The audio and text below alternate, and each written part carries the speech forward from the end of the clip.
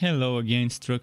Welcome back to another day of torture, another day of trying to get past the the bugs. I just figured out in my mind. I immediately realized Torchlight 3. We could call it that, Torchlight 3, the game that tortures you with game-breaking bugs. But we're stubborn. We will keep playing through the Torchlight 3 game-breaking bugs with the hopes that they would eventually get fixed. I'm just gonna quickly check the cursed captain, the cursed Zapton, to see if the stuff there got fixed. I don't think it will be fixed, but let's just check. Nope, still broken. Still as broken as yesterday. So yeah, there's not much we can do on this one. I'm gonna switch back to the other one that's still broken, but not as badly broken as that one. So I may not be getting skill points since level 12 on the cult captain. But at least I've gotten some skill points. I've gotten 12 skill points, so that's actually since level 10. Since level 10 I haven't been getting skill points.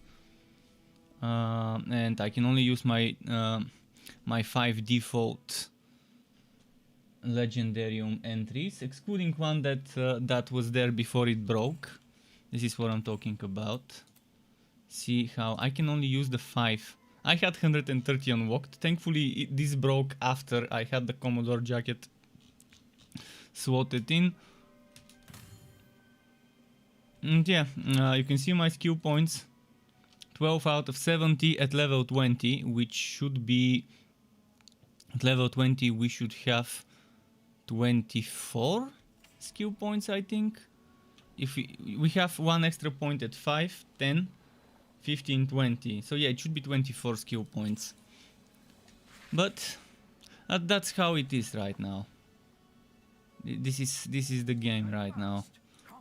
You have to ignore those bugs and try to have your fun in spite of those bugs, those desyncs.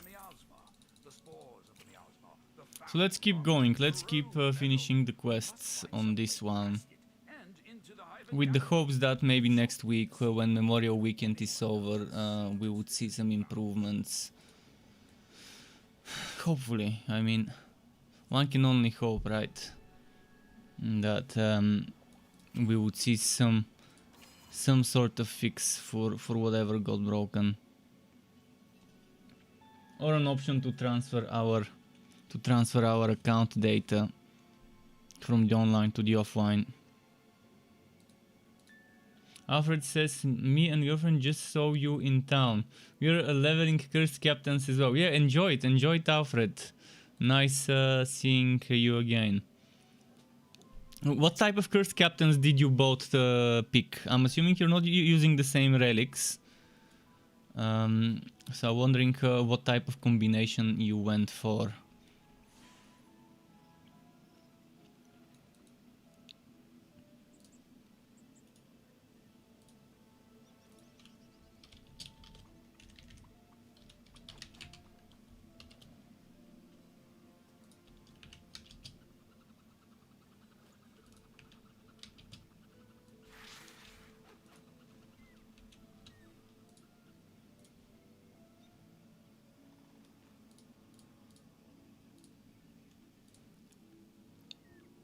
Wait, I have to talk to Esther.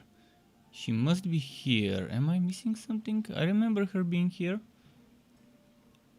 Esther. Where are you, Esther? Let me read the quest. I might have missed something.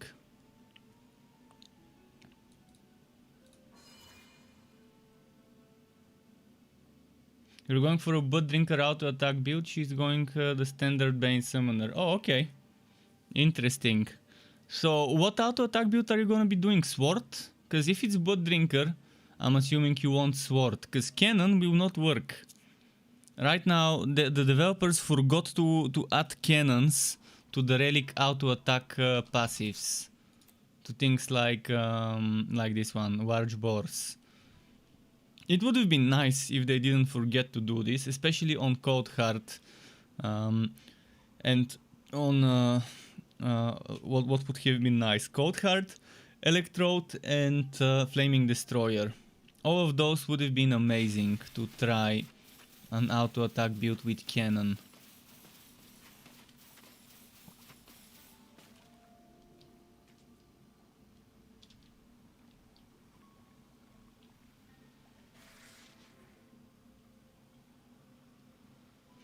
Don't get your hopes up too high. You know, Extra Games is no longer gonna be doing updates. This was the last update from the original developers. We don't even know if they're gonna do anything.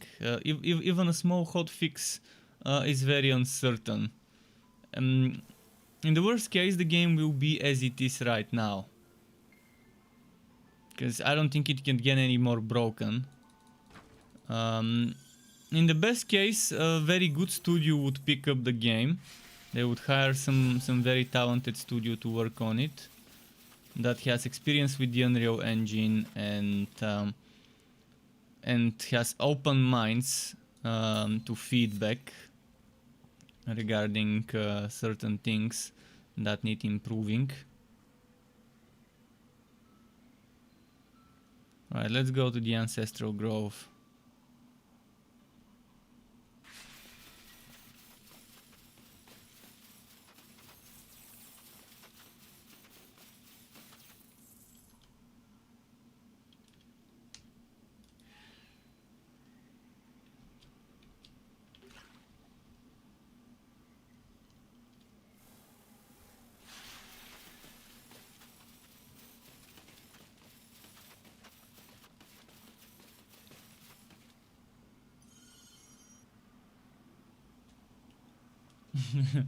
This guy is hiding his face.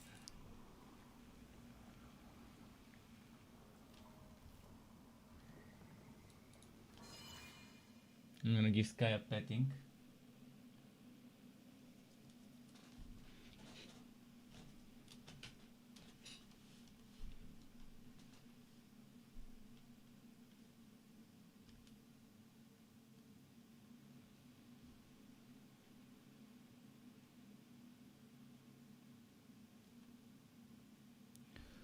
This is gonna take forever to vote.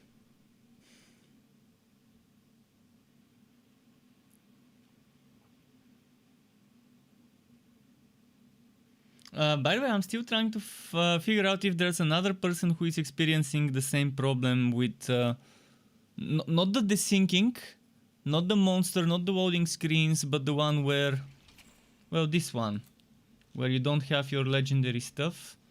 Where you are at 0 gold and 0 skill points every time you vote into a new zone, and where you're not getting skill points since level 10. I'm just still trying to figure out how is it that I'm the only one that has such a bug so far since yesterday. I still haven't seen anyone else complaining from the same bugs.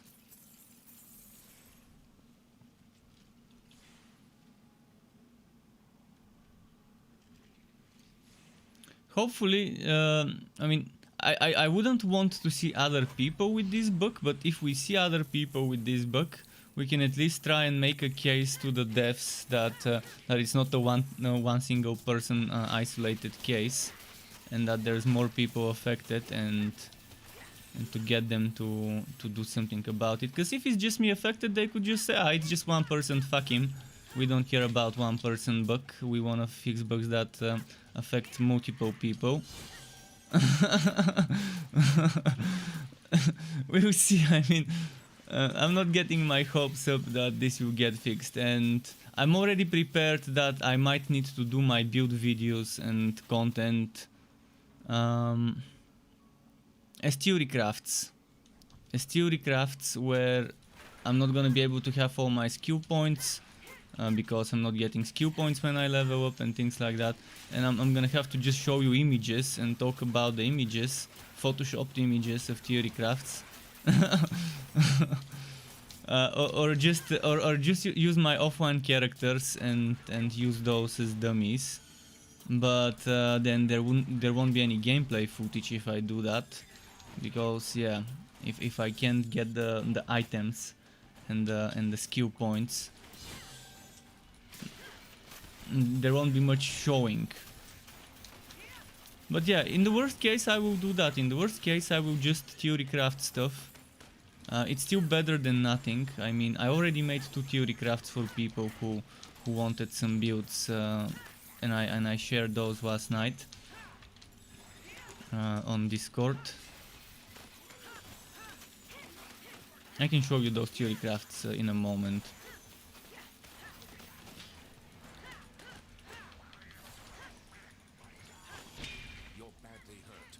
Wait, why am I fighting this guy? I don't need to fight this guy.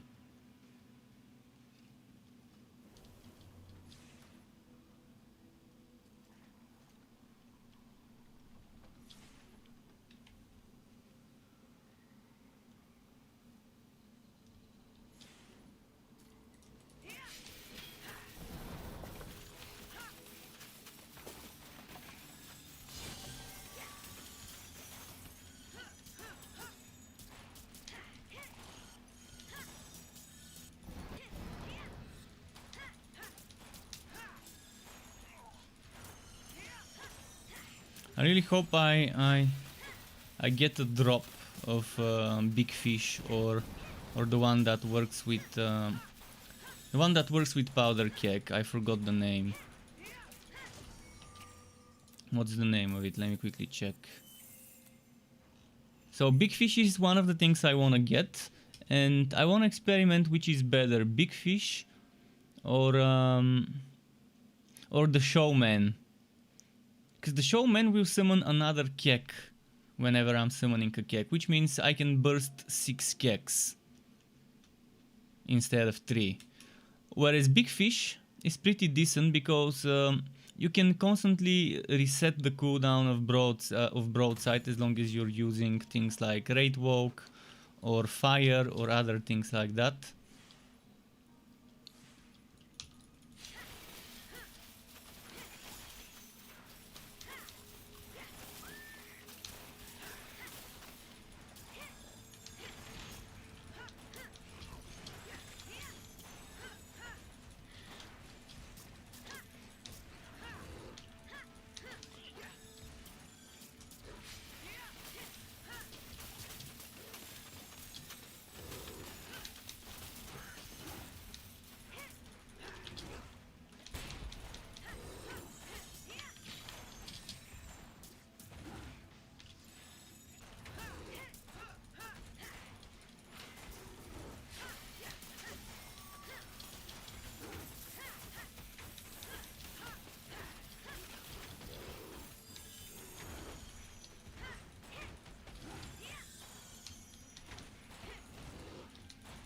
Come on, come on.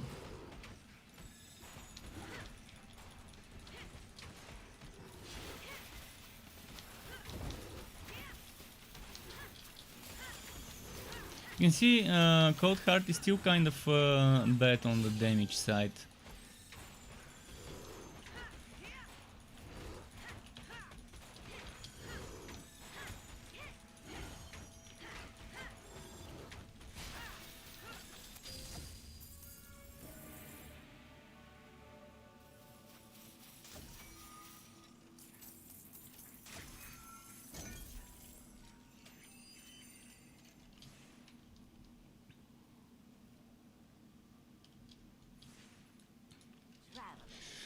Let's see. I'm speaking to you through the gem on my alpaca's collar. One of the very gems you recovered. Enough of that. What is that my baby has? A dwarven artifact. Yes, I see. From the sunken ruins. My babies are clever. Alright, alright. Must be trying to aid you on your mission. Duration for Snowstorm is pretty nice. If only I could invest into Snowstorm. If only.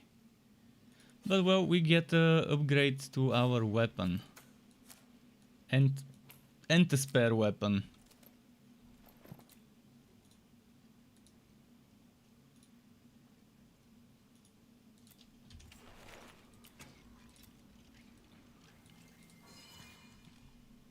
Let's move on.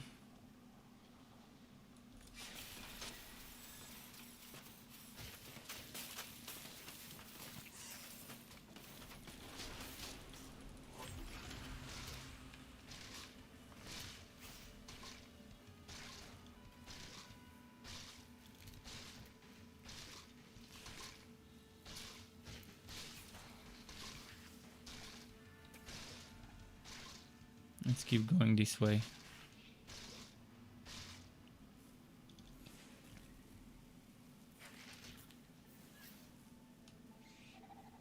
Hope I'm going the right way. Okay, I am.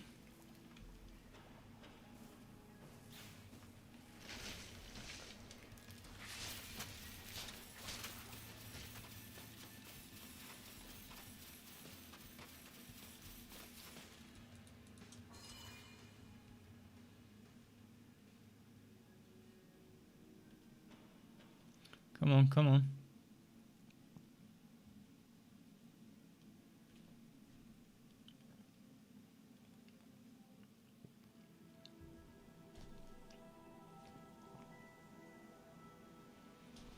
Okay, next. I will run past all the enemies and just kill Fragmaster. Although this is dangerous because I'm already level 20 fighting 23. If I go level 20 fighting 24 enemies, that means no potion drops. No usable potion drops. I can't use potions for levels higher than me. I don't understand why they would attach levels to the potions and not even show us those levels, but that's how it has always been.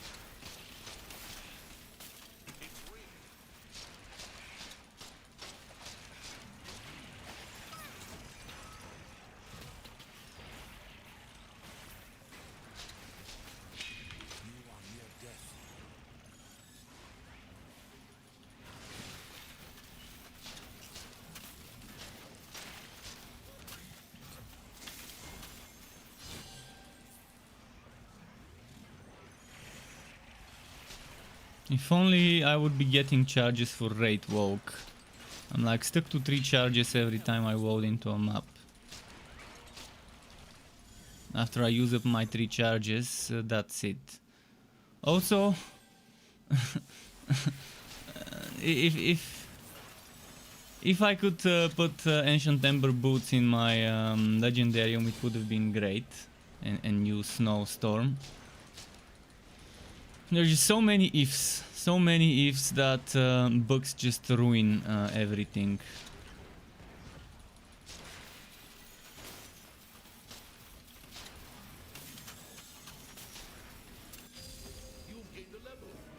Another level, another no skill point obtained.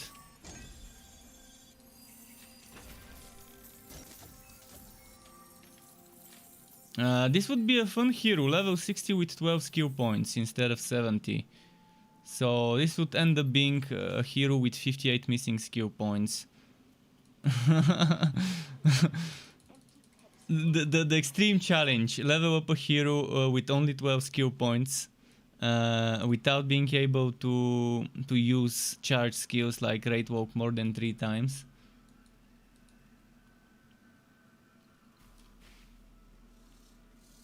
Free game and DLC on Steam. What, Company of Heroes?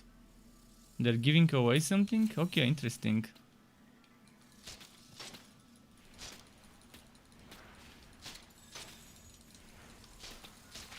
The name sounds familiar. Sorry, I sneezed. I tried to hold it, but I couldn't.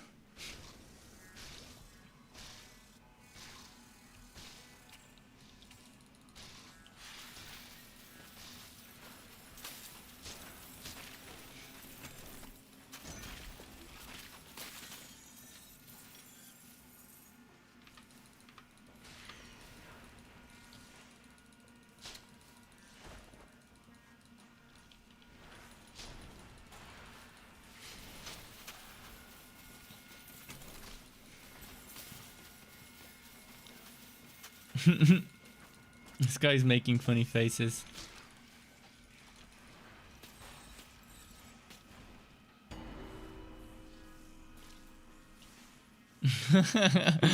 Sky, if only you could be seeing what I'm seeing when I'm interacting with Sky sometimes.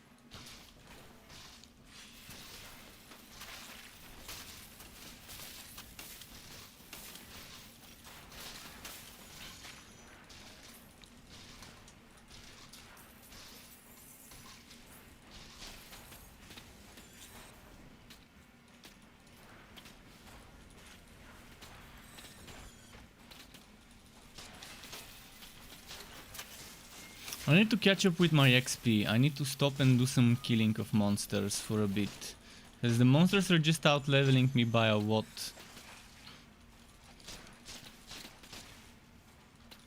Little Nightmares is free on Steam as well. I don't know what that game is, but I think I've watched a trailer long ago about that game. So what Steam is starting to do what Epic Games is doing, offering free games every now and then. Oh shit, I need potions.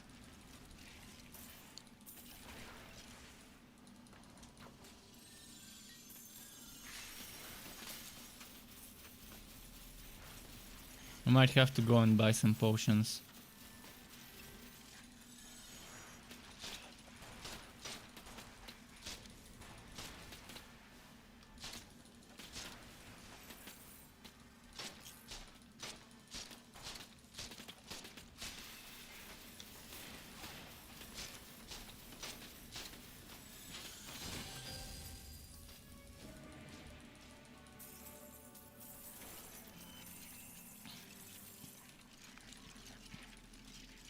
Okay, let's go quickly buy some potions. I'd rather buy now.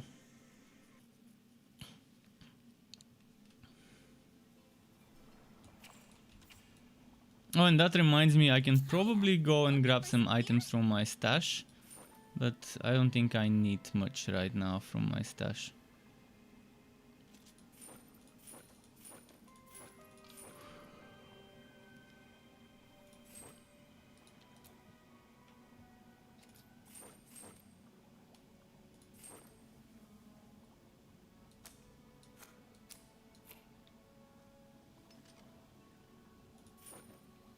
Well, it was good seeing ya. I'll see what I can grab. I will quickly see what I can grab from the stash. That's the thing, my stash is also booked. My stash has 10 pages. I can only access 3. I'm not even sure if it's the first 3 pages, but it would make sense if it's just the first 3 pages. But it seems I'm accessing page 4, 5, 6 or 5, 6, 7, something like that, somewhere in the middle. Seems strange.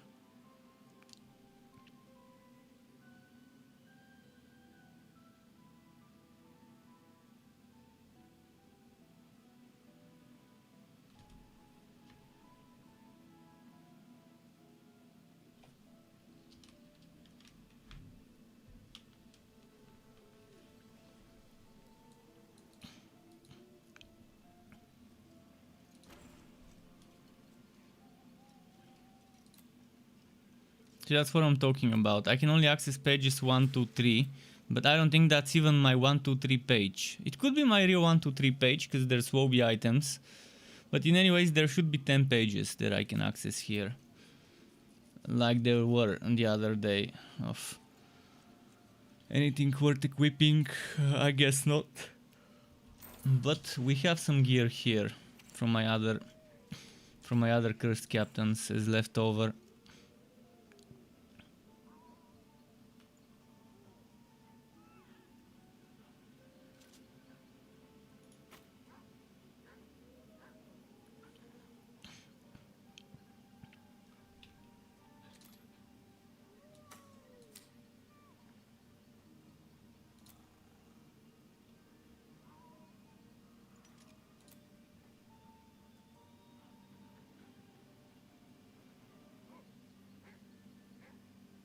I can try and keep a frost wall with me in case I need defense.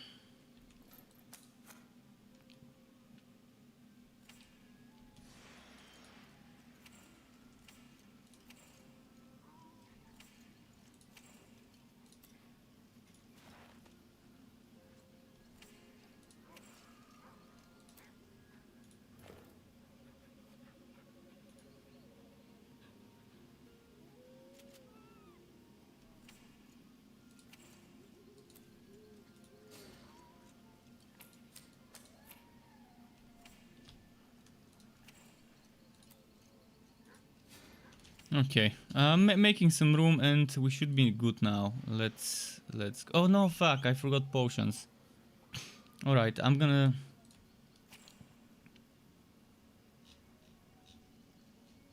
go grab my potions first. A says, "Hey, I'm addicted to Torchlight 2 now. How is the captain? The captain is fun.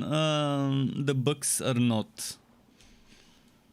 The bugs are not. I mean, the bugs are forcing me right now to play on my WoW cursed captain instead of playing on my high level. I mean, I wanted to play on the high level and farm some high level items, but right now I can't even do that. Whoa, you look like you could use a drink.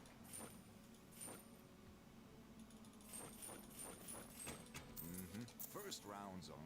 Come on back. If you're paying, I'm pouring. I'll be right here. Now, instead of wasting time doing nothing, I'm just leveling a second curse captain, but this one hasn't been receiving skill points since level 10. And this skill, Rate Woke, breaks. And suddenly, most of the times it just stops getting charges, which is nothing new under the sun. This bug has been on and off into the game. A bug with skills with charges, not regenerating. So it's back. It's making a very nasty comeback. That charges bug.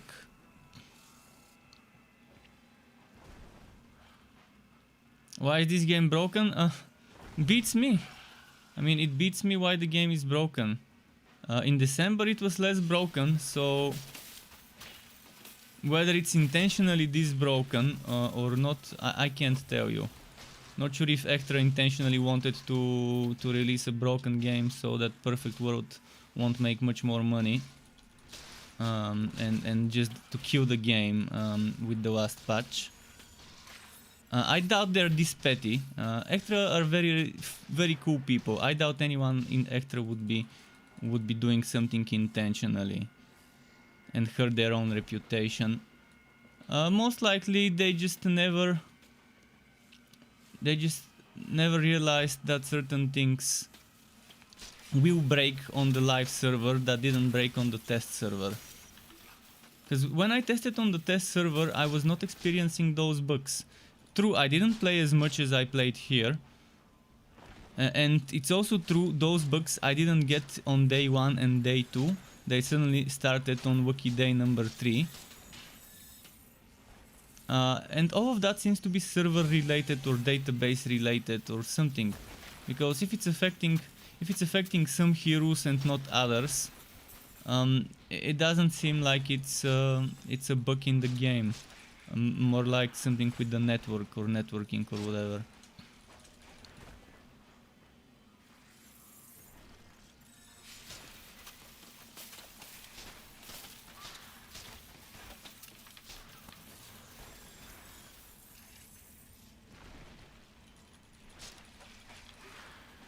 I'm pretty sure they just didn't realize that if it worked okay on the test environment, it doesn't mean it will work okay on the live environment.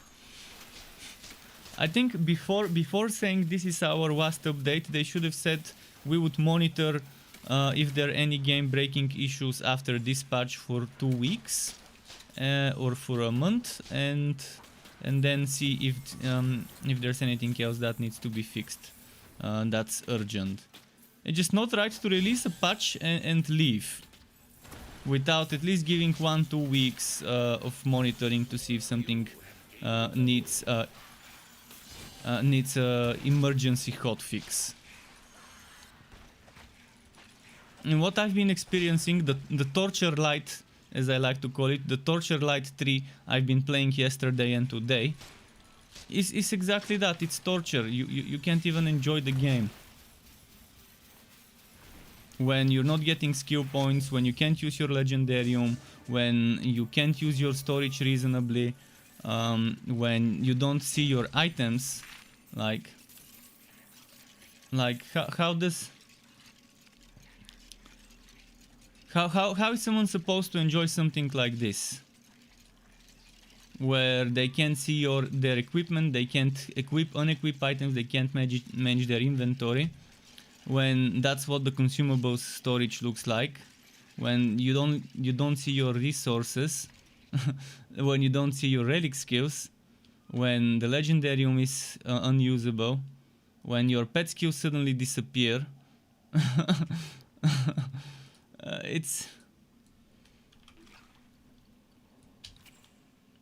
It's working as intended, eh? You are a good girl to the end. Traveler, bring back the artifact and take it But yeah, you can talk about Outriders, Ace Million. Bug light or torture light?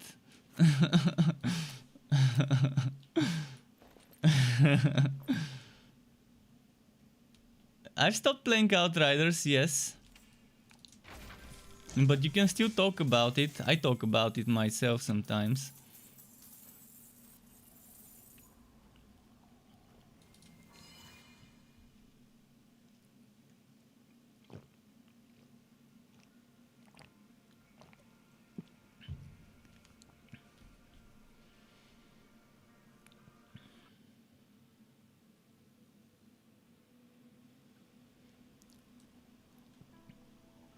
But yeah, feel free to talk about anything Outriders related if you want to.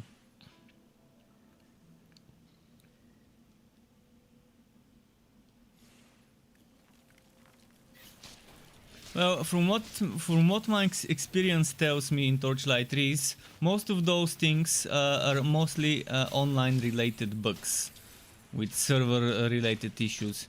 I think Torchlight 3 can be very fun if you play offline, but the big problem is I cannot transfer my online hero to the offline right now. If they allow me to, I would download my player, my heroes, my characters, and my storage and account data, and just overwrite my current offline. There's only one thing I want to keep from my offline, and that's my level 60 disc mage Bane. That's the only thing about my offline that I care about, but I'm fine with overwriting that as well. If it means I have no choice and I have to overwrite my level 60 Bane disc mage on the offline, that's fine. I would have to eventually, if I want to play Bane disc mage, I would just level up a new one. But here on this account I have 15 heroes. This is hero number 15, meaning I have 14 heroes at level 60 with different classes and subclasses. I wouldn't want to lose those, but I would love to be able to transfer them to offline, to download my data and just stop playing online and play only offline. Because that's the future of this game. The future of this game is playing offline.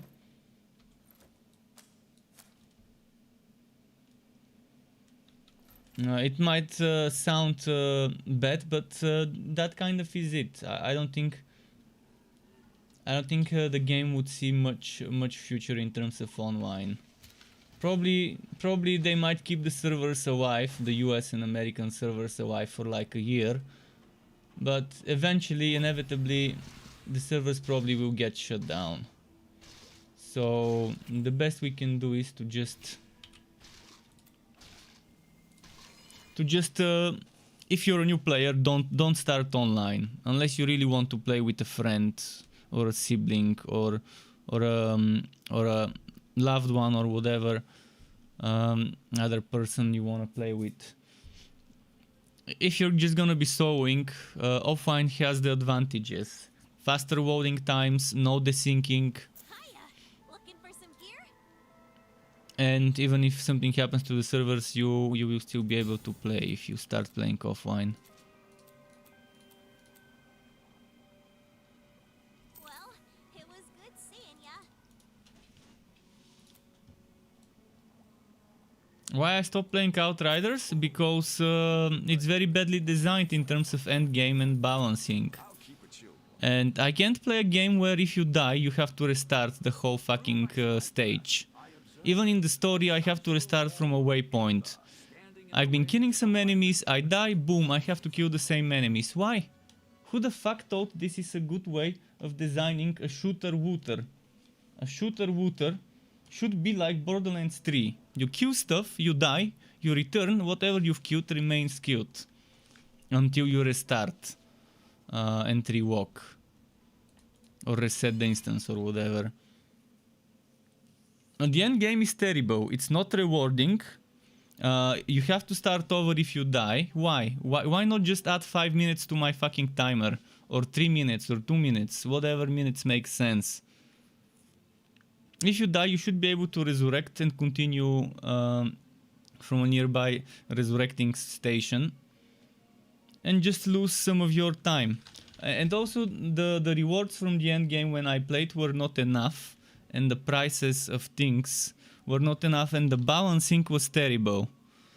The balancing was exactly what I feared it will be in Outriders. Even with the current patches, I keep reading patch notes whenever there is a patch. And I know what they're changing. It's still a very limited amount of builds in Outriders that are viable, that can complete the hardest content. So you still need some meta synergized build.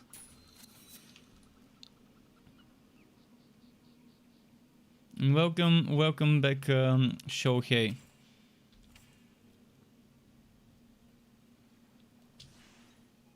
Let's see.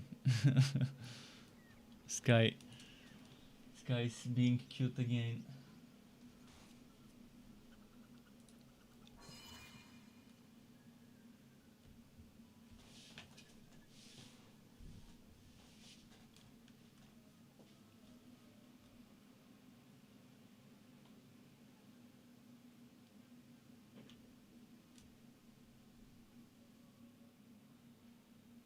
Come on.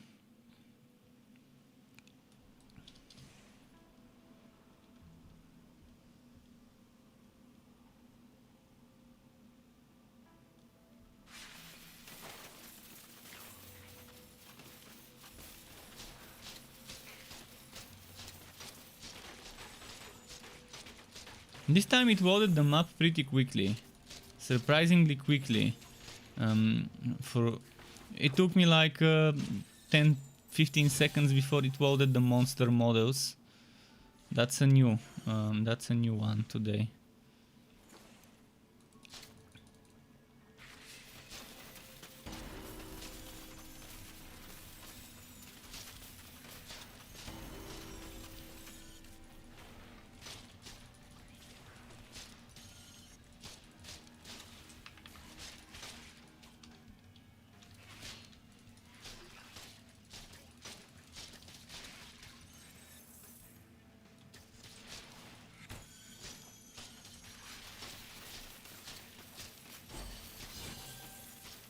But at least they improved Cold Heart. Unfortunately, I can't do much testing because I'm not getting skill points.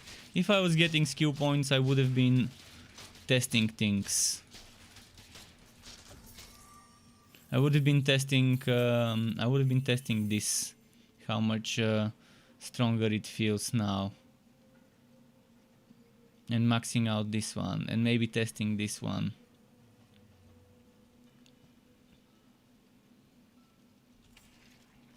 I still think this is pretty weak.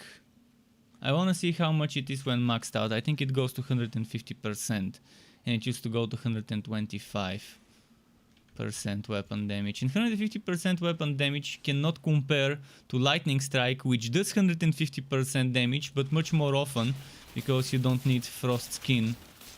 And they've changed one thing with Frost Skin on the Ice Shield.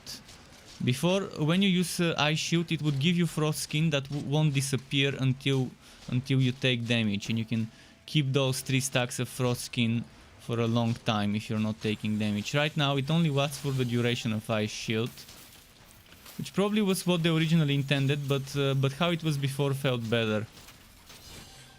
But at least now Ice Shield does more damage, and it already did a ton of damage before for a defensive skill. Especially if you have a pet with you nearby, and you're shooting double projectiles thanks to the pet. Which right now I can't show you because again I'm not getting skill points since level 10. So it's already been 12 levels since I stopped getting skill points. This will be a meme character, a character at level 60 with only 12 skill points. Because I don't think they will fix this before I level up to 60 on this one. Let's see if they can accept my challenge. Fix this bug before I reach level 60 on this hero. I doubt it because it's Memorial Day weekend or whatever it's called in the US. So there's no one working in perfect world unless it's like some on-duty person in case of emergencies.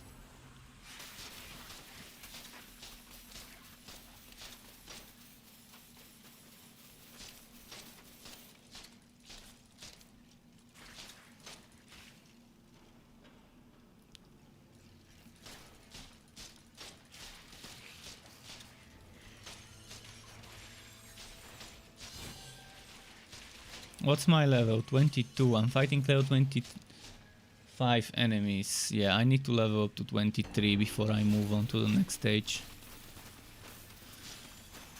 I mean, I could rush ahead. I could rush ahead and speed through it, but then I'm gonna be so under-leveled and underpowered. And it's gonna get harder and harder and harder without my skill points. It's just gonna get harder.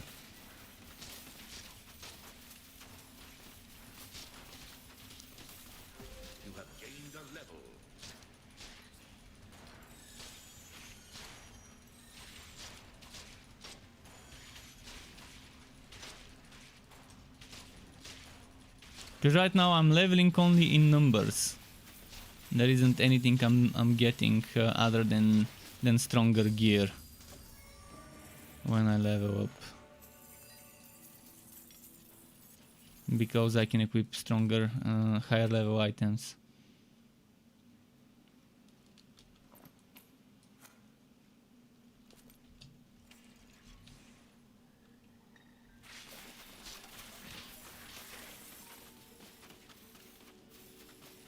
That's a Dark Souls build, eh?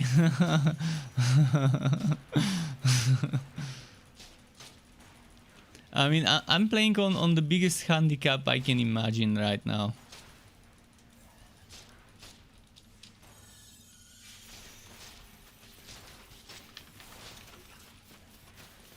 And thankfully I'm not playing on Ridiculous, because that would have been silly. I can always switch to Ridiculous at level 60 as I always do, but yeah, I'm not gonna go through this torture on Ridiculous.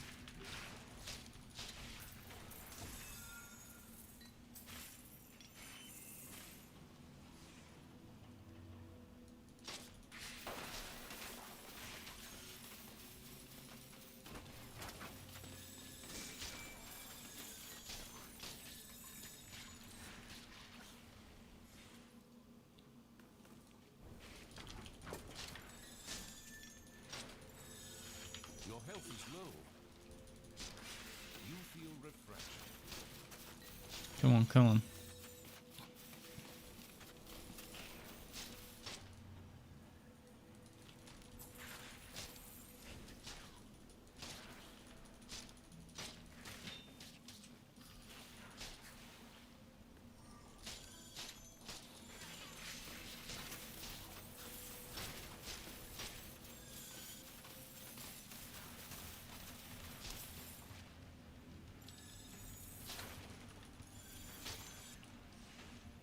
Should I just push towards the boss? Or get some more XP? And by the way, right now you're not seeing my XP at the bottom. Another thing that's not propagating, that's not updating. The same as my gold. You're not seeing my actual gold on the screen. It's still piling up somewhere in the back end. It's piling up. I just don't know exactly what that number is.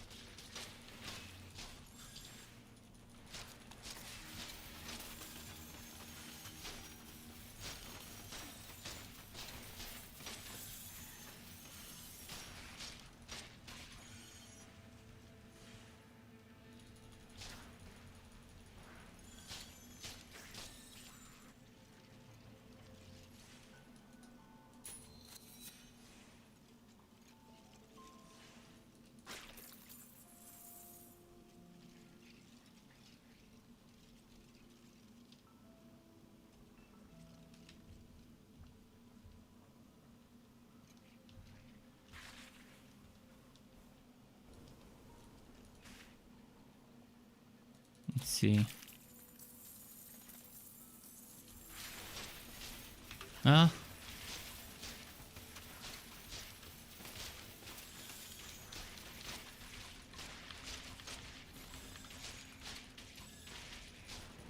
Ah. You are near death.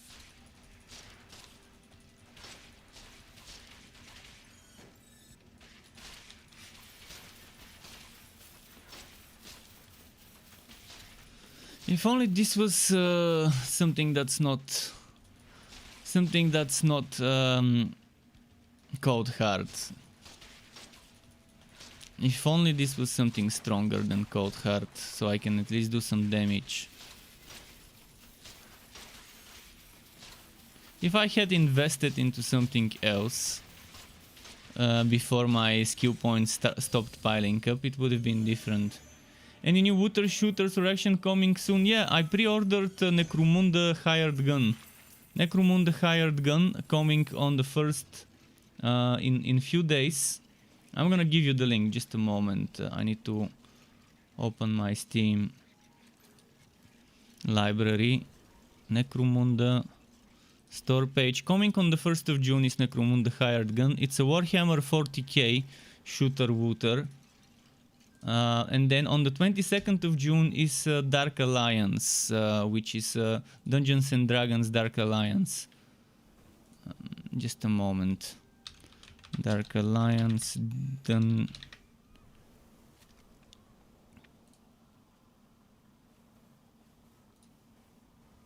Just grabbing the link for that one.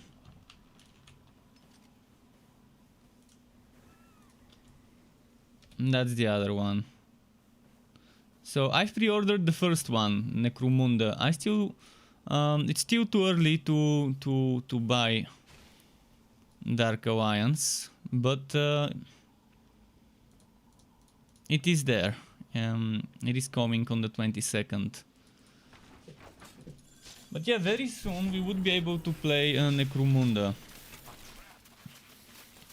And I will be juggling between Torchlight 3 and Necromunda with the content and stuff.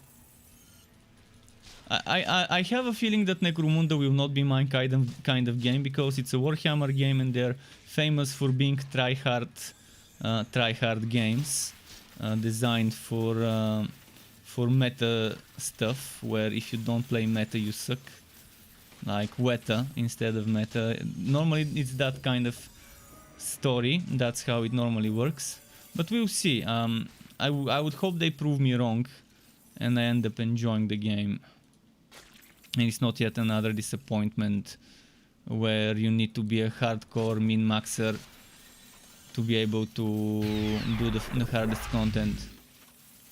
Will you ever play Torchlight 2 again, or is it too old? I don't feel like I'm gonna be playing that. And Fox IGI, thank you very much for the follow, Fox IGI. Welcome to the Struck Club. It's not that it's too old, it's just I don't feel like going back to Torchlight 2 right now. There are some things there that I don't remember being fun. I mean, I might revisit it sometime, but I have the mod pack. I have a big mod pack. Dracus mod pack is installed on my Torchlight 2. I mean, I still have the game installed on my machine, but if I ever do play it, it won't be vanilla for sure. I enjoy Torchlight 3 more than Torchlight 2 vanilla. Torchlight 2 with mods is a different story, because there's a lot of mods there.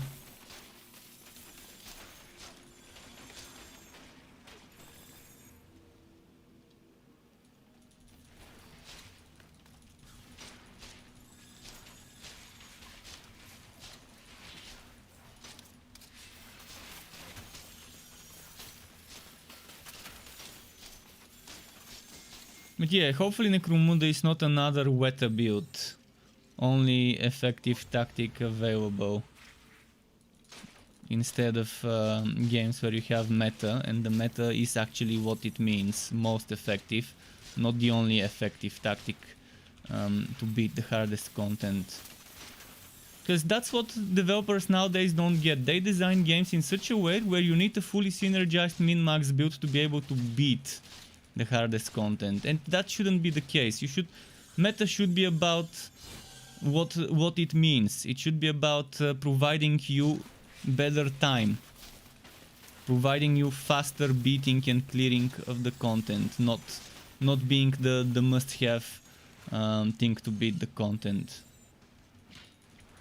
That way, even casual players who don't min-max, who just wanna play and spend their skill points and stuff and get the items randomly the way they want to.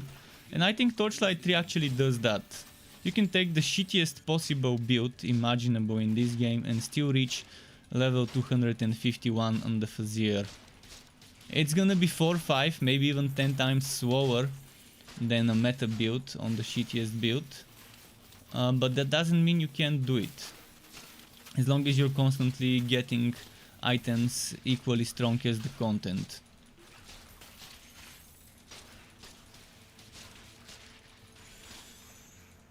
Wait, where is the boss? Did he get stuck? I think it got stuck.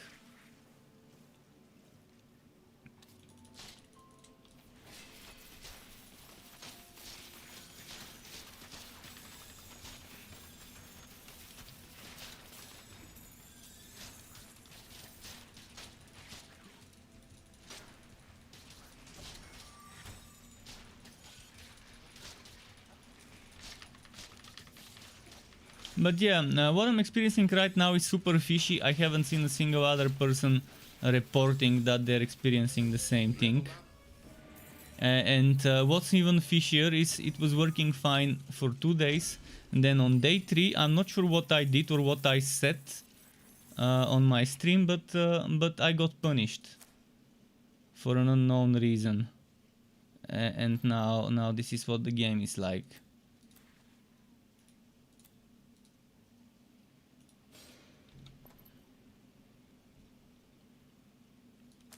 I no longer need the skittering wolves.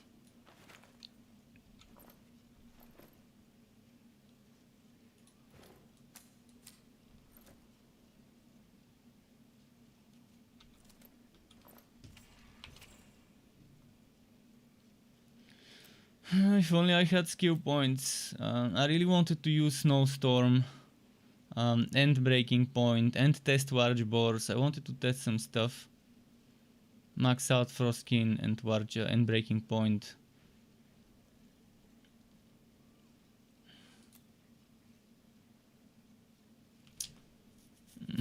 Okay, let's do this.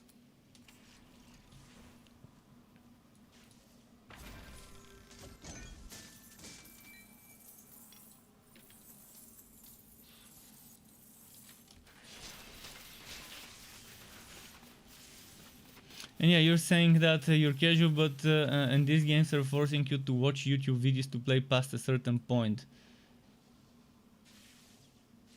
Exactly.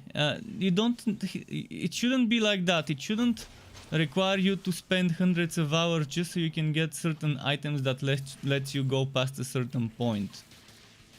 Farming should be quality of life. Min-max meta build should be quality of life that just lets you do the content faster than others, which in turn speeds up your total average farming speed.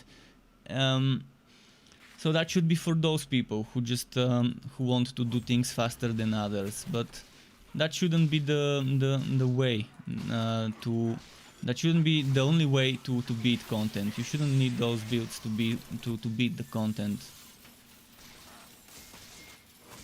And in a way, Torchlight 3 at least has this going for it, where you don't have to watch a build video unless you really want something that gives you the quality of life, the extra clearing speed. If you're a casual player and you don't watch a single build video, you don't read a single guide, you're still gonna enjoy Torchlight 3 by randomly spending your skill points wherever you feel like and not min-maxing your setup. People can still have fun. As long as there's no game-breaking bugs. I mean, with game-breaking bugs, it's a different thing.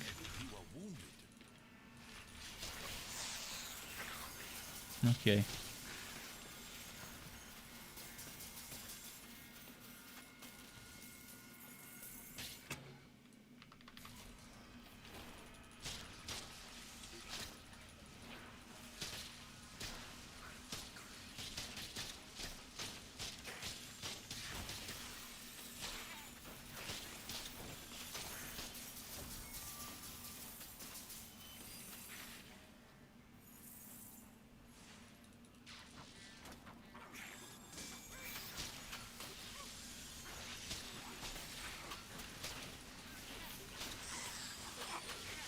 Come on.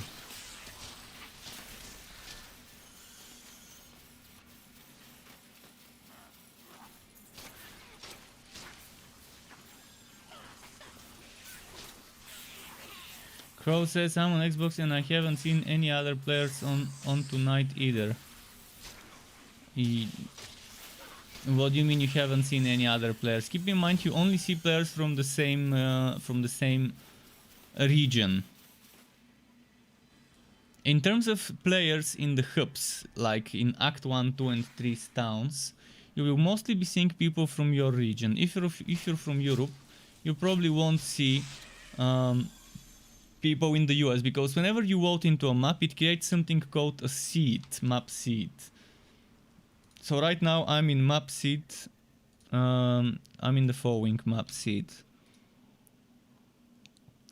Just a moment.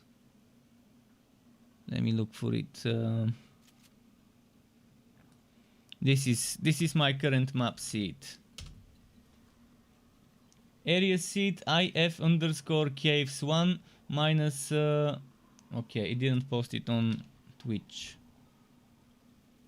And Kyler says if I'm still playing Magic Legends earlier. I'm not playing Magic Legends. I was very disappointed with Magic Legends. Magic Legends and Outriders have been huge disappointments for me in April. So I'm not playing Magic Legends. And someone just subscribed to my channel, Crow Comics. Thank you very much for the YouTube sub. I really appreciate that, Crow. So yeah, there's map seeds, and normally in a map seed you would see people on the same kind of region. And you can press Ctrl and D. Ctrl and D puts on your clipboard debug info, and then you can press Ctrl and V in a text editor of your choice and read that information. That's actually very helpful when reporting bugs, to provide that debug information,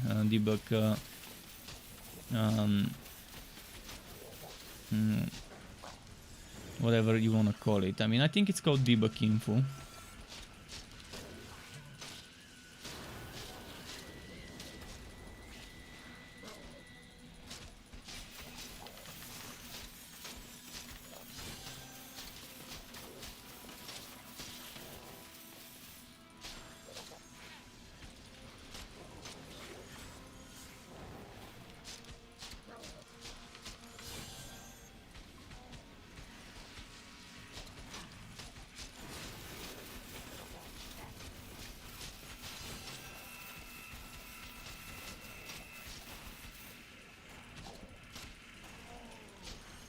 But yeah, with my current hero right now, you're seeing that you really don't need to be going all in in the right direction to beat content. So I've got a total of how many missing skill points? I've got a total of 28 missing skill points right now. So I should have 30 skill points at this point instead of 12. So even with 28 skill points missing, I'm still able to kill the monsters, even with the only thing that does damage on my end being this and a little bit of Maelstrom. Because those right now don't do as much damage as I would want them to.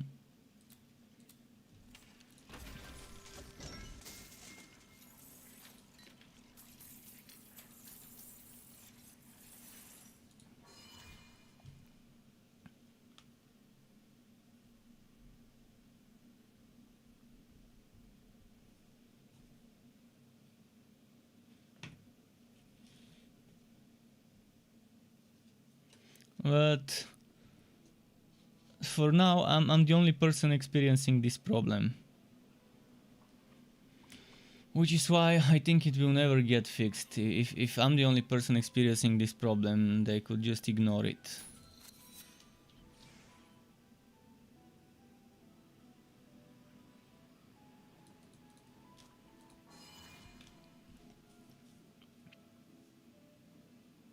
Come on, vote. Oh, I need water. I need water. Just a moment.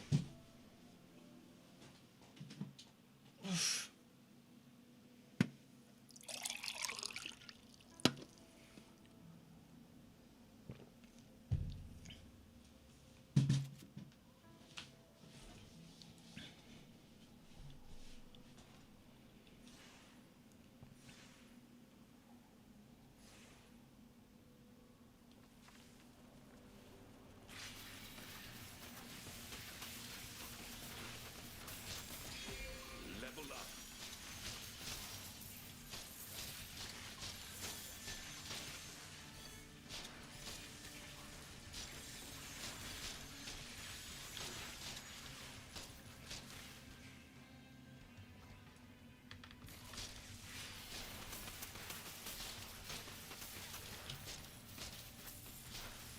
I'm gonna try and kill some stuff for XP, because I'm still getting out leveled by the content, by a few levels. Kaora says, Curse Captain is a new class. Yeah, the Curse Captain is a new class that came on the 25th, 3 days ago. 4 or whatever, 3 actually. This is my 4th day of playing since it came. It's actually a very fun class. If only there weren't game-breaking bugs and desyncs. But even with the desyncs, I was fine with the desyncs. I mean, obviously I wanted them gone, but the game-breaking bugs are much more annoying than the desyncs. They're just well, they're just game-breaking, obviously, as the name says. It's not like I can't play, but it's also very painful right now. Not being able to use my legendarium slots, not being able to use my skill points because I'm not getting any.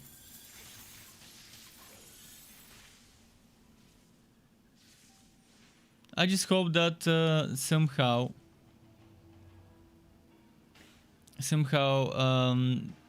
the bugs reach Perfect World's attention and they investigate and do something about them.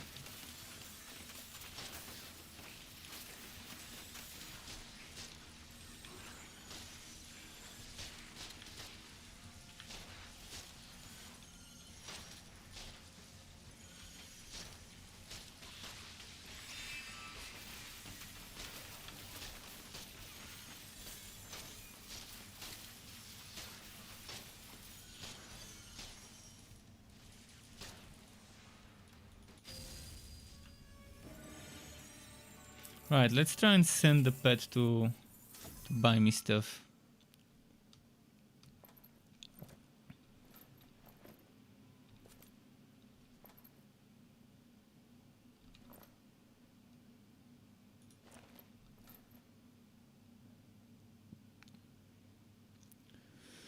Well, I would need to start working more on my physical defense for Sadista.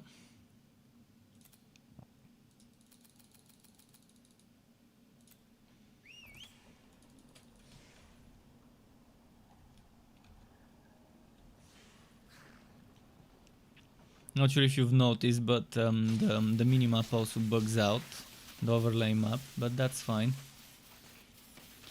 Tails is saying, hi, is your game fixed now? No. I would have been surprised if it was fixed without a patch or anything on a Memorial Day weekend. I mean, I wouldn't be surprised if they weren't an American studio, then okay, sure, Memorial Day doesn't affect them. But it still would have been, kind of a Friday.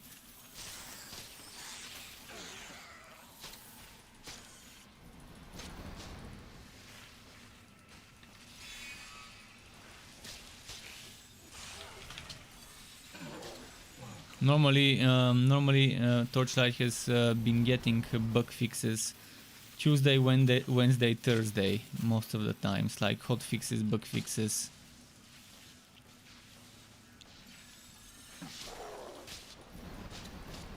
You are dying.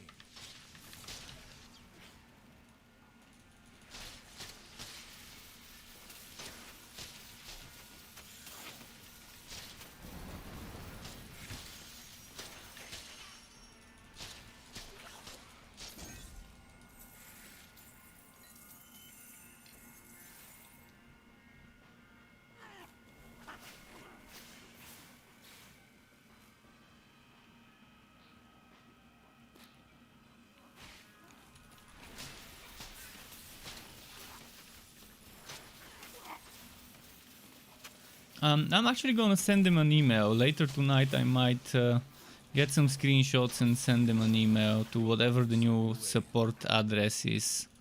It's probably like before, but instead of at extra.net, it should be at perfectworld.net.com or something.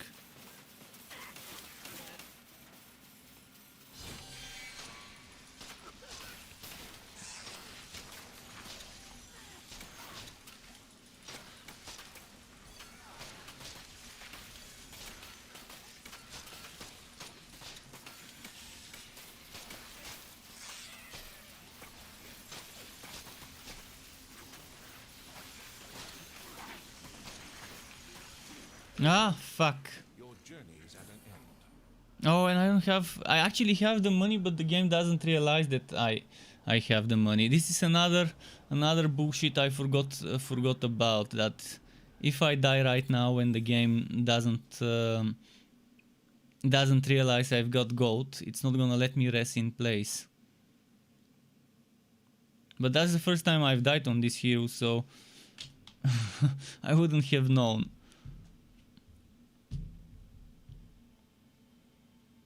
Didn't cross my mind that the bug would fuck me over this way as well. Because I have like 20,000 probably gold right now, maybe even more. Might as well buy respectacles with my gold. Let's buy some respectacles. So at least I know.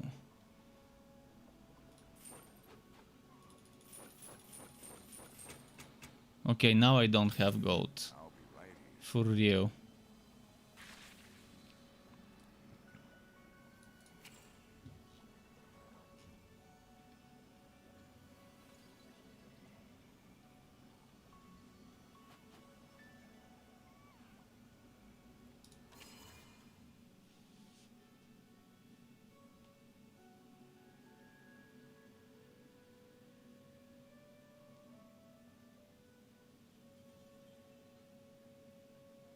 Come on.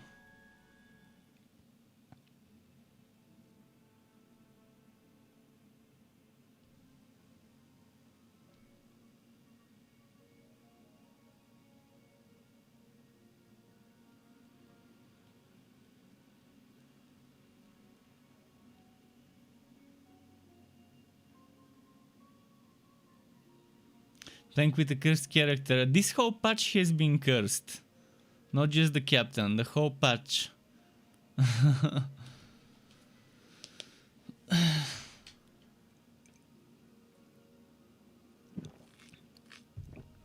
Won't be surprised if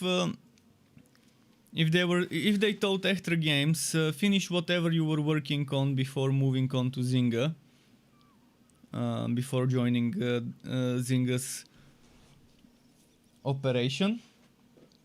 They probably were told to finish, to wrap up whatever they were working on, implement it into the game, do their last final patch.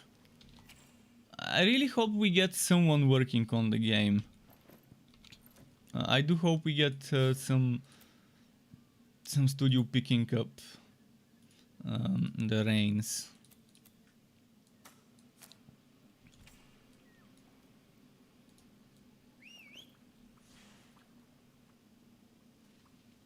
But it also won't be profitable if they continue working on this game any more than just fixing whatever's broken and leaving it in a good state. That's all we need.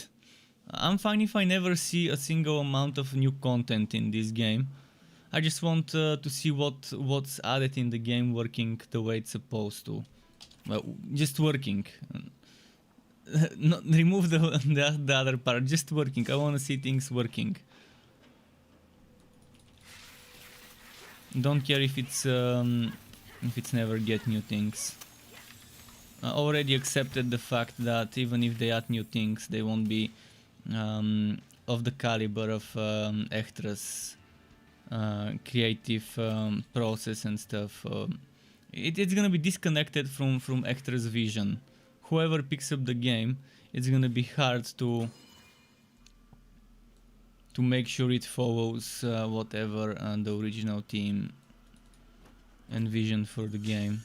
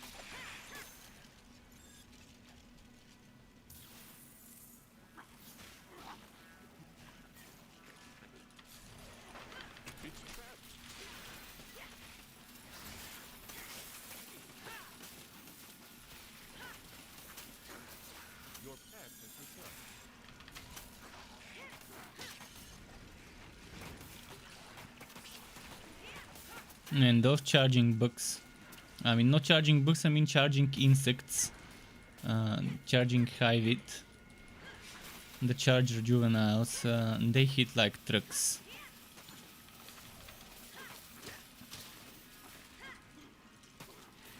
And I have to be in melee range, which kind of sucks right now.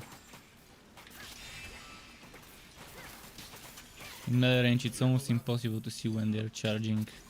Especially with those poison balls added into the mix as well, which force me into keeping my distance. So level 26, I think it's fine to start moving on forward and skip some of the monsters and move on to the mini boss at the end of the map. I'm only 2 levels behind now. I just want to make sure I'm never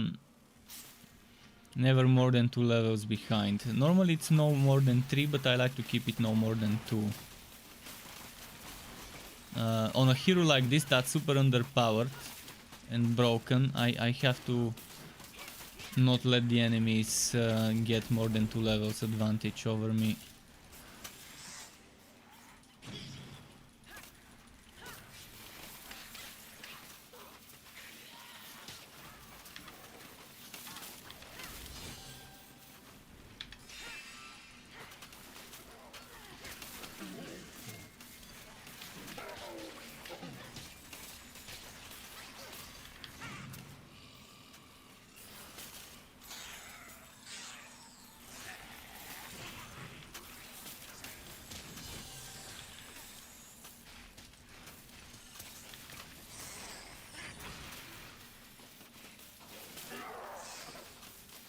Maybe just summon a portal, just in case I die.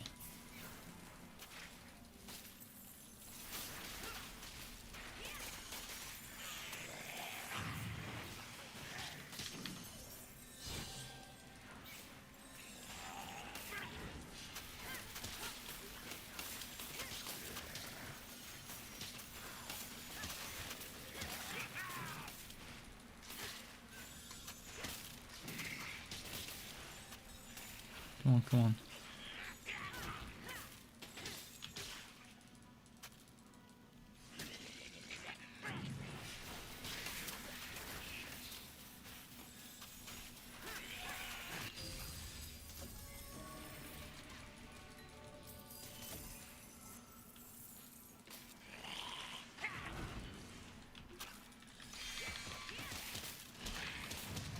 Yuran says, hi Struck, what are these more game-breaking bugs?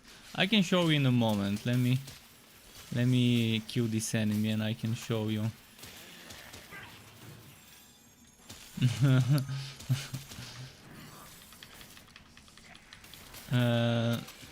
You see what I mean by game-breaking.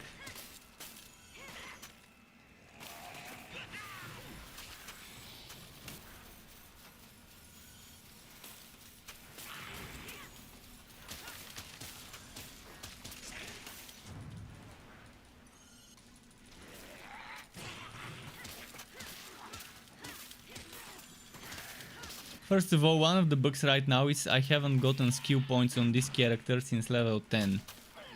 Since level 10, I've stopped getting skill points. This is one that I can just tell you about. I will show you, just I can't right now until I beat this guy.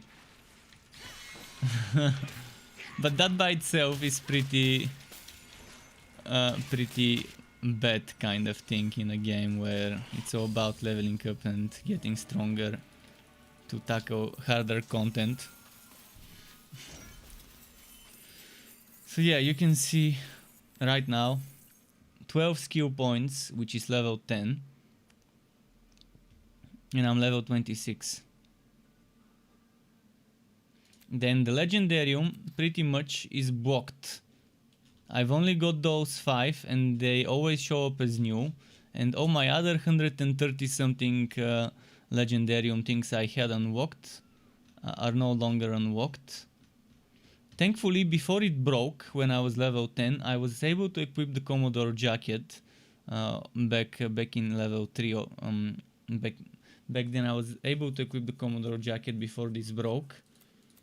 Then the other broken stuff is on my other hero. I will not log in the other hero, but I can show you screenshots. This is what my inventory looks like. This is my equipment on the other hero. This is my pet equipment. This is what an item that you would looks like. But now my inventory is full and I never see the items in the inventory. So whatever drops I cannot pick up.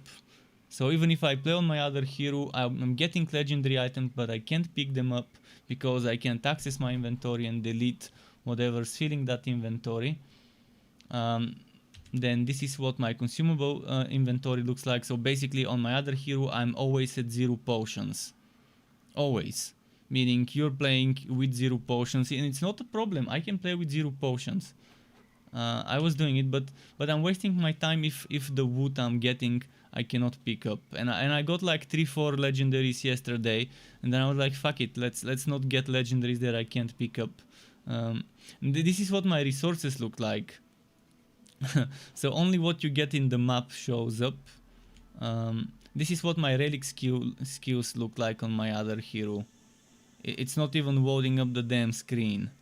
And a lot of things have disappeared. Like my equipped, I have equipped my Ancient Ember boots on the other hero, but the skill for Ancient Ember boots doesn't show up here. So that's just some of the game breaking bugs. Contracts also don't work on my other hero, on this one as well. So you can see it's always at level 0 and it's never getting leveled up, and you can't collect your rewards. I mean, yesterday it was such a day where the more I played, the more the game broke. At first it was only 4 of my heroes being affected by those bugs, by the bugs you see here. And it was out of 15 heroes, 4 were affected, whereas the other ones were completely fine. And then I was okay, let's play on this code heart. It was level 6 yesterday. Let's play on this one in the meantime until the other one is playable. But then this one broke after level 10. And then I was like, alright, wow, I guess the game just hates me. The game is racist. It doesn't like Struck. That's the only way I can explain what's happening. The server kind of decided fuck this player and this player only, because I still haven't found another person with the same problem, which I obviously wouldn't want to wish this problem on anyone else. But if there was another person with the same problem, I could say, hey, I'm not the only person, please fix this. Even if I ask them to fix this, probably they would say, fuck you, it's just one person, we don't care, the game's already abandoned. We'll see. I mean, I sincerely hope that that they fix this.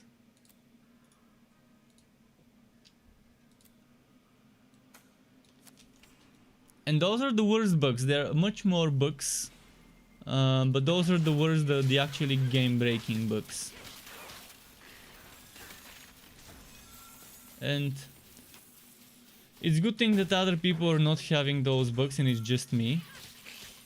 But if it happened to me, that means it could happen to anyone, so most likely no one is safe. And I might have done a combination of skills that I shouldn't use, that breaks the game because something's broken. Maybe I used the pet skill that broke it. I have no idea what broke it. I'm assuming they just had a problem, an outage somewhere, and one of their databases or database tables just got fucked. That's most likely what happened. Because it looks like a database or server related problem rather than a bug in the game itself. If it was working fine and then it suddenly stopped when they didn't do any patches or changes to the code of the game, then it must be infrastructure rather than game related.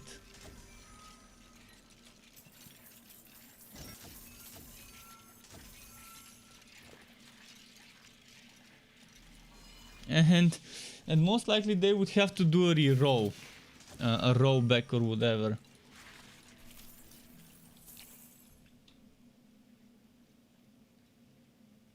To get this sorted.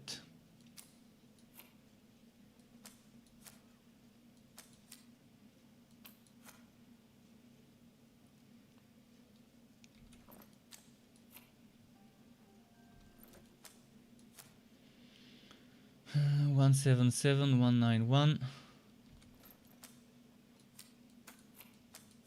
Trying to keep physical defense items for the final boss of the act. Because on the final boss of the act you need physical defense rather than poison. Oof.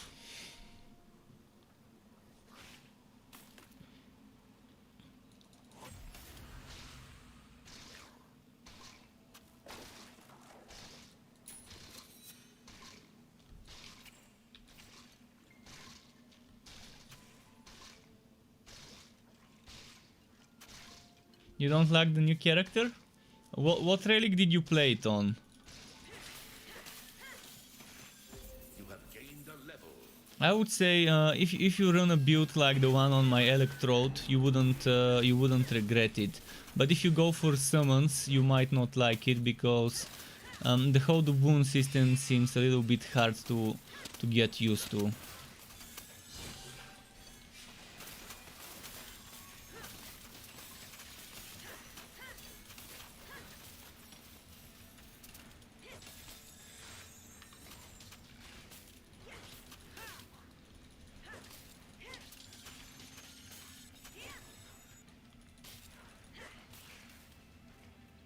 Reinstalling, as I said yesterday, reinstalling will not fix this.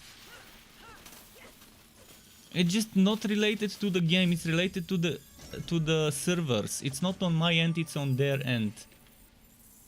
It's a database, because the character data is not stored on my machine, so no matter what I do, this will not solve the problem.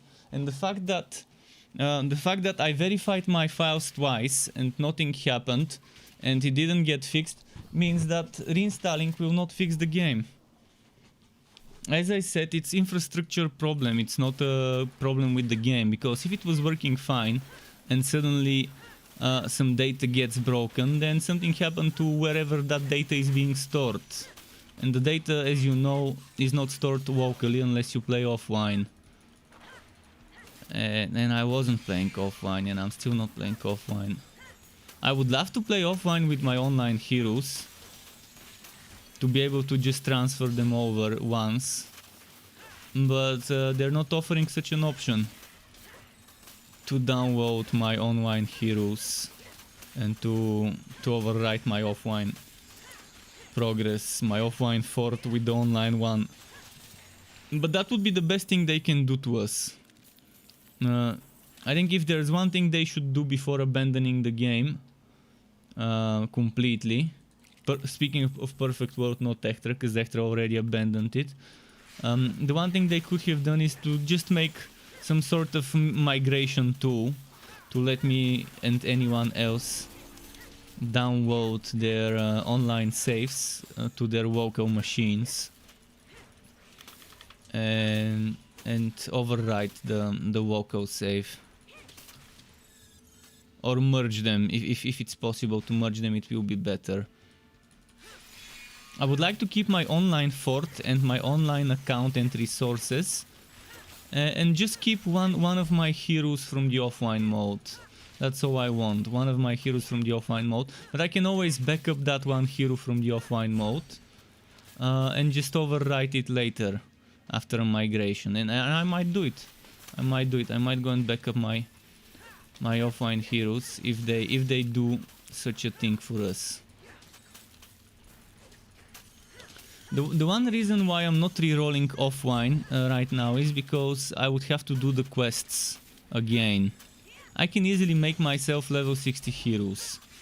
There are ways in offline to use certain things like cheat engine, for example, the most common one, to get a hero from level 1 to level 60 with just changing some numbers and stuff. But if I were to recreate all of my builds offline, the biggest problem will be I won't be able to use Fazir, because they would still need to complete the story. Unless I take a hero who has completed the story. But again, I can't change the relic. So even if I make copies of a certain hero, it will be a different relic. So it will be the same relic, it won't be a different one. So it's not gonna work to just copy paste a hero. And unless I know how to do it, there might be an option, but I don't know how in the game files to change the class and subclass. If there is an option, it would be nice. If we had something like Grim Stash for this game, that would have been amazing. And many people would say that the developers are to blame, that there is no mod support, but it's not the developers, it's Epic Games and the Unreal Engine for not having mod support in this game.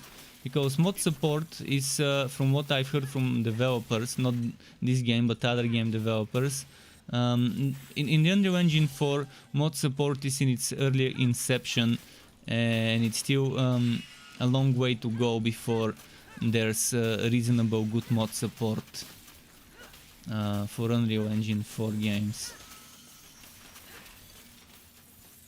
I think the developer of Ember Heart, when I was playing Ember Heart, the guy came to my stream and I was talking about modding, and he said that it just it's not as easy as it might sound, because it just doesn't exist properly in the Unreal Engine 4. But I've read some people on various online forums saying it's a very bad move of them to not enable mod support. Well, I think they would have enabled it if they could, before abandoning the game. And they would have enabled it long ago if they could. Because any game in this genre that has an offline mode deserves some mod support changes.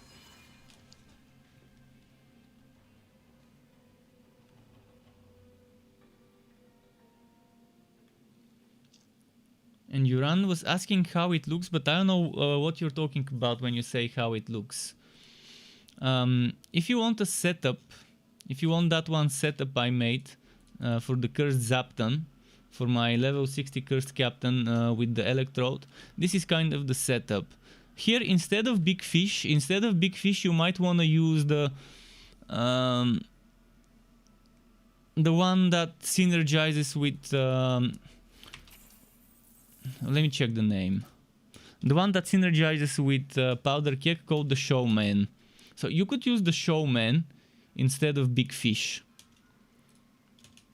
And here where you see stars, that means you have to put 8 points here, here, or here. You pick one skill and you put 8 points. And where you see 4 points, this means it's level 6 because you get 2 points from the Commodore set. Where it's 8, it means it's level 10 because you get 2 points from the Commodore set over here. And this one is level 6.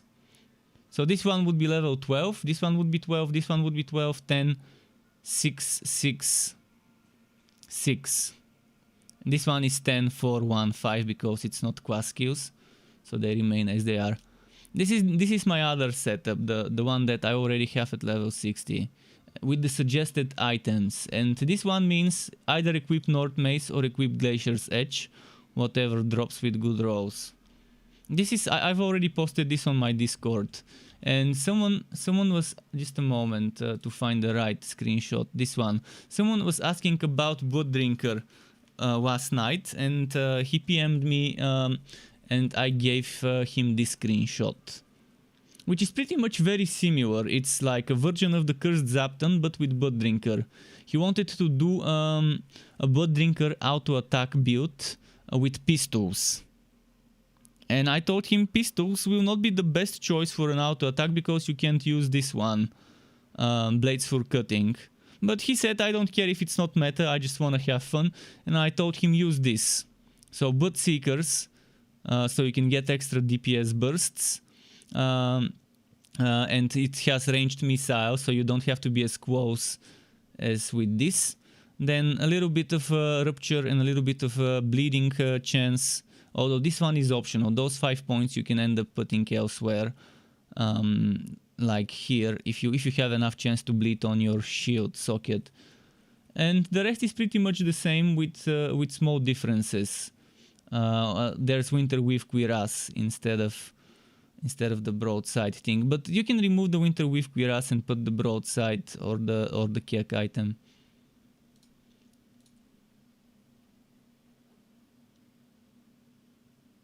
Duran, you're misunderstanding. Zynga did not buy Torchlight 3. Zynga bought Extra Games.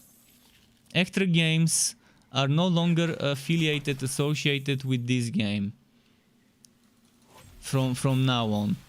Perfect World Entertainment owns the publishing and developing rights of this game. Perfect World was the publisher for Extra Games. Extra Games were the developer.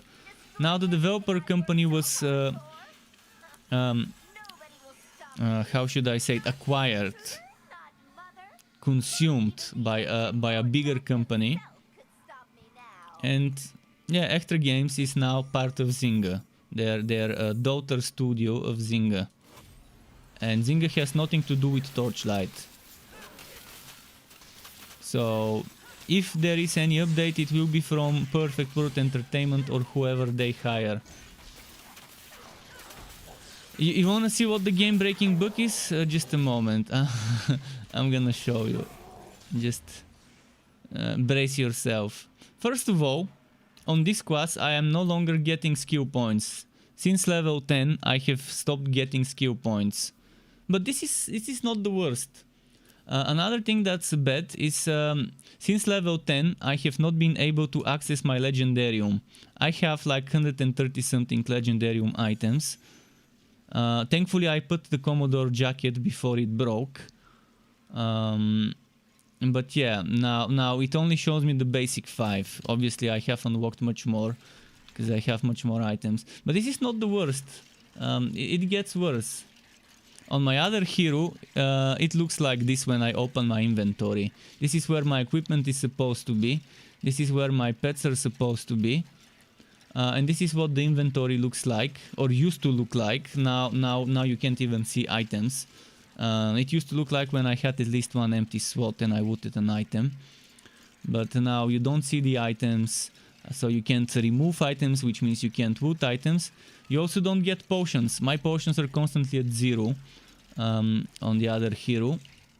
The resources you can't see. Every now and then you might be able to see something if you would that thing updating. You cannot see your relic skills, and since you cannot use the legendarium at all, see, this one's better than that one. So, and in this one I can still use the basic legendarium things. So, as you can see here, the legendarium you cannot use at all, and that means it's not. Yeah, it's disgusting. And the pet skills, I had all of them unlocked. Apparently the game no longer thinks so. So, if this is not game breaking, I don't know what is. I mean, I'm not joking when I say game breaking.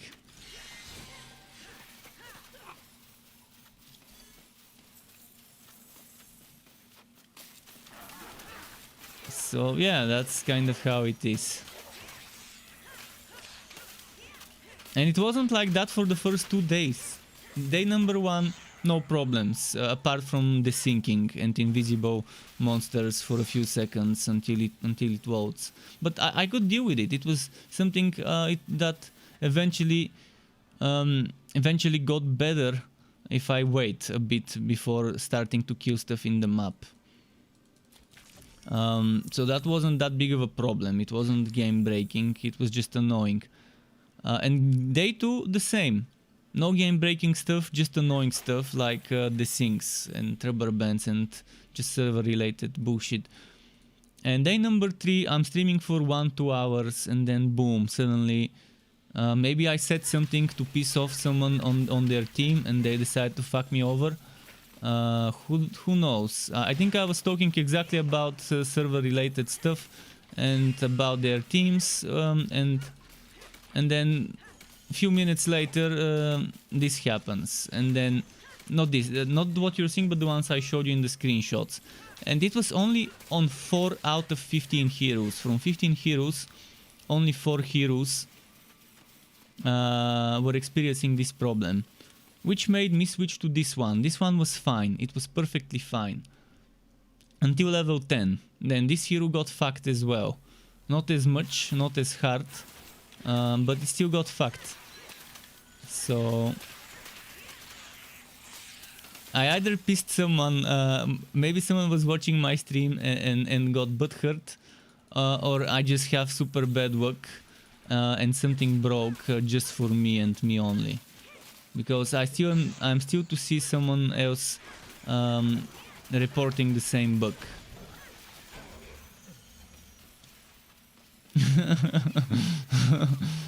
And I think the bug happened around the same time when yesterday I was criticizing the game, certain things about the game, like the netcode being always atrocious since alpha, and being the weak link that somehow seems to never get better. I mean, it gets better, but there's always something that breaks there. It's probably just a coincidence. I mean, I believe it's just a coincidence, but there's always the chance it isn't. Who knows? But yeah, it was working okay. It was playable. It's still playable now, at least on this hero it is. But you never know, maybe this hero would get even further broken when I level it up to 60, so that I can get level 60 items. It's fucking silly. That's what it is. To patch the game and abandon it without giving 1-2 weeks of monitoring for hotfixes. You shouldn't assume a patch will be fine. There's always need for at least 1 or 2 hotfixes.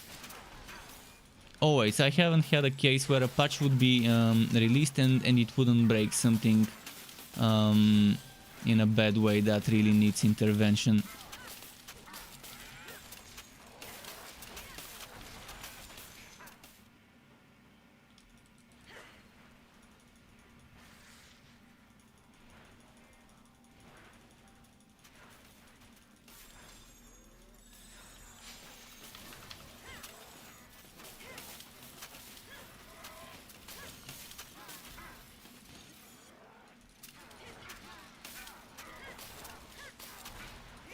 Man, is he summoning new ones?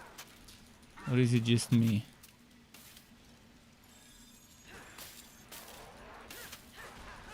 Seems like he's summoning new Netherim. I ran out of potions, so I kind of need to try and kill. Need to try and kill them before they kill me.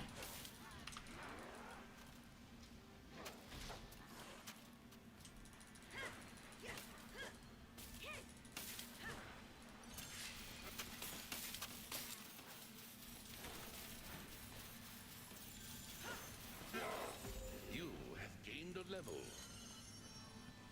Okay, level 28. Kind of under-leveled still for Sadista. Sadista is 31 or 32? I think she's 31.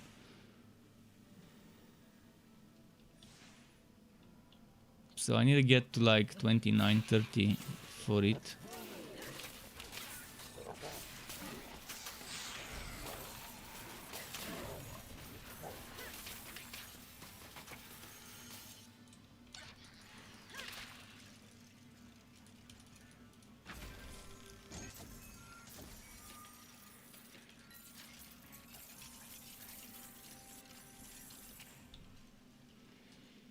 $177. Okay, we got a new spare weapon. I always keep a spare weapon in case I die. Then break my current one. Wait, actually, let's grab this. I always try to keep a spare two-handed as well.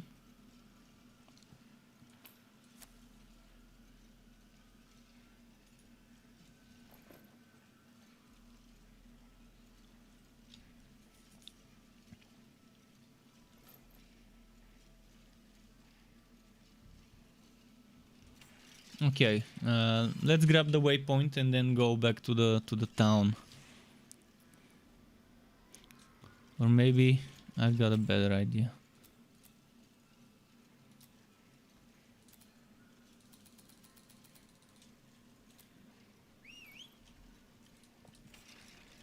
If only I had a rapid bartering token, it would have been perfect.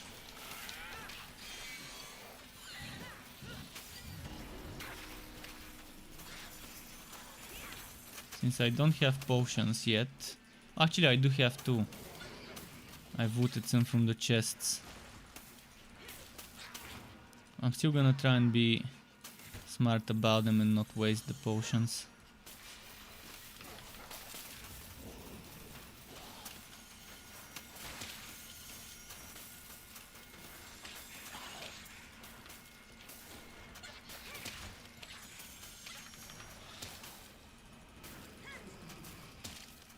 Let me quickly make a portal just in case I die. I want to be able to teleport without having to run all the way to here from the previous zones.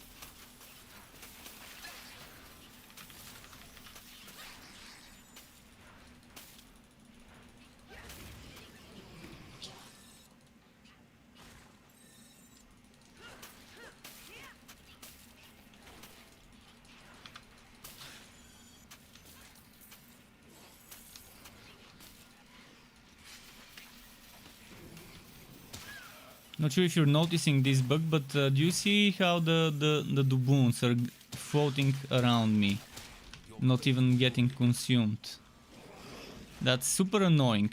Like the doubloons are right next to you, they're floating around you, but you can't use them because there's some weird whoop animation before they get transferred to your inventory. That's why I like my other build more, because the other build doesn't rely on doubloons. You need them once every 10 seconds and that's it. You just need to be able to use any amount of the boons every 10 seconds to buff yourself with the Commodore shoulders, and that's pretty much it.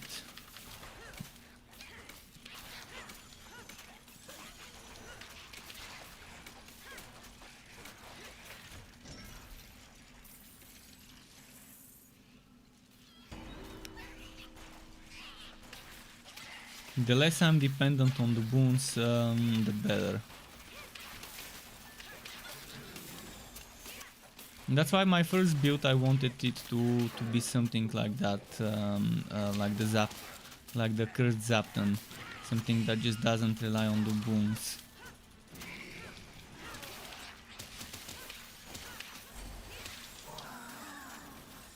In fact, if the Commodore shoulders didn't exist as an item that gives you 20% damage boost when you use the boons. If it didn't exist, I probably wouldn't have used a single the boon skill, and I would have used Take a Swick instead of the boon skill, or instead of Take a Swick something else like Double Cross or whatever.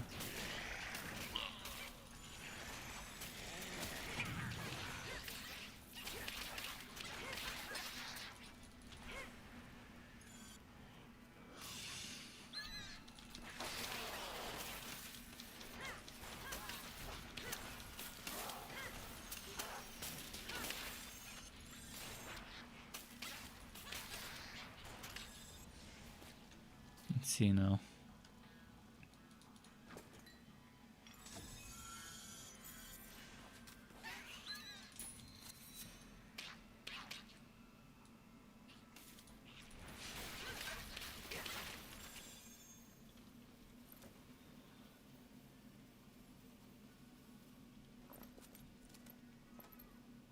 Ooh, me likey.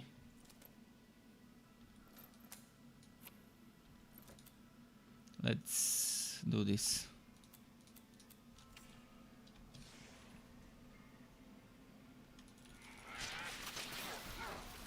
Oh, and it's a pistol, so I can pew pew pew from afar now. No damage reduction from the melee, but that's fine.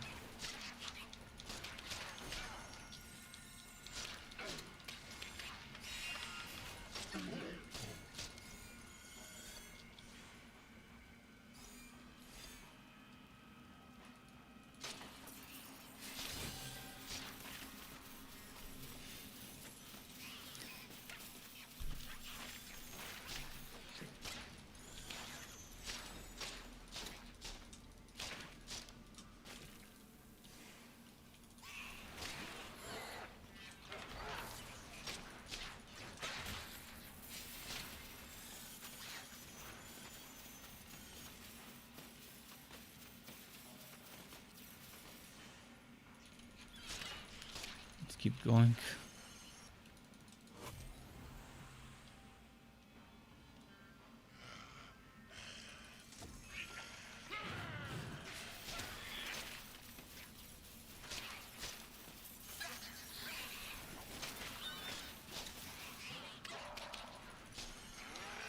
What's the time now? 10:26 p.m. Oh, we've got time.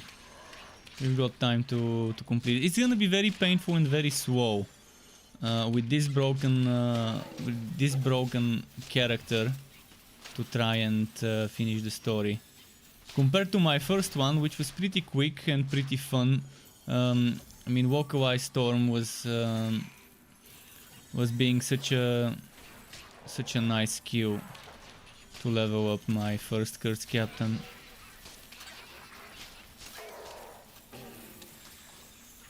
This one would also have been nice if I could get it to tier 3, my Ice Shield.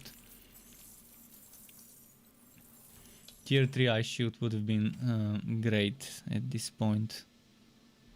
Okay, I need to go to the town quickly for potions.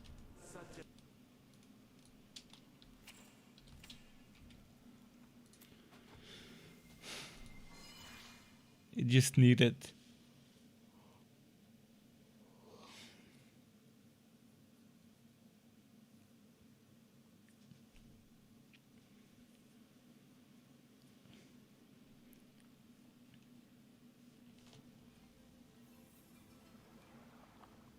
I'm giving Sky a petting. He's trying to hide his head somewhere dark. Alright, let's get potions. If you're paying, I'm pouring.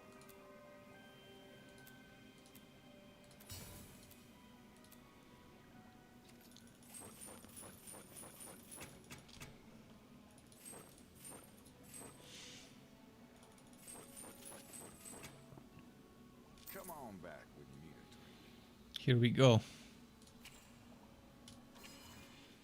Time to tango with her.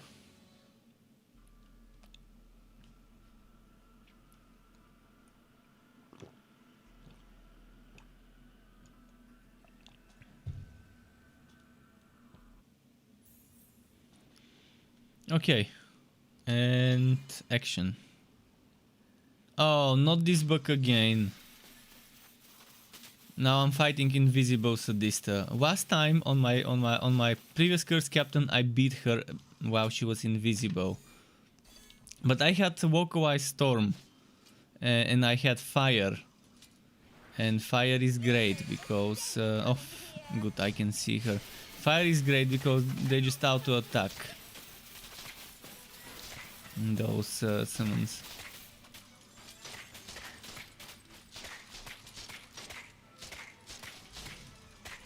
I just gotta be careful not to get one shot.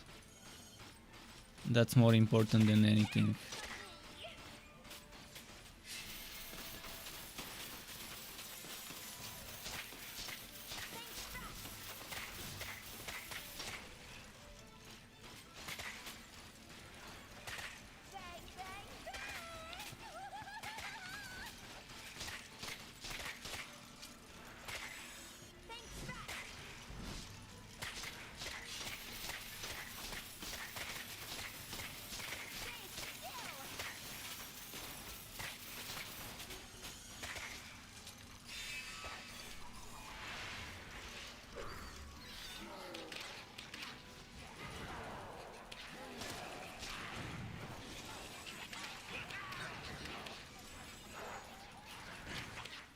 You've gained a level.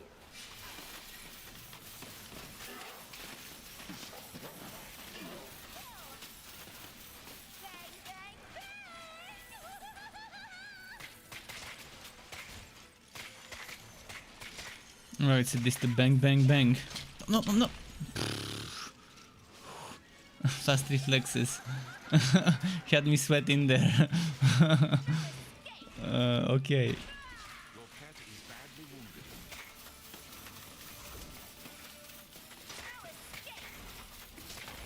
Almost got me in that previous jump, not this one.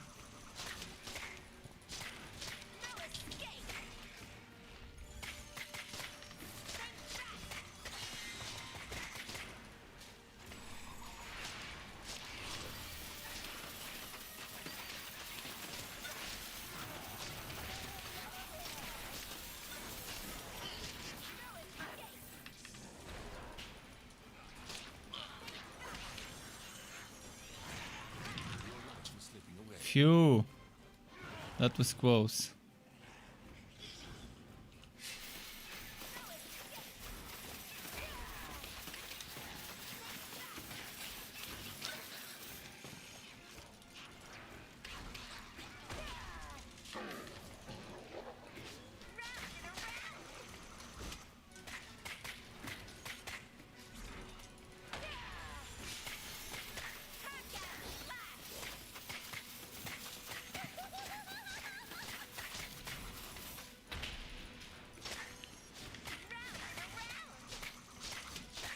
Why am I skeleton standing there fighting the nothingness? Fuck, what? What? She was facing the other way. Ah, damn you, Sadista. Damn you, Sadista. Now I have to walk all the way back. And she's probably gonna be full HP now. Actually, she shouldn't be. I'm not playing on the highest difficulty, so she shouldn't be full HP. And thank you, Azano, for the follow. Welcome to the Struck Club to you. Nice having you here. Alright, let's do this. But she was facing the other way and I definitely didn't get hit from a nether well. At least I didn't see getting hit by a nether well. I'll keep a chilled one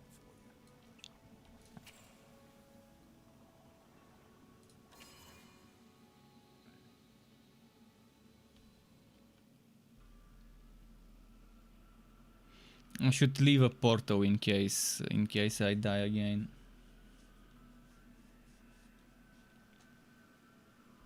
Man, if only I had more skill points and snowstorm. Snowstorm is 25% damage, and I would have combined it with the frost wall. Might as well equip it now. Actually, I'd rather have the doubloons, but I would have combined it with the frost wall and.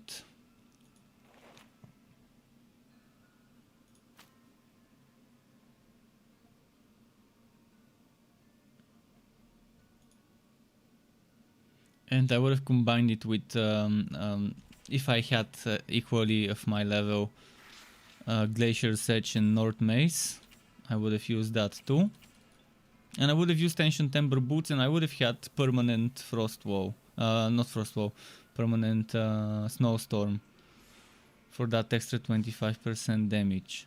As well as the Liu General. I could have put that in the Legendarium for another 25% damage permanently. Not permanently, but let's say one third of the time.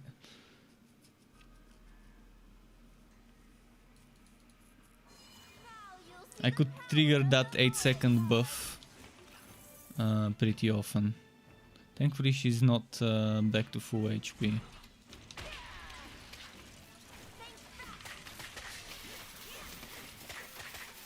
But I'm now melee.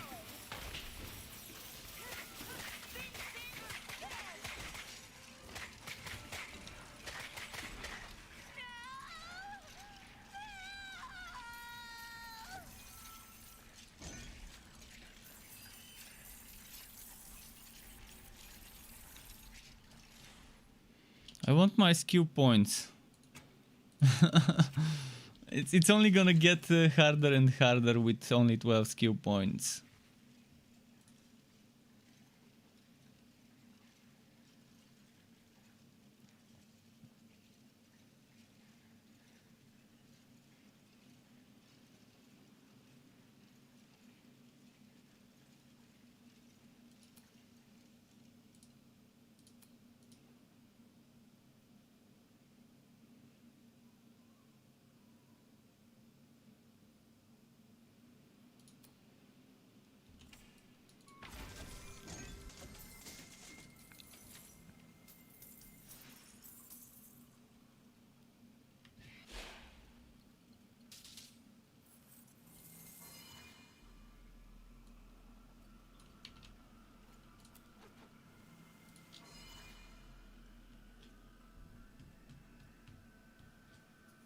Come on.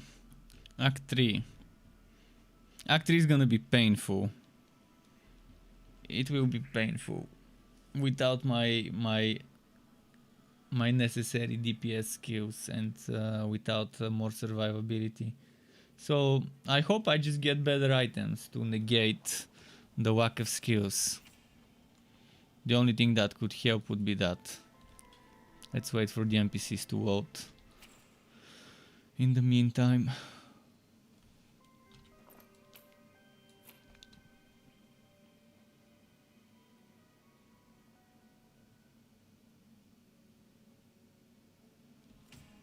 Good work defeating Sadista. There's no time to rest. We saw what that boy heart is capable of, and now it's on its way to Mother. Who knows what she'll do with it? I don't know for sure. it's such a joke when the game is giving you green items as rewards for the end of the act. Such a joke to kill a boss at the end of an act and they rewarding you with some green items because you don't deserve better than green apparently for killing a fucking boss entity that's terrorizing the whole area with her minions.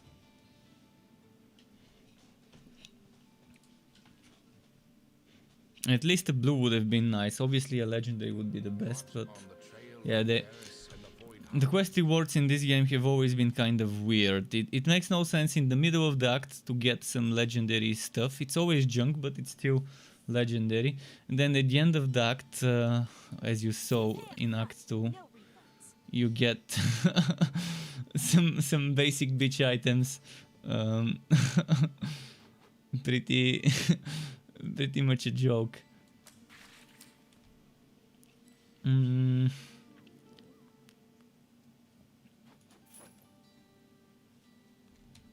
See ya.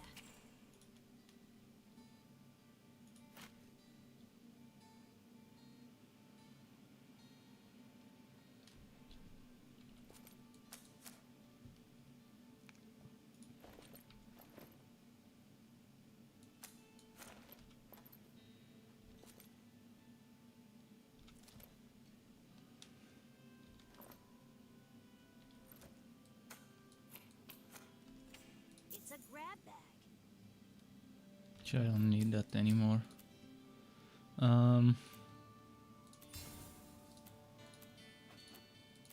Should I try and gamble a little?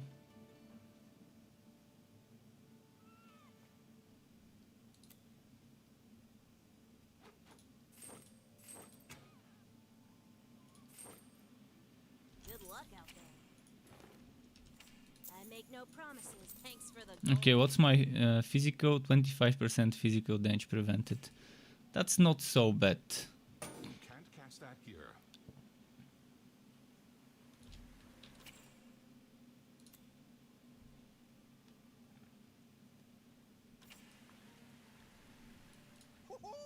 Bless my bolts! The Empire is finally here! I'm the mayor of this humble town. You can call me Bolton. Let's keep going.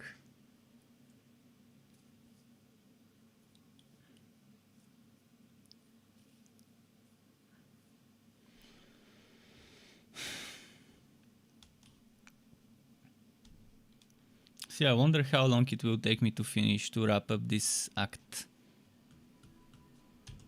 with this broken hero.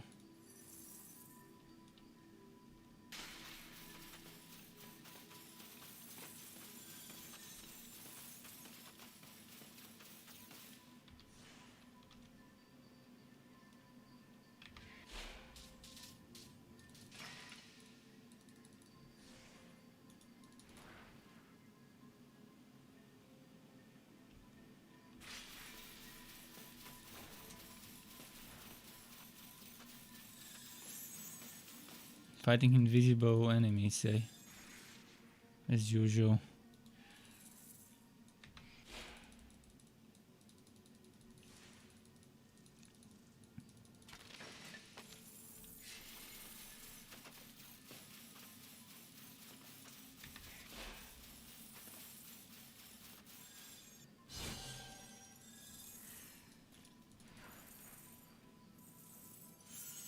Oh shit, and the golem stunned me. Isn't it fun fighting enemies that you don't see? But again, I can live past this problem. This is something I can manage. I can just wait 1 or 2 minutes at the beginning of the map before I start it, and it's fine. But the other stuff that actually breaks the game is not fine.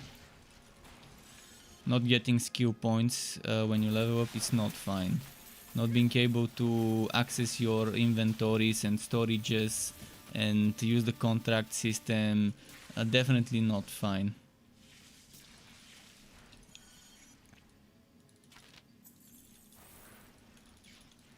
You have finished a quest. You have gained a level. You have received a quest.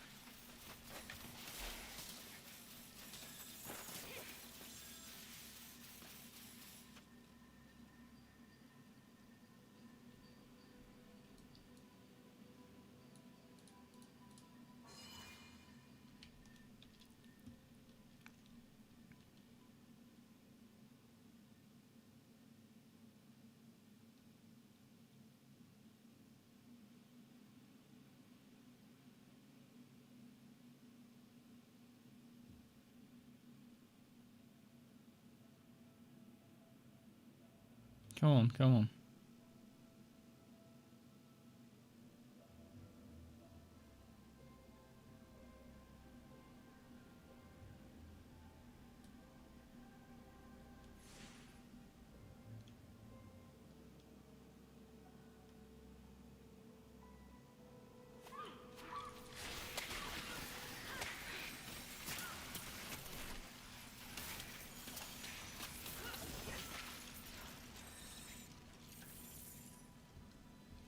Cliffs of Ore first.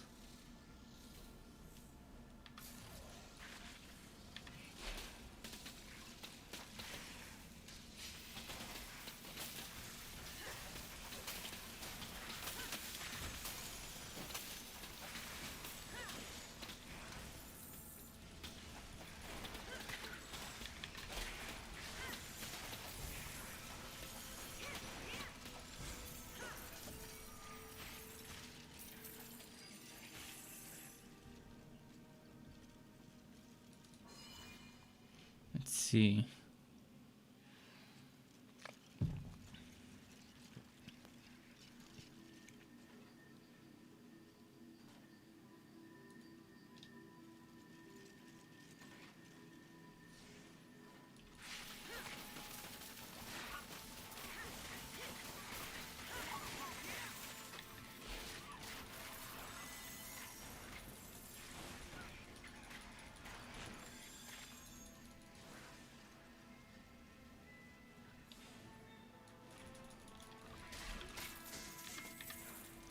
This one loaded quickly, if you've noticed. We didn't have to wait too much for the birdies to appear, show up on my screen.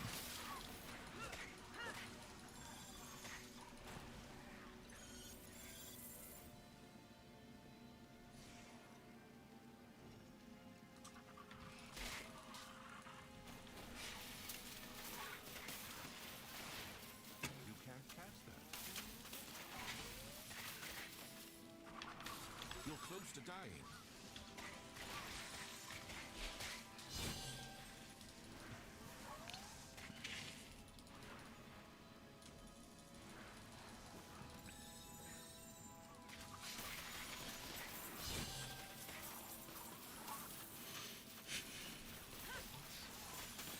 Need to get some new drops for weapons and armor. Come on. Electric defense would really help in this act, so the more the better.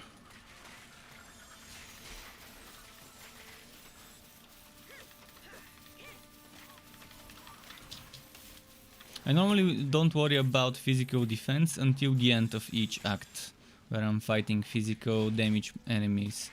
And I try to worry about the act specific element, fire, poison and electric, while leveling up, while pushing through those acts.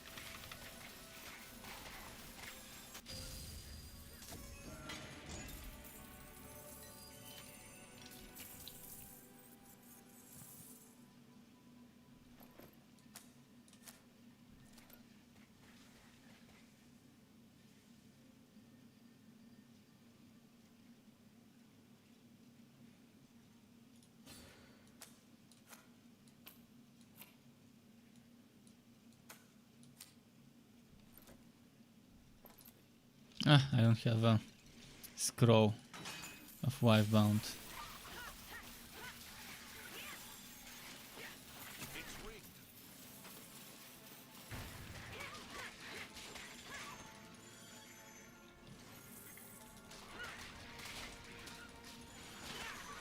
That spell can't be cast.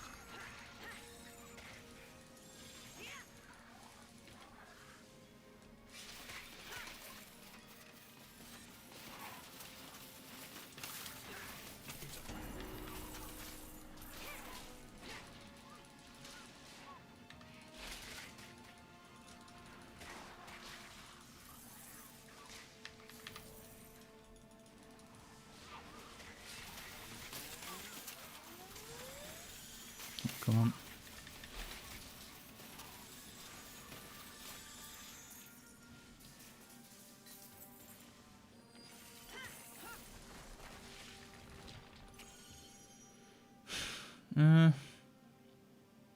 Not this.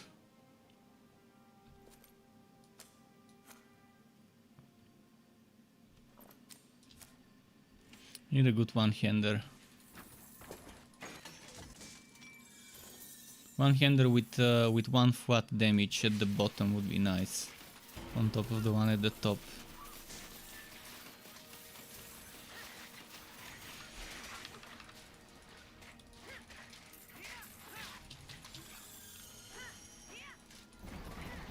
Ah!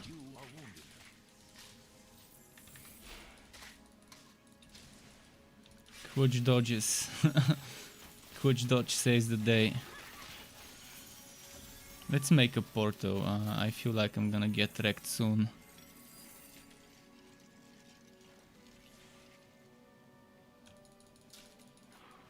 It smells like a crematorium, the smell of death. So let's make sure I'm ready in case they kill me.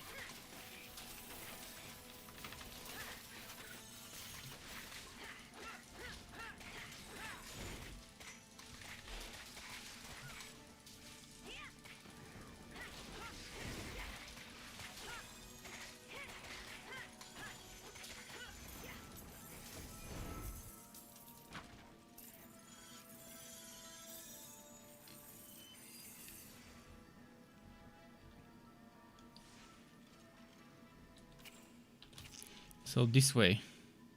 What's my level? 30, getting close to 31 I assume. I wish I could see the total XP.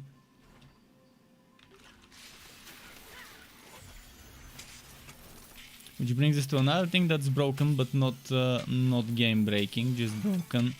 Not being able to see my XP. And all of those broken things seem to be caused by desyncing. That's what it seems to be caused by. Because on the server there's something out there. There's a real number somewhere in the backend, but the server is not synchronizing with me and showing me the right numbers.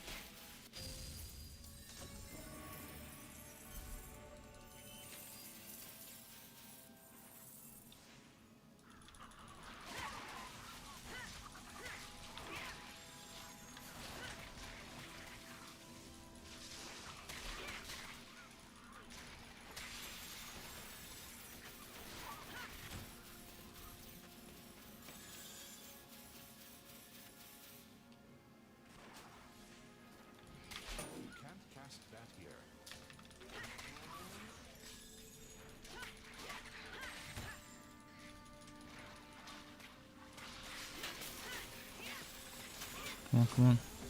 Level up.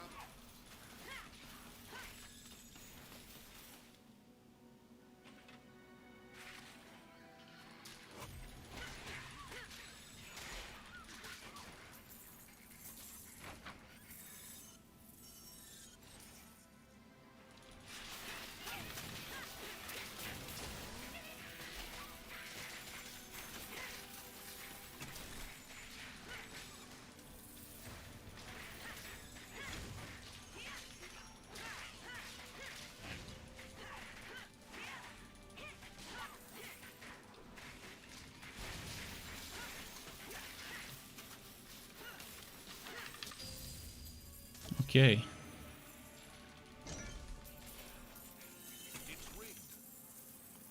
So I'm 31 level. I can go and kill the boss now. Before I run out of potions, we better make that quick.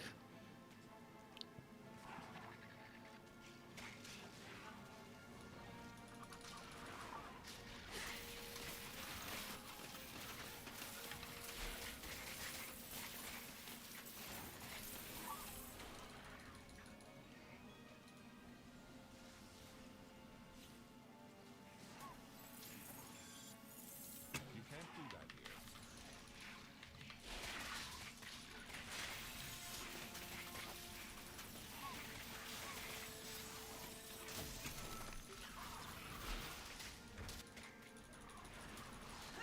Ah!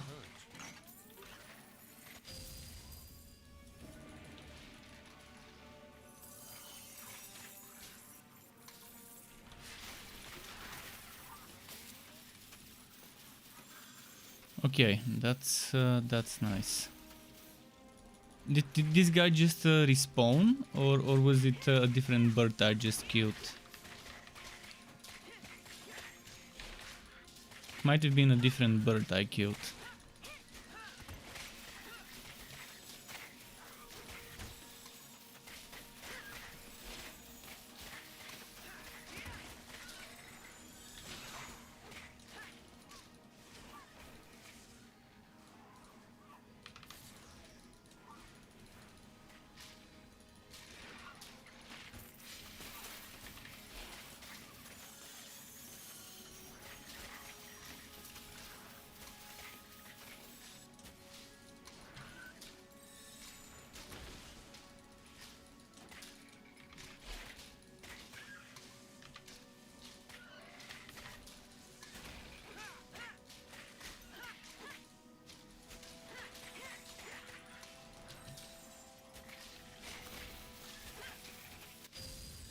Okay, got this one too. Man, it's getting so boring with this little DPS.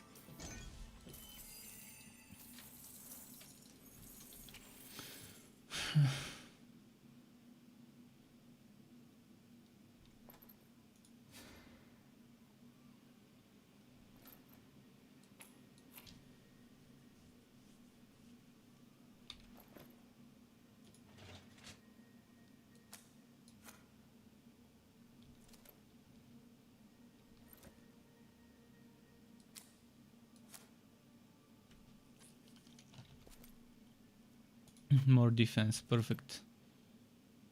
And more defense here as well. And here more defense. Now let's check the chest.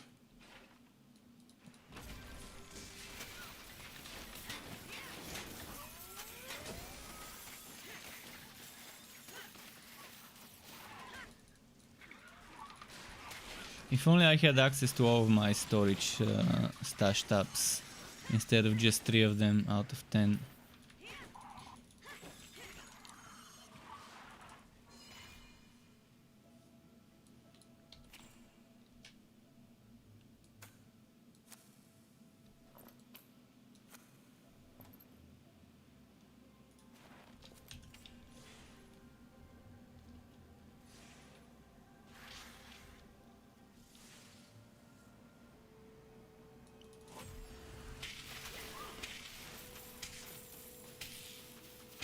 And Jonathan asks, what is the best subspec, Electro or Cold Heart? I would say Electrode is... I can't tell you if it's the best, but it's a very good starting one. It's gonna give you great DPS, great mobility. And in the beginning of the game, that's 2 of the things you really want on a new class that you're playing for the first time. Electrode is, in my opinion, better for damage. Cold Heart... It's true, Cold Heart got stronger, but it's not stronger than Electrode in terms of damage. Because Cold Heart is not meant to be a damage relic, it's meant to be defense and crowd control.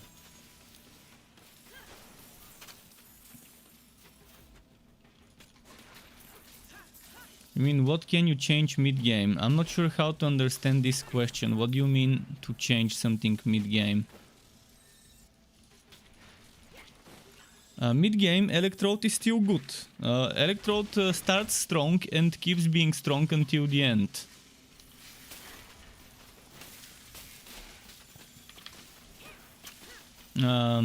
Walk-away Storm is a good...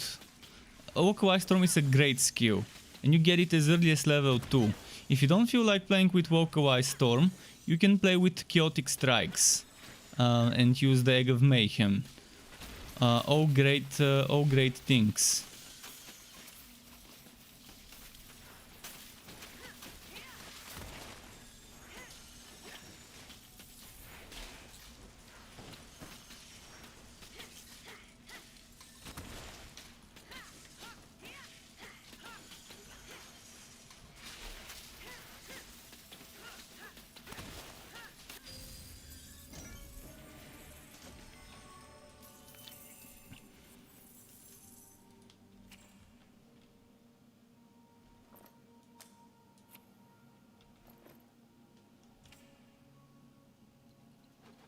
you choose it only on character creation.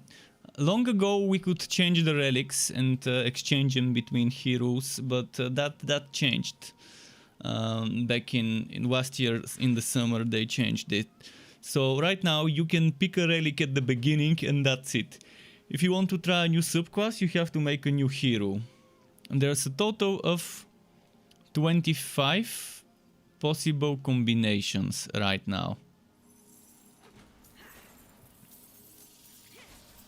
Possible 25 possible 25 possible combination between all classes and subclasses, 5 times 5. And you have 28 character slots online and 40 offline, so there's plenty of character slots. The only problem is it's very boring to level up so many heroes. I know from my personal experience I've leveled up so many heroes, both online and on the test server and offline, and it's time consuming. Because even if you use some sort of a tool like a cheat engine to give yourself experience on the offline version and try to cheat your way out of the boring story, you can't. You can't do endgame unless you go through the story. So even if you try to cheat, the only thing you're gonna get is XP and levels. But that doesn't mean you can do endgame. You still have to do the story. So it's probably gonna make doing the story a little bit easier. And there's probably some people who are experts at coding and modifying game files that can maybe take a person's save and change the class or subclass the way Grimstash on Grimdown can do it. But Torchlight 3 doesn't have that many people interested in it, so there's probably not many people making tools for the game. But my advice to new players is play offline. The future of the servers is very uncertain, and if you want to avoid the same thing that's happening to me happening to you, the best thing you can do is to play offline. If you only have 1 or 2 heroes, it also might be good to cut your losses here and start playing offline, where you're not dependent on a server, where you don't have slow loading times. If I didn't have this many heroes on the servers, I would have been playing offline. But all my gear is here, all my items, all my legendarium unlocks, all the stuff, all my resources and everything is right now in the online version. And until they let us transfer the data from the online to the offline, I'm kind of stuck. And now that's why I have the game breaking bugs. I think I wouldn't have those bugs if I was playing offline in the first place. Pretty sure if I go and close the game and switch to offline, I wouldn't have those bugs. I can test it. I can actually test it, which would confirm my theory that reinstalling the game would not solve the case. If I switch to offline now after this quest and I'm having the same bug there, then okay, reinstalling the game might fix it. But yeah, might as well confirm it with my own eyes that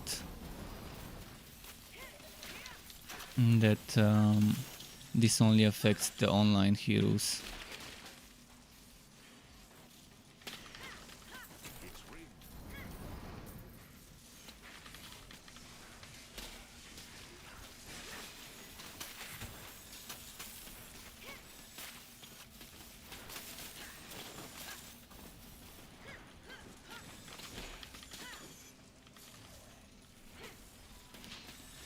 I'm suspecting that another reason why I'm having those problems is that I have more characters than the old limit. The old limit was 13 characters. 3 from contracts and 10 by default. And maybe having more than this limit somehow ended up breaking improperly coded things, but I doubt it. I doubt that this is I doubt that there's any connection between one and the other. But it's a possibility. I mean, for the past couple of days, I've been thinking hard at what could be happening, why I'm getting this bug and other people aren't. why my game is broken and other people's game isn't. But yeah, let's get the Electric Widow. Oh fuck, I'm not gonna be able to get her until I buy potions. So let's quickly... Need to get to a safe place quickly.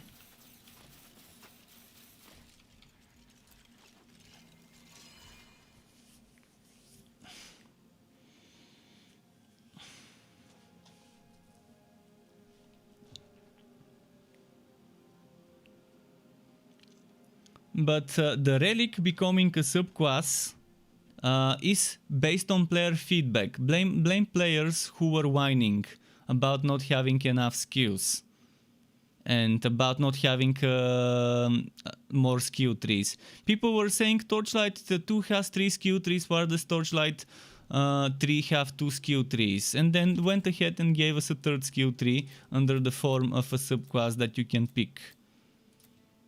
So blame whoever was whining for this change. But I actually like a lot of the things they changed, because before with the relics we only had like 5 skills. Of those 5, we had one that was the ultimate, one was an active, which was equivalent to that one, and then 3 passives.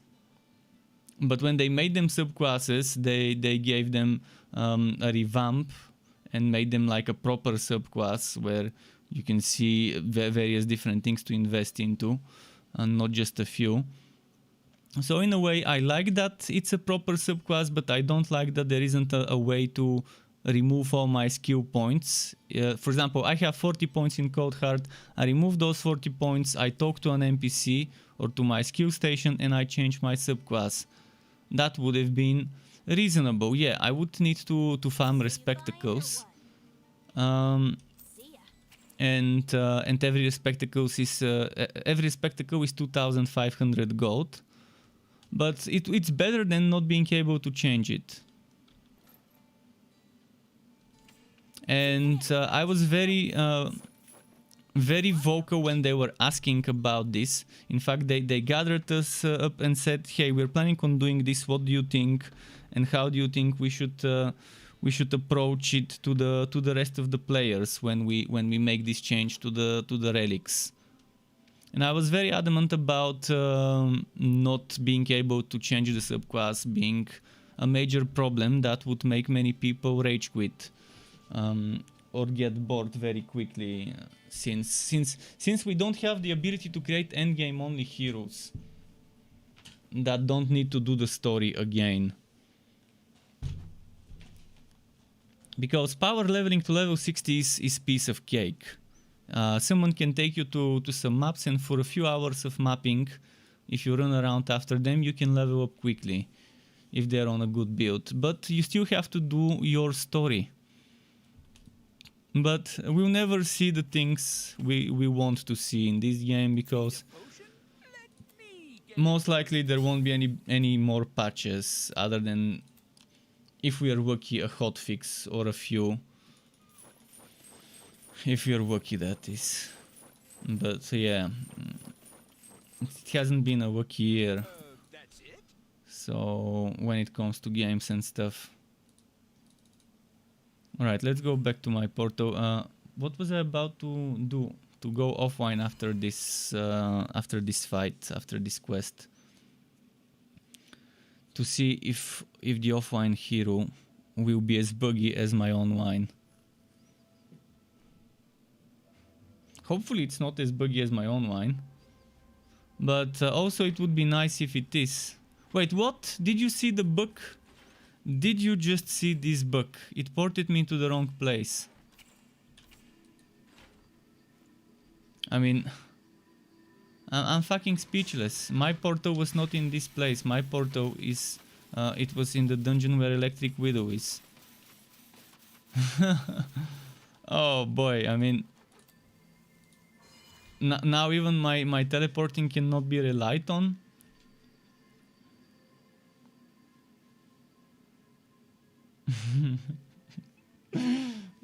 What more can break? What more can break? The more I play, the more the game gets broken.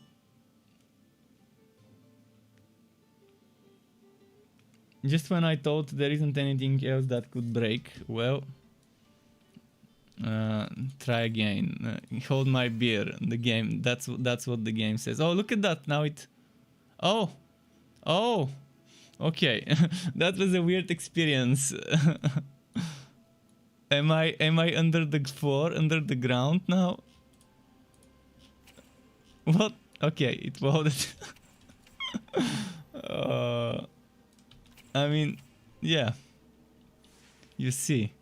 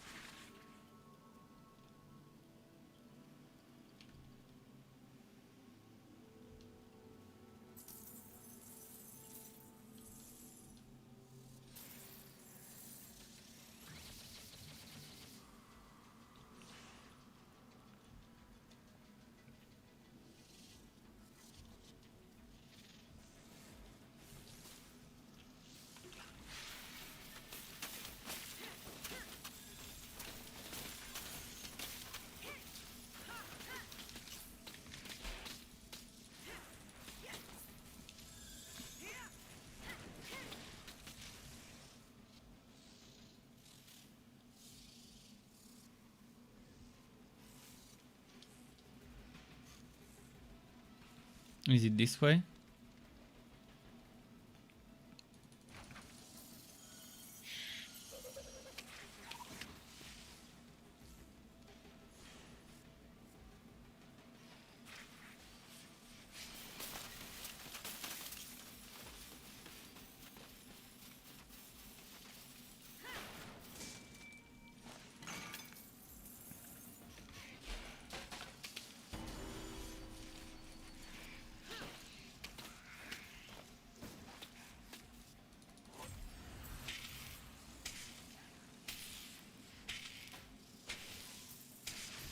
Oh, let me make a portal just in case.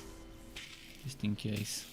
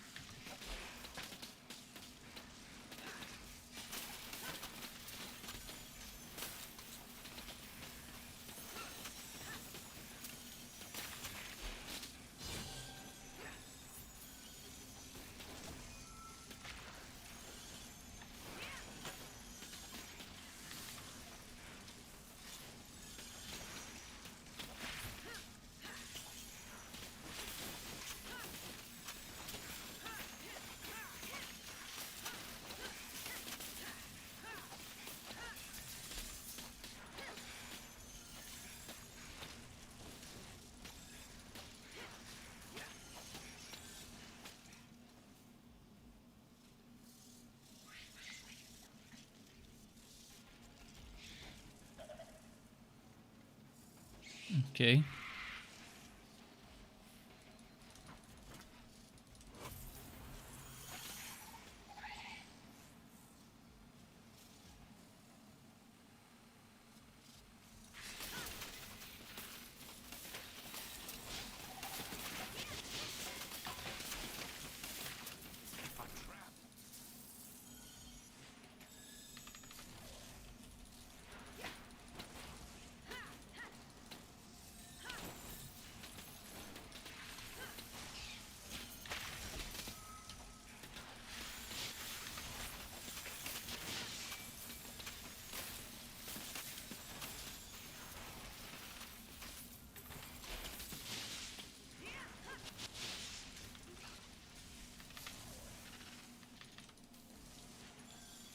Come on, come on. Too many spiders nearby. But yeah, with Electrode you would be running through the content compared to Cold Hard. So comparing the two in terms of DPS is just, it's an easy thing. It's a clear clear difference regarding who does more damage. But it's supposed to be that way. I mean, Cold Heart obviously is supposed to give you a little bit of extra survivability. And I would still say if you want survivability, go for Blood Drinker or Bane. They are the better choices for survivability. Even with the changes to Cold Heart, those other ones are still better. You can have an interesting Cold Heart build with the Winter Weave gauntlets and 2 more Winter Weave pieces, like for example the Lex and maybe the Cuirass.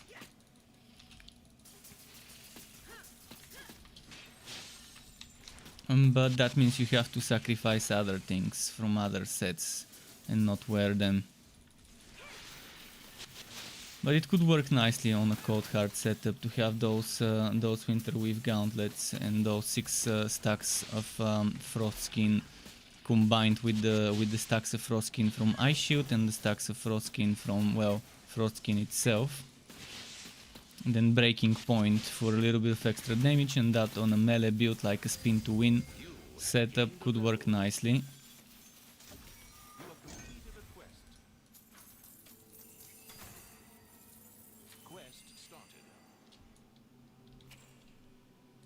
Arc powered boots. I really don't wanna get rid of my Woods Beast bonus, cause that's 25% crit chance right there. Combined with this, that's max crit chance, 40%. The two of them together. That's how you get max crit chance with 2 things in the game. Woods Beast boots equipped or in the Legendarium and the pet aura. And then you're capped, and then you don't need to worry about crit chances much.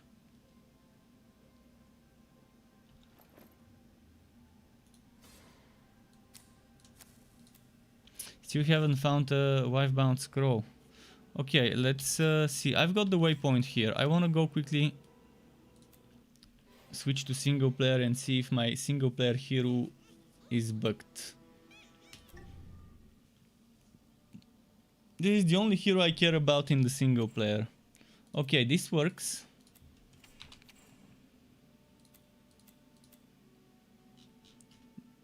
This seems to work.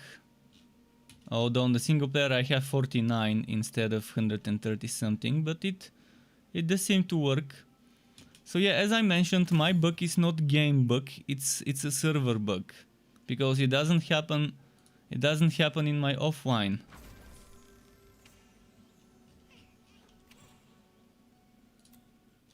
So reinstalling the game won't solve a thing.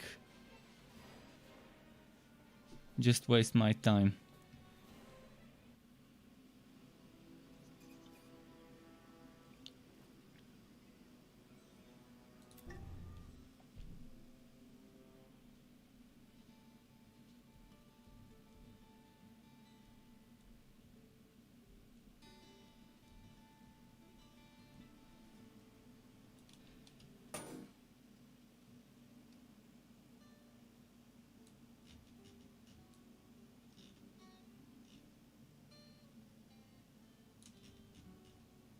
I make no promises.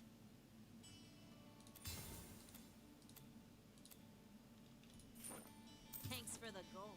Alright, let's keep going with the quests. Still 12 skill points only. This is such a sad story. Hey, you gotta taste this. See you next time. And it hurts so much that my favorite game is fucked so badly. And it's almost unplayable.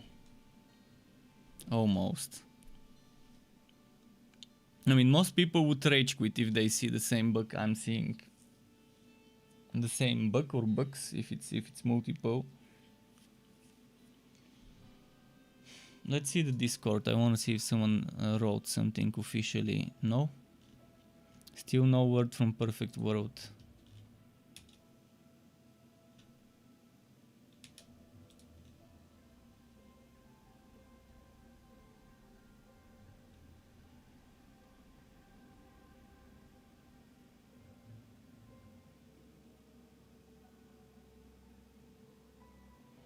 Okay, just a moment.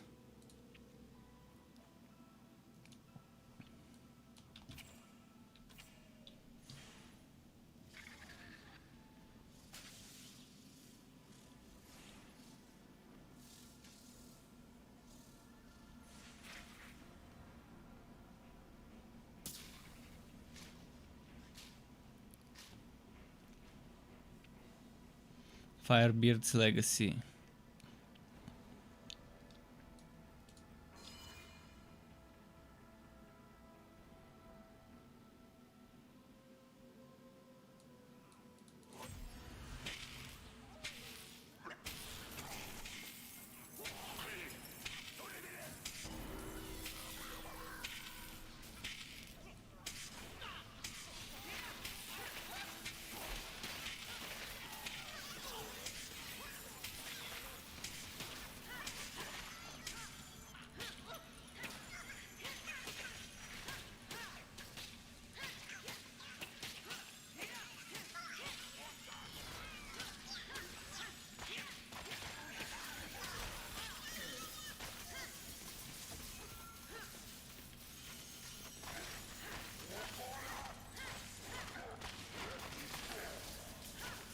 Oh, come on.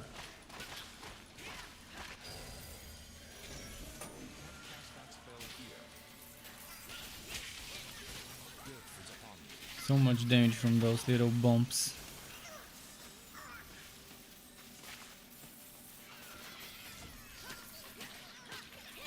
Ah, fuck. I got stuck.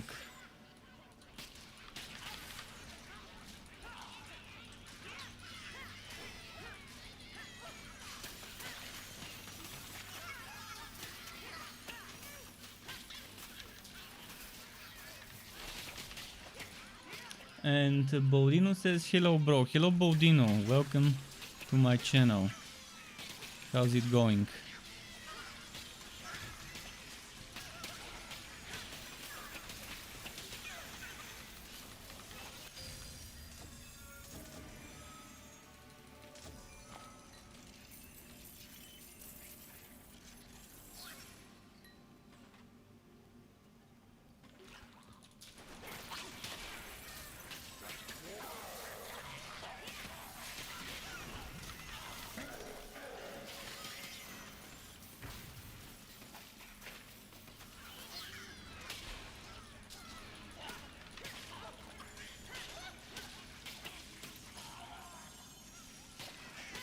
You're high. Oh, that's a great thing. Enjoy your high while it lasts. Enjoy it.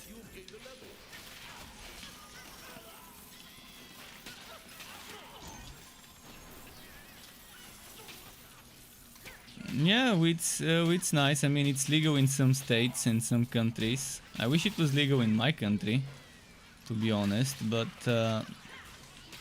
the mafia would lose a lot of money if they legalize weed. If we can even call it mafia, the mob, the organized crime in my country would lose a lot of money if weed gets legalized, because they would have to pay taxes, even if, and they would have more competitors. So they have the politicians in their pockets.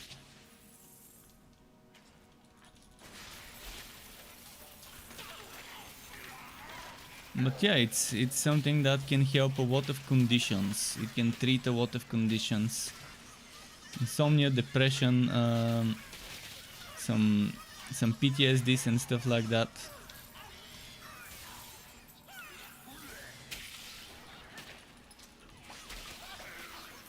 Where I'm from Bulgaria. It's in southeastern Europe.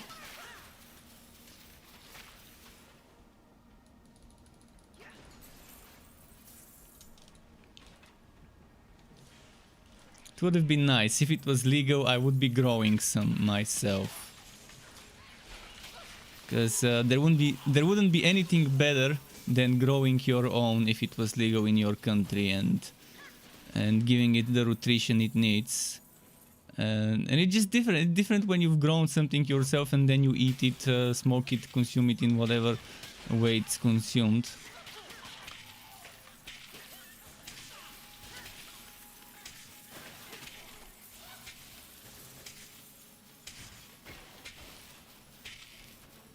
fruits, vegetables, the same applies to those.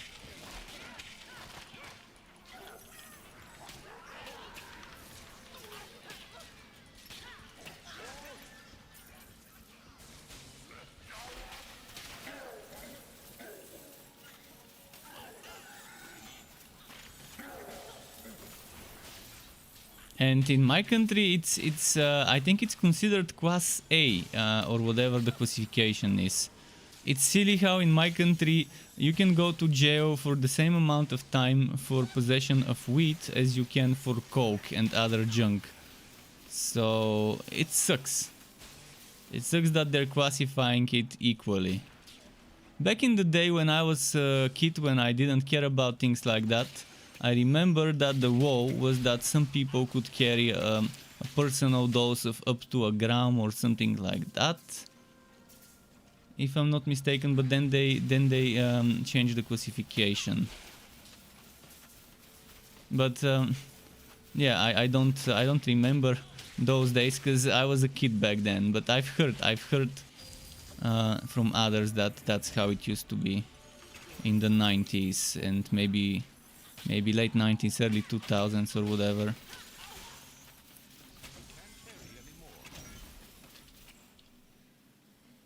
Ooh, 500. Okay. We got an upgrade.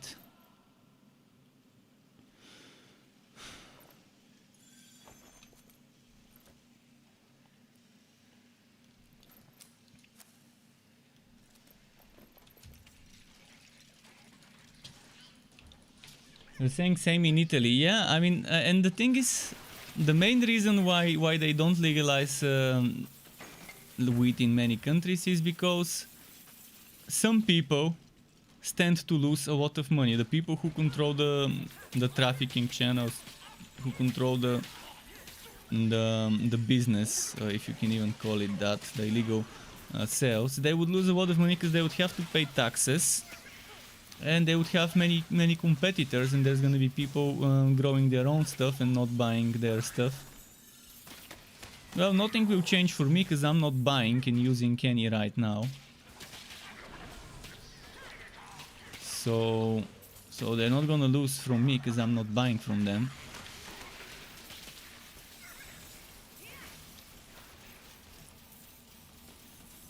But yeah, there's a lot of people who do.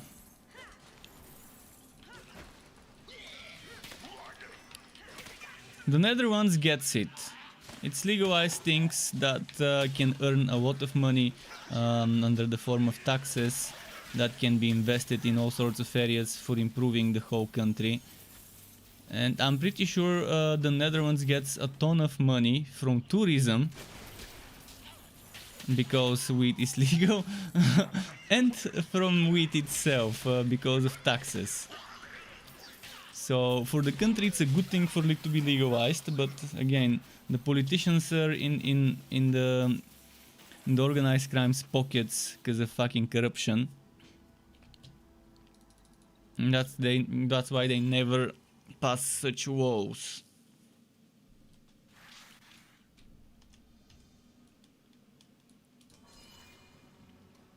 I'm pretty sure states like California, Colorado, and whatever other states legalize the wheat are earning a ton of profit from taxes on it.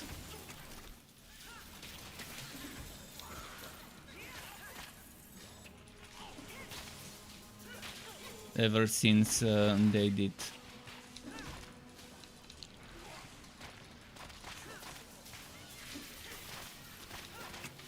It's nice that X Games Aspen is in Colorado, so that the athletes can can have spliffs after the competition and stuff.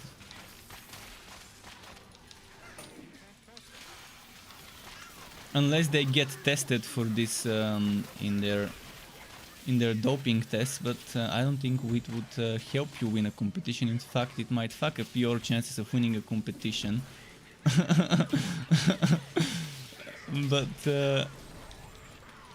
yeah, it's interesting.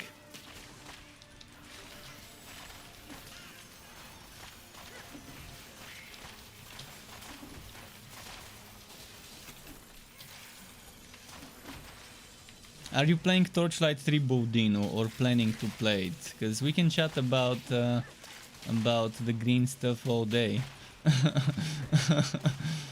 But yeah, if you have any questions about Torchlight, don't be afraid to ask.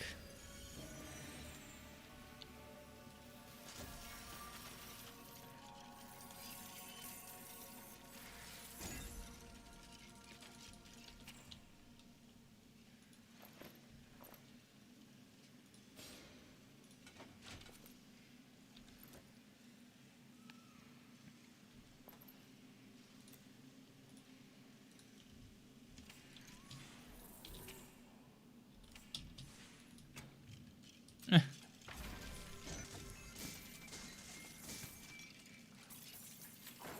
finished. Quest begun. More defense, just what I need. Gotta get that defense up. 32% damage reduction is just not enough.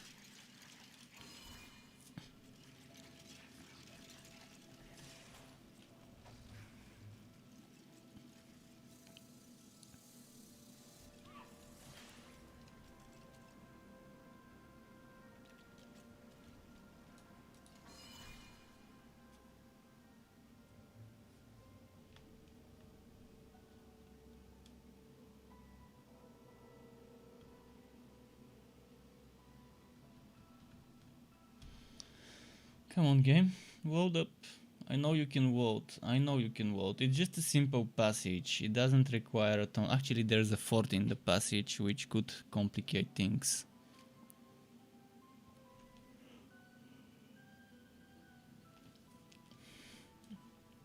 Did it vote? It voted a general adventurer's fort, so that's why it shouldn't have even needed this much time to vote. I think it starts voting other people's forts after you finish the story.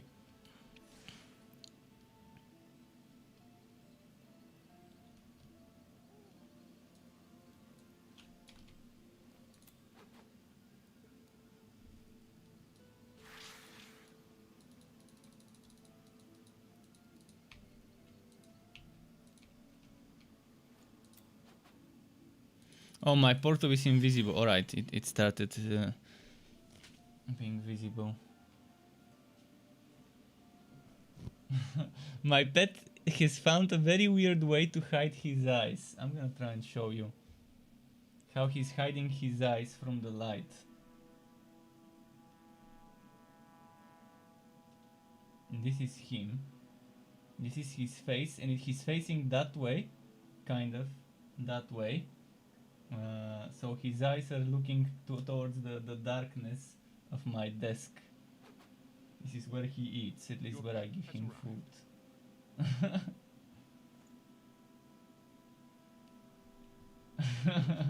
Very weird way, like gluing himself to the wall of my desk. Because there is a light over here and over here. There's light, and over there another one. Okay, let me fix that camera because I messed it up.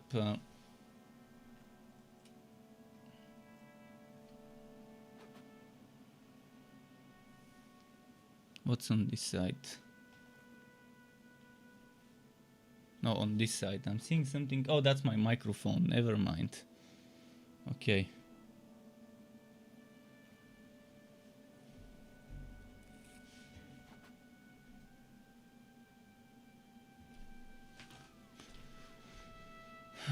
Okay. Enough of this.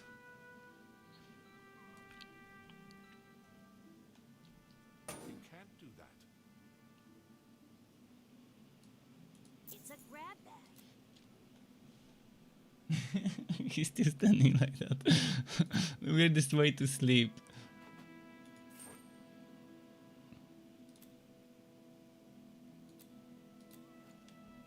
See ya. Okay, let's talk to Wolfie. Wolfram. That spell cannot be fast. Excellent work. This codex rubbing should make the translation go quickly. What happens when you mix a wolf and a ram? Oh shit, I should have ported to my portal.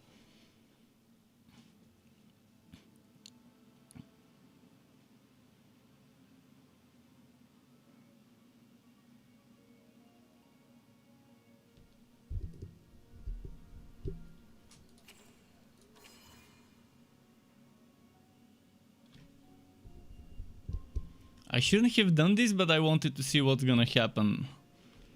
It didn't save me much time. Probably walking to here would have been a little quicker than that loading screen. Ugh.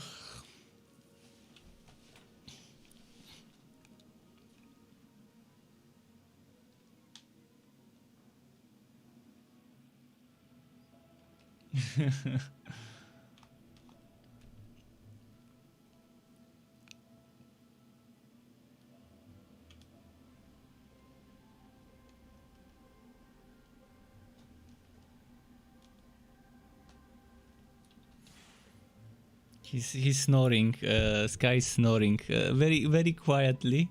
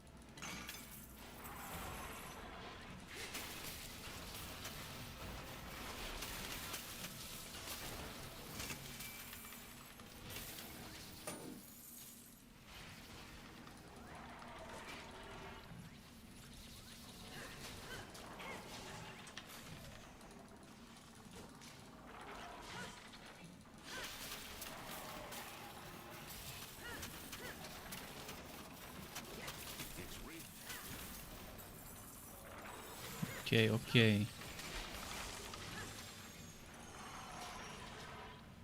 I don't even need to kill this one. Fuck him. He's not a part of my quest. Nor is this one.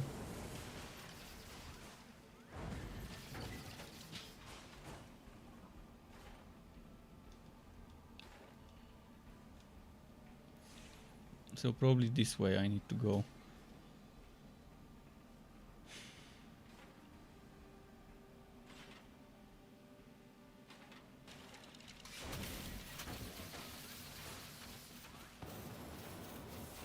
I've always hated this place, this zone. It's super difficult to figure out where to go. It keeps changing every time. And navigating through it is pretty boring. It looks super cool though. I gotta admit, this place looks super cool. But navigating through it is nightmare.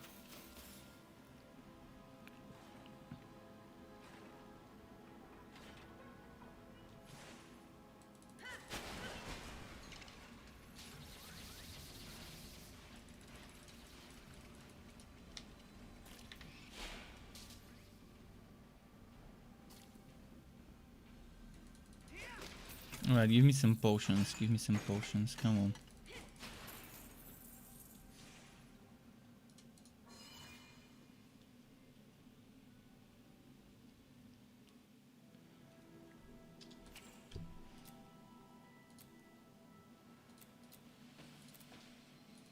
Ah, I can't send the pet for potions.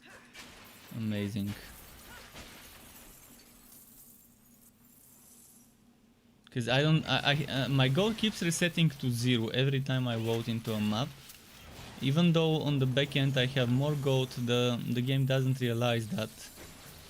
And it starts from 0 when I vote into a map, and it doesn't seem to let me get potions for more than what I voted in the map. And the weirdest thing is it doesn't even show me what I voted in the map either. It still keeps showing 0.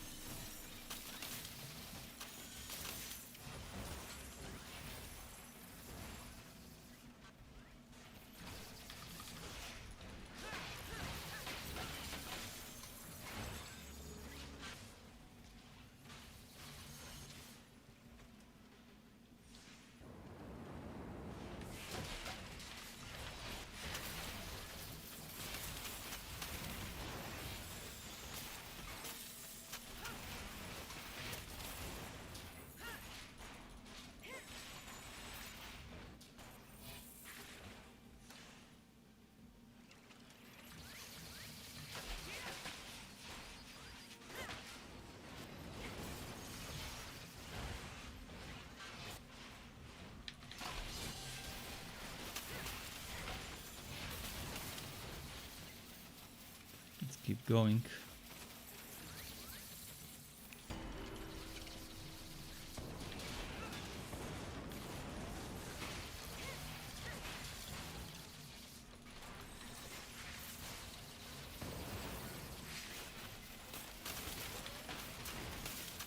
Level up. 35, that's good. The content is only level 36 and 35.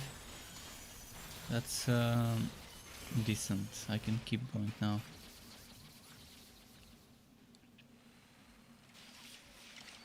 Oh, might have to send my pet to buy some potions before I tackle the boss fight.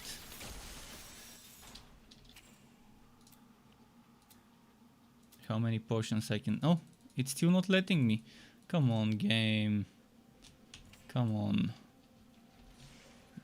When so many things are broken, it's very hard. It's very painful to play when there's so many things broken. But I'm not gonna let bugs fuck up my progression. I will be leveling cursed captains, and I will be making content for the cursed captains and for the cold heart. Because I've promised long ago that that would be coming when things have changed. And yeah, with the cold heart things changed, so it's time to make that showcase in the next few weeks, sometime then. This month I will try to get a lot of things out of the way. Not sure if I can make 5 different level ups to 60 on all 5 relics on the cursed captain, but I've already got level 60 electrode, and this will be level 60 or at least level 40 something 50 today. And then I'm just gonna need to do 3 more, and it takes roughly 2 days of streaming to get to 60. Like 15-20 hours of playtime to get to level 60. So that's at least around 60 hours of playtime roughly to get Bane, Blood Drinker and Flaming Destroyer sorted. It's gonna be Bane, Flaming Destroyer and Blood Drinker last. So first will be Bane after this.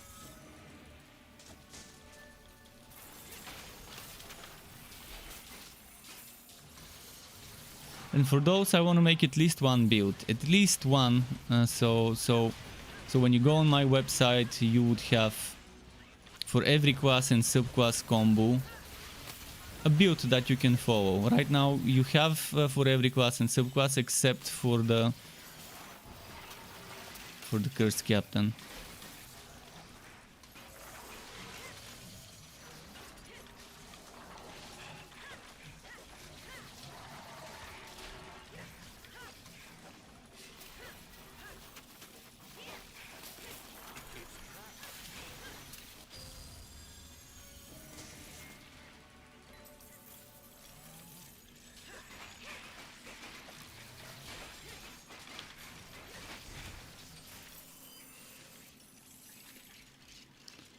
Okay, let's see what we get here. It isn't Gray's favorite recruit.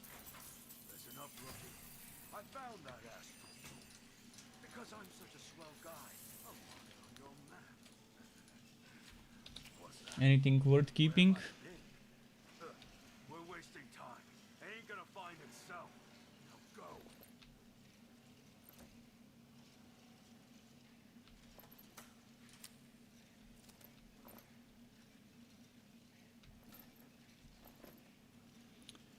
Okay.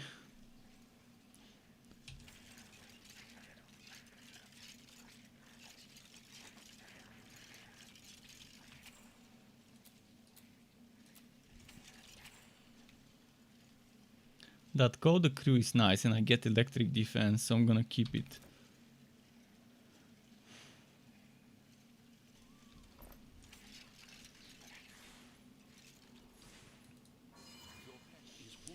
But yeah, we've got several quests left until I'm done with this. It's 11:44 p.m.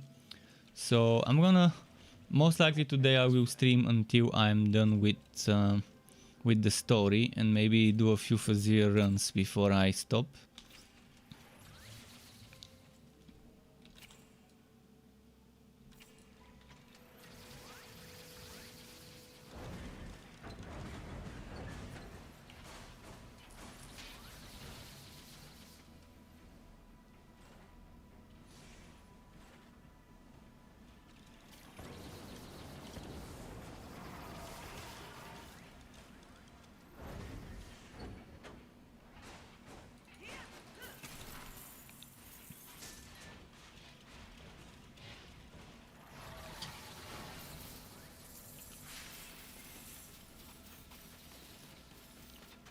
Pure Radiance 1 says, is code useful now compared to the other relics?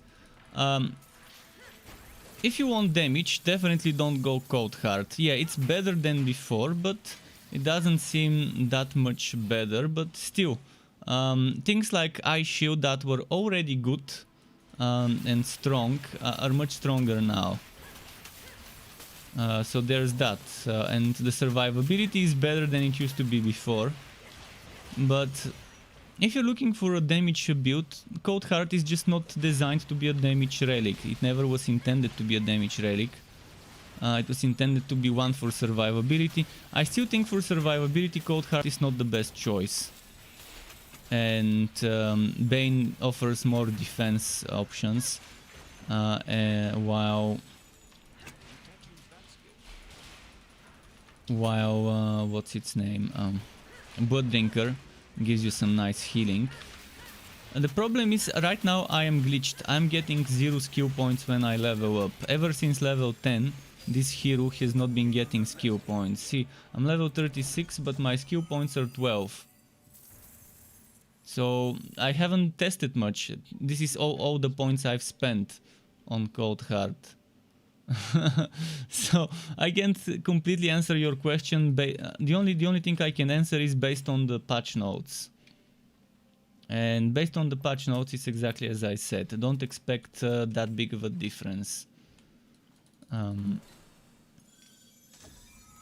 But at least it's better. At least it's better than it was before.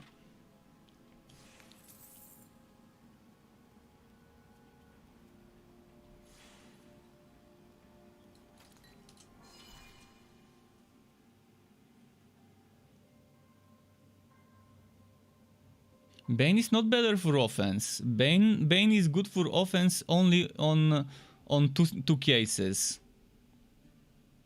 Now, let's not say 2 cases, few cases. Case number 1, best case for Bane for damage is a Realm Master with Flamethrower Car and stacking Flamethrower Car damage and minion damage from Miasma. That's one case. Second case, which I still haven't tested myself, is on the Cursed Captain. Using 2 minion skills out of the 3. I wouldn't recommend using 3 minion skills because they all use the wounds, and they would be competing between each other. So I would say between Fire and Maximilian and Code the Crew, you have to pick 2 and stick to those 2. I'm very disappointed with Ghost Ship, and I wouldn't recommend investing into it.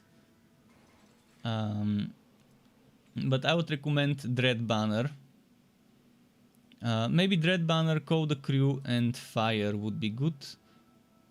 Or you can go Dread Banner, Code the Crew, Maximilian, and then instead of Fire, pick something like Double Cross.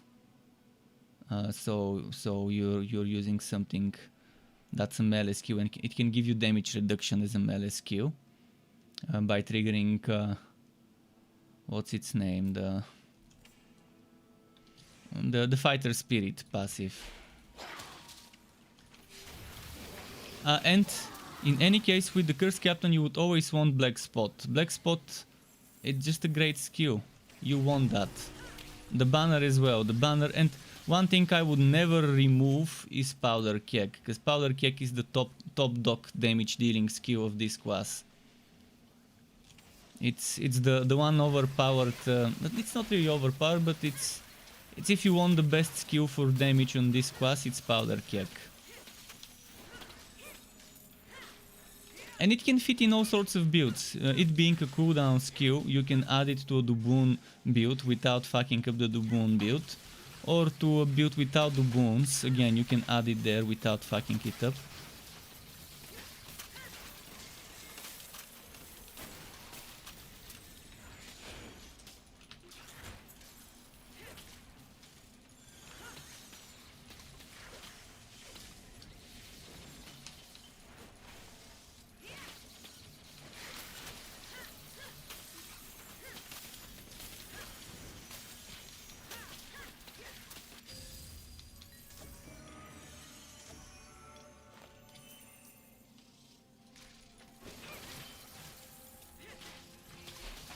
But for defense, Bane is better for two reasons. It gives you damage reduction. It gives you defense, actually, not damage reduction, but defense. But defense translates into damage reduction from elements. And you have two places where you can get that damage reduction on Bane. One of them is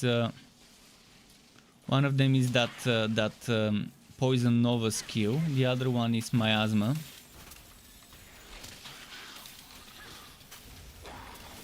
And you can stack that with other sources of damage reduction. For example, on a Forged, you can stack those two with the Forged Suki skill, Vortex Bomb. And that's a good stacking. You're gonna see a huge increase to your defenses. Other things that are good for damage on Bane are a Venomous Maw, Egg of Mayhem build. Similar, I think my Venomous Dusk Mage is one such setup, if I'm not mistaken. Let me quickly check. Screenshots, Torchlight 3 early access, Dusk Mage builds, Venomous.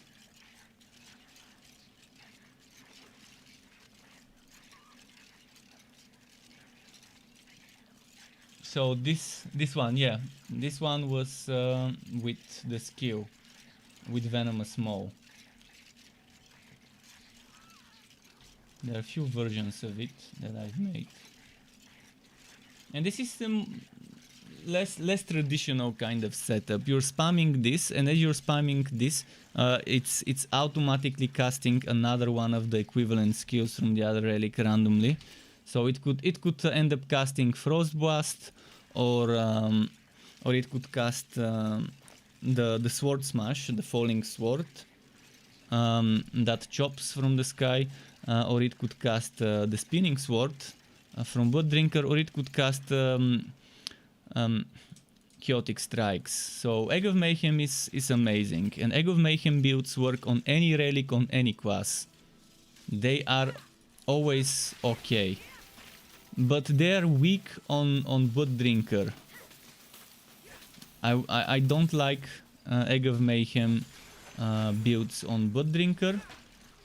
I didn't like them on Cold Heart, but now with the changes, maybe Egg of Mayhem builds on Cold Heart are worth testing. I mean, eventually I will test it when they fix the bugs, if they fix the bugs that I'm experiencing. If they don't fix them, I would have to resort to untraditional methods and create fake characters on my offline. By fake I mean ones that I didn't level up myself, but rather leveled up with tools. But again, if I make such characters, I won't be able to do endgame with them other than map works. But that's my last resort. If those bugs never get fixed, my last resort would be to create level 60 characters that are not legit, and to use them on the offline mode without items, because I wouldn't have the items needed. That's the big problem right now. On my offline, I only have one level 60, and I barely have any items in my legendarium. And I barely have any items in my stash.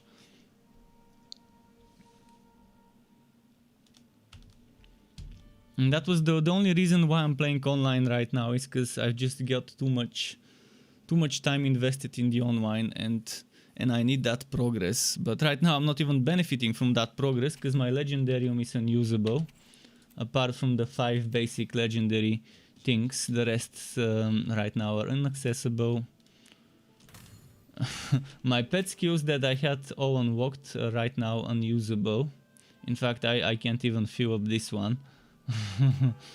So not much can be done about this shit. So you buy in or what?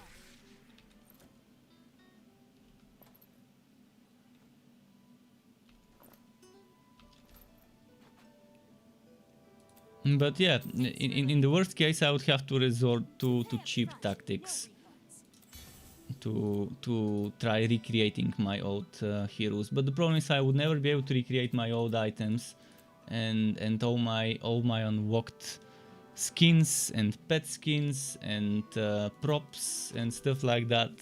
So I would still hope that they would let us migrate from the online to offline. You can't use that skill. Need a potion? Ooh, let me get one. We'll see what happens next week, because this week everyone's out of their offices in the US. They're all having a holiday. So I'm not expecting to hear anything about whatever at this point.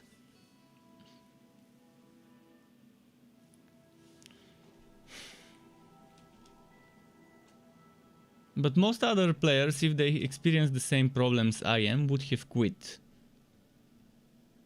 and uninstalled right away.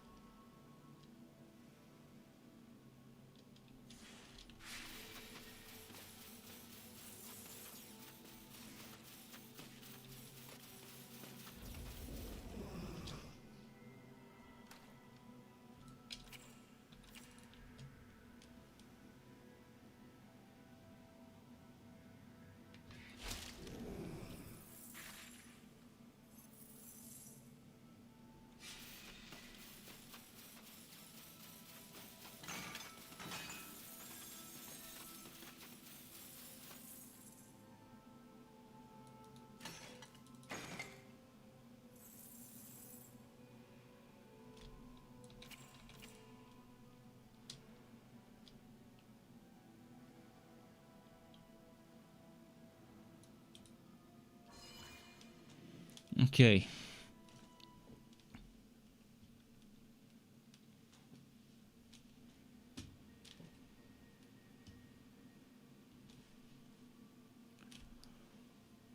Oh, what's the time? Almost midnight here. Well, maybe in hour and a half, 2 hours, I should be done with this story. I can try and rush through a little bit. I'm only 2 levels behind the content, but I don't want to go more than 3 levels. In fact, more than 2 levels is ideally the case.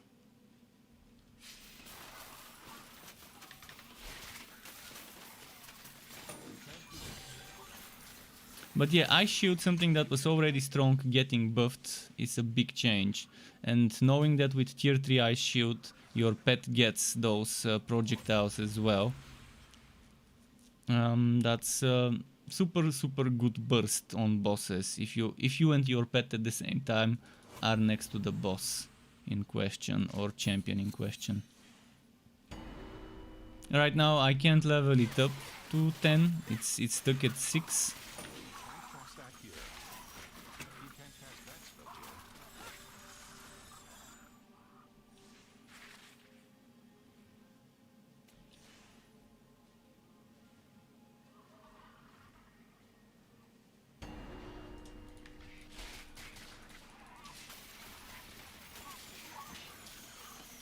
You can't cast that spell here.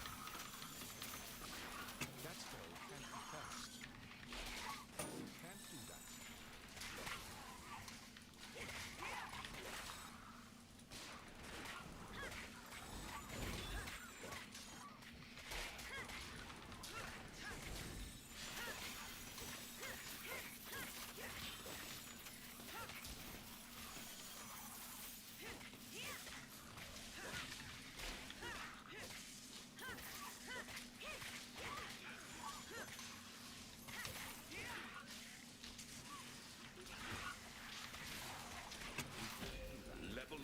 Okay, 37, that's good.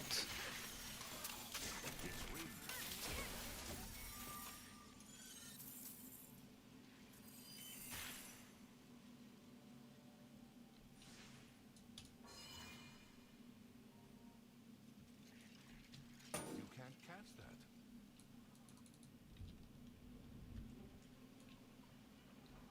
You can't do that.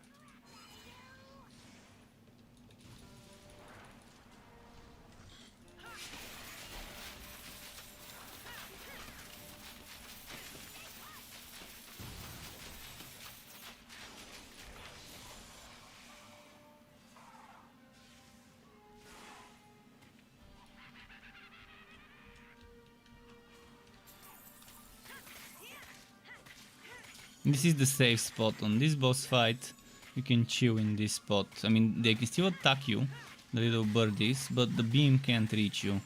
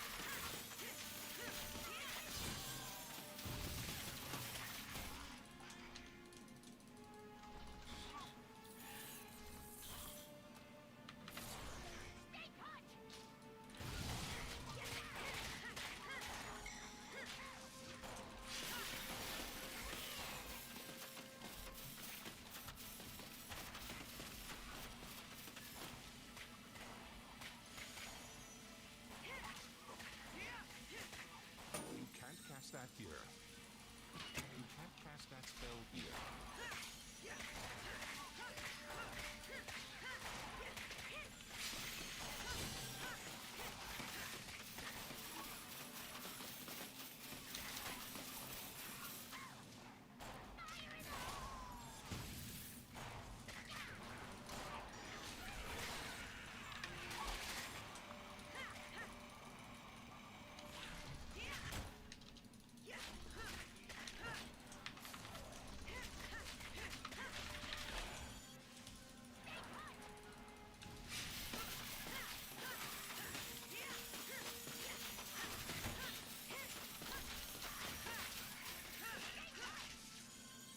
Now there's this bug where your crewmates die and you can't resummon them until you let their duration expire. But the thing is, you don't see the duration. The duration is 120 seconds. But I don't know how much time is left until this duration expires. Because apparently resummoning the skill doesn't resummon the crewmates, which is such a bullshit.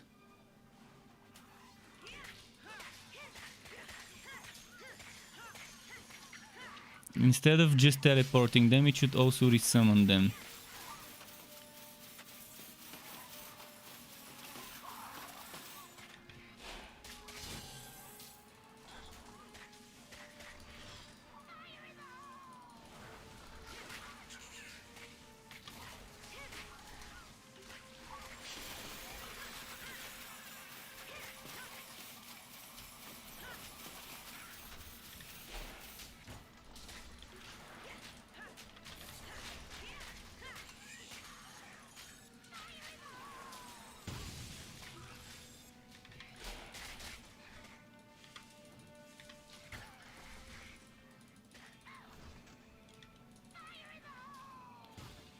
See, I just summoned my skeletons, but they didn't come, because apparently they were still cooling down. And that's the bug that someone reported to me the other day, and I wanted to test.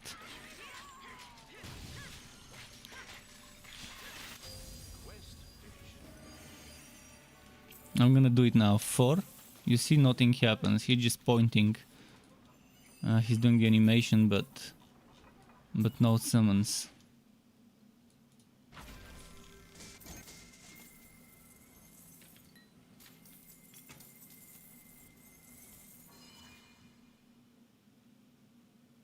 So in theory, Code the Crew is a good skill, but in practice, you see with this bug happening, if they get destroyed, and they will be getting killed, if you start doing Fuzzier Dungeon, you can't expect them to survive all the time.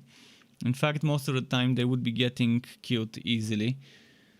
So in theory it's a good skill, but in practice it won't be, because you won't be able to resummon them until you wait for 120 seconds before reusing the skill, and you don't have a timer somewhere. You have to pay attention at your watch or clock or something, then time yourself those 120 seconds.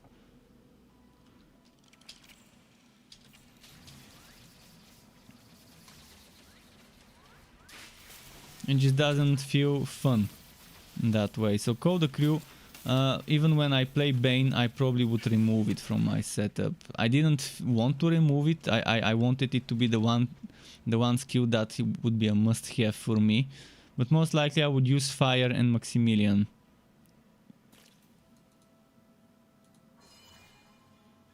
And Call the Crew was actually the one thing that could be very strong. Not very strong, but let's say reasonably strong when you buff it up, and when you add those firemen, and when you add the crap. That crap that gets summoned when you use Call the Crew.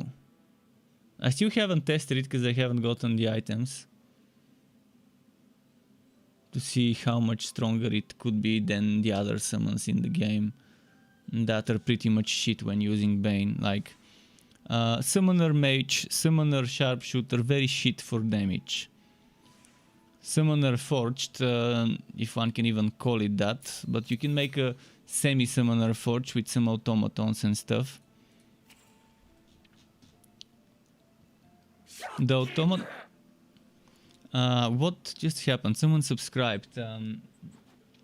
Daquan Robinson, or the Quan Robinson, thank you very much for the sub if you're watching on YouTube. Welcome to the Struck Club.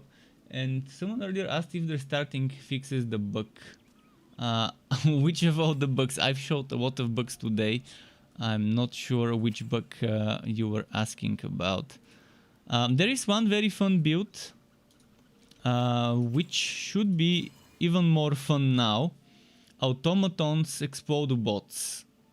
It works on any class, and on Dusk Mage it can be very fun. On a Bane Dusk Mage with Miasma and Consecration and Spirit Well. Basically you're using the Toy Maker's tool. The Toy Maker's tool summons explode bots. It could also work on a Forged. It could also work on a Forge, but you're not gonna squeeze as much damage as a Dusk Mage. And the whole idea about that explode bot build is to use the Toy Maker's tool, which is cast a cooldown skill, gain a clockwork part up to 10, max of 1 per second. Then you cast your ultimate skill, which for Bane would be Arachnid Assault, and it removes all clockwork parts and summons an explode bot for each part removed that explodes for 600 weapon damage. And this is amazing, because that's like 6000 weapon damage. Boom! With max of those explode bots. And you can boost this with things like Consecration and having some extra summons from Spirit Well to give you that extra damage buff while they're in Consecration, and then you take things like Frost Wall and the weapon from the set, one of the weapons. This would give you a reduced cooldown to item granted skills, which does not work. This 50% cooldown reduction will not work on the Toy Maker's tool. From what I've heard, it doesn't work. I haven't tested, but it shouldn't work. It shouldn't work on the Toy Maker's tool. But let's go back to the bottom. See, this one of maximum 1 per second would not become of maximum 1 per 0.5 seconds. That's not how it's gonna work. But what it will do is it will reduce the cooldown of Imbue Relic, and you would need Imbue Relic so you can spam the ultimate, the Arachnid Assault or whatever relic you're using. And if you're spamming Arachnid Assault and if the Explode bots scale from minion damage, which again I haven't tested because I've never gotten down to testing such a build, but if it doesn't scale from minion damage, then you don't need Bane. If it does scale from minion damage, then Bane is the best one. If it wasn't bugged, I could test it for you right now. To see if I can get more damage when I use that passive on Bane.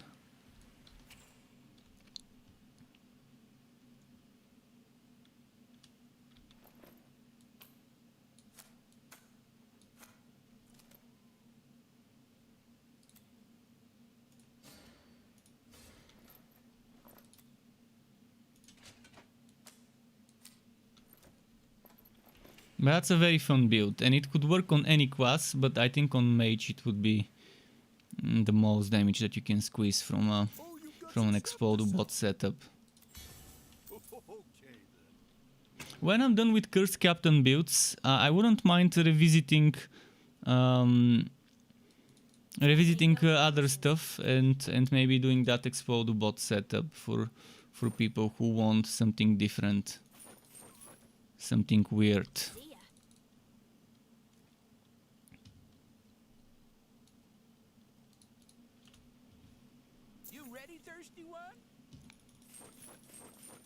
But for that one you would need 3 pieces of Ancient Ember. I would strongly suggest for this one to use Ancient Ember boots, shoulders, and there was one more piece that I think was great. I can't remember which one. Let me check. So you definitely want the boots so you can reset the cooldown of your relic ultimate.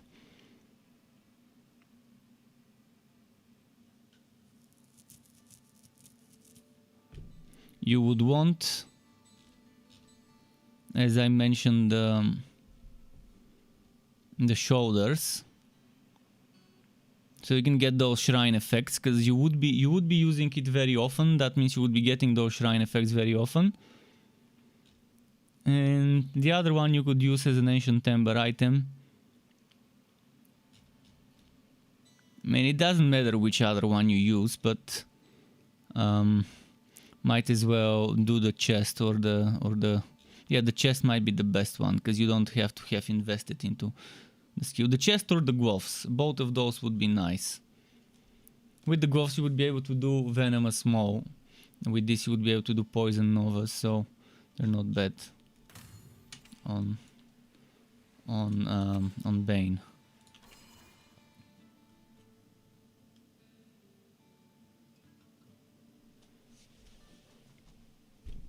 But yeah, the Explode bot should be destroying stuff if played the right way. If you build those stacks and use them on big HP targets, on elites and bosses. I mean, 10 times exploding for 600 weapon damage is huge. And in the patch notes, let me read the patch notes. Explode. Fix the Explode bot summoned by mounting King's Power drones not dealing the listed amount of damage. That is for Forged, but mounting King's Power drones and Toymaker's 2 minions are now split into 2 inventories, so their caps don't affect each other. And one thing I could suggest if you want to play Forged Explode bot build is to use the mounting King's Power drones, but in the Legendarium, while wearing the Ancient Ember ones, and you still would have to equip three other pieces of Mountain King. And then from the Mountain King you get 6 Explode bots. I'm not sure if they do the same damage, but I can try and check, because I think and now they don't share stacks, so each of them has a separate stack. Separate number, so you can have 16 Explode bots now. Let me quickly check Forged.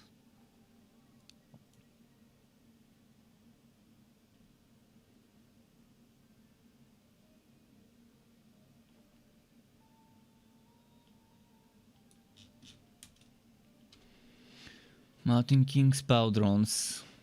600 weapon damage. So yeah, you can have now 16 explode bots with with in fact those you can do every time you summon your ultimate, whereas the other ones you need to do 10 skills with cooldown before you can get those 10. But yeah, this is just amazing how much you can do. So forged explode bot build probably would be what I want to make. Maybe Bane forged explode bot build. It may not do as much damage as a Dusk Mage per explosion, but it has 6 more explosions.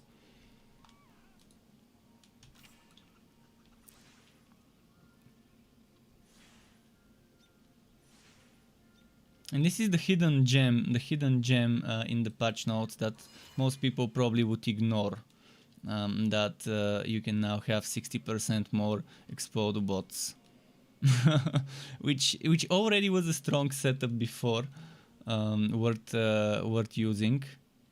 I just never had the time to make it, because it's more of an exotic setup, so I was leaving it for some other time.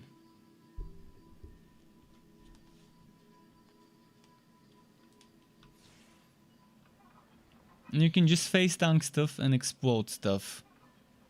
You can do something like a spin to win, fracking strike, vortex bomb setup, and using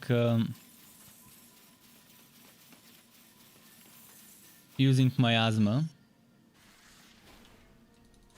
and imbue relic and stuff like that, and maybe even using poison nova for that extra defense stack, and you're gonna be the biggest tank there is, alongside a ton of damage from explode bots. That's probably gonna be one of the most fun builds you can make on Forged. That's not your typical pew pew pew. Or your typical swash and smash to get damage out of it.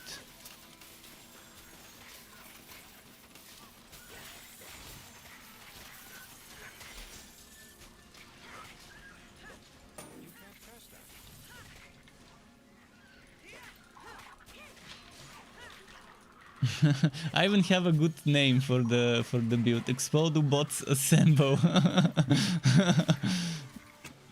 or the Explode Bot Assembler. But Explode Bots Assemble is pretty catchy.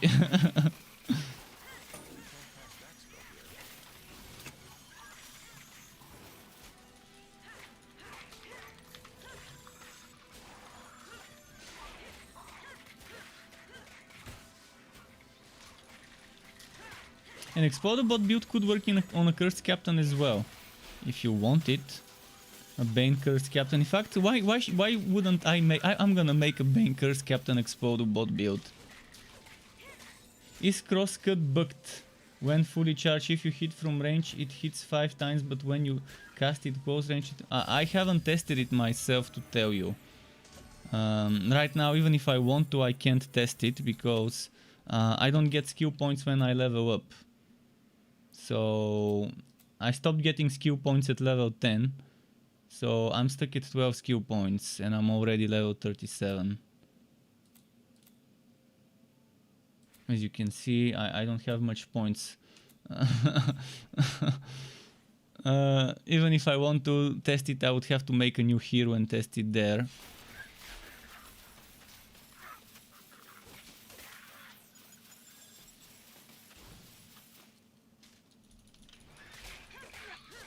So if it's bugged for you, then it's bugged most likely for other people as well. Although that's not always the case. Like this bug I'm experiencing, I'm apparently the only one that's experiencing this bug. I would believe that until someone else comes and says, hey, I have the same problems as you. So far no one has wrote on Discord or told me in my stream that they're having the same issues as I am. I was the only one who was targeted by this bug, if it's even a bug. It's more like something. Some of my character data got deleted, it seems. That's what's happening. So on the server, some of my character data just somehow disappeared, and now it's just not syncing up properly.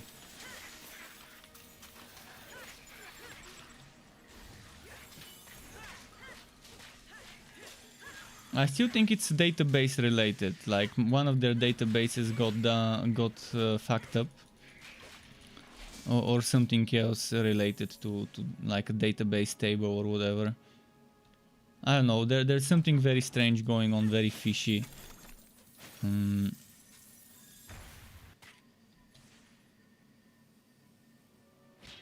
So people should be happy they're not experiencing the same broken stuff I am. But yeah, there are a lot of bugs with the new class. That has always been the case. When something new gets released, there's always bugs that need to be hotfixed. It's the reasonable thing to release a class and for the next 1 to maybe 3 weeks to release some hotfixes for minor misbehaving mechanics and stuff like that. It's the common sense.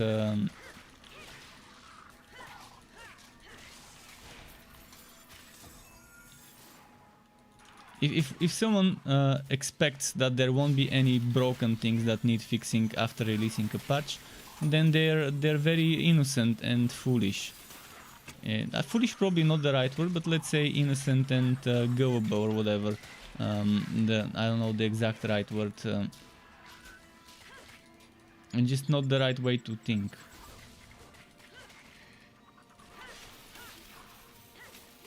Look at Vast Epoch. Vast Epoch knows this. They always release hotfixes of their patches. They release patch 081, 082, 080, and then in the next 2-3 weeks they're releasing hotfixes one after the other. To fix the minor things that were missed during the Q&A and testing phase. Bit by bit.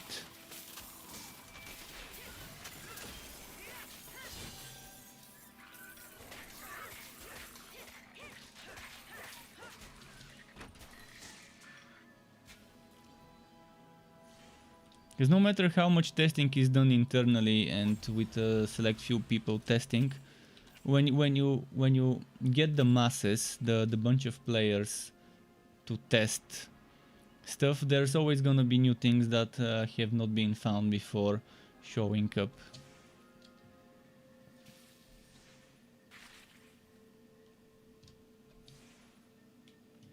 So that sounds like a very nasty bug with double cross.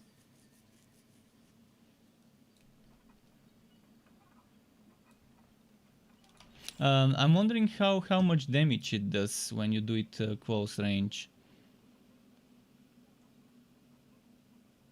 Because double cross should do 1 attack, it shouldn't be doing 5 attacks. If it's doing 5 attacks, then that's a very annoying bug. But be happy because you're doing 5 attacks instead of 1. Because the way it works is you do it once and then the next 5 basic attacks will trigger treachery. And then each stack of treachery will increase the damage of your next double cross by 100%.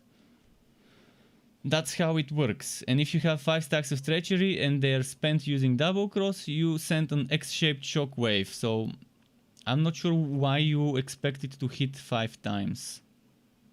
It shouldn't do 5 hits. It never says it does 5 hits in ranged. In fact, this is a melee attack. It shouldn't even work on long range apart from the X-shaped shockwave. That's the only thing that should work close range. I can test it for you on my other hero. I can switch. Let's go test it. But keep in mind mine is only level 6. Mine is only level 6, so I'm not gonna be able to do much testing.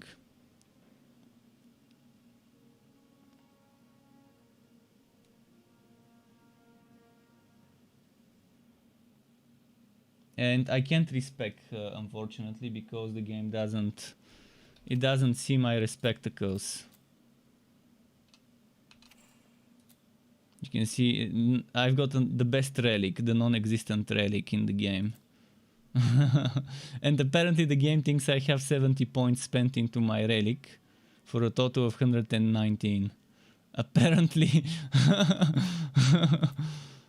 And this is the best legendarium.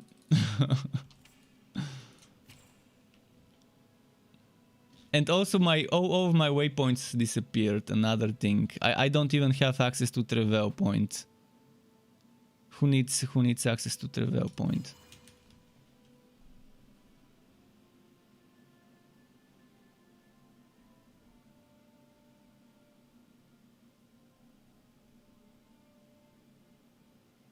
Normally I would have been playing on this hero now and farming level 60 items, but I can't. Not like this.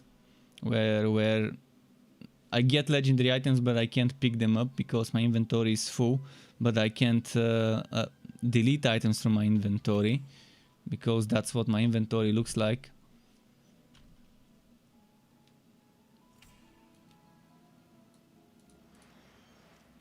Okay, let's test double cross for you.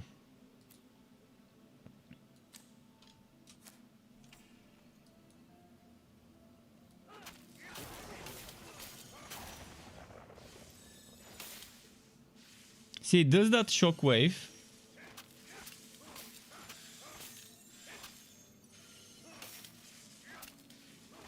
Is that treachery stacks? So it does that ranged stuff with the shockwave.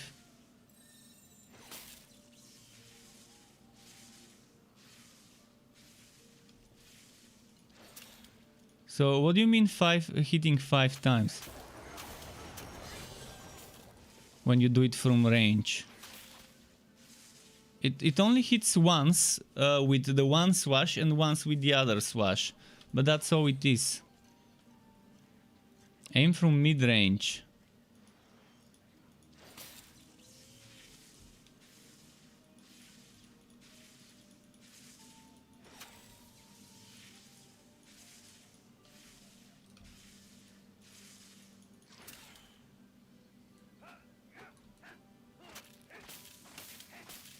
What weapon are you using? First tell me what weapon you're using, because maybe it's related to the weapon. This hit 3 times, which shouldn't be happening 3 times. It should have sent a projectile hurtling towards that way.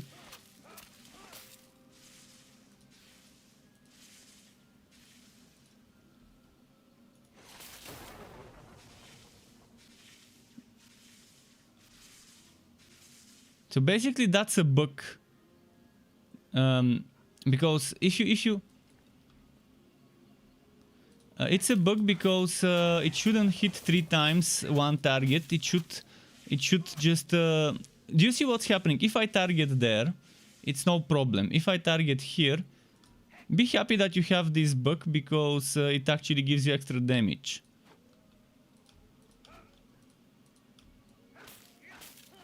Because it shouldn't give you this much extra damage. It hits 3 times though, not 5. 1, 2, 3. Even though the sound effects is 3 times. But it's doing it on the same target. But if I were to do it that way, you can see it hits it twice further. But yeah, it's not supposed to do it. And if I do 3 stacks, let's see with 3 stacks what's gonna happen.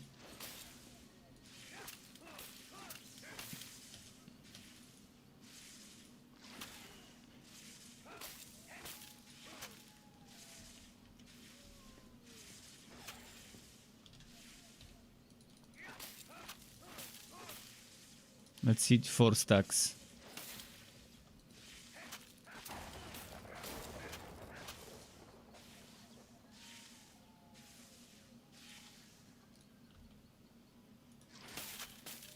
But yeah, that's 3 hits, it's not 5 hits. 3 hits with 3 hits with both sides with the X shape. I mean,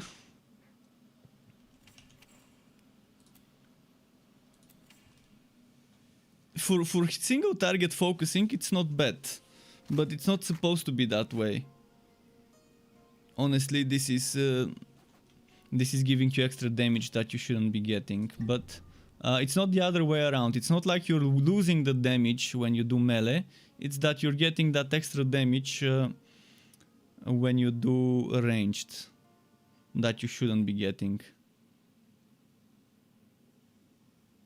Mid-range. In fact, it's only mid-range as well, which is the strangest thing, that if it's long range, it doesn't even work the same way. When it's long range, it's just that hurtling forward projectile. So you buyin' or what? Thanks for the gold. It's a grab bag. Well, this bug is probably never getting fixed, so enjoy it. Enjoy it. Enjoy the triple damage buff bug. It seems interesting. Hey, you gotta taste this. Because I think that would be some of the bugs that unless someone really reports it and keeps begging them to fix it,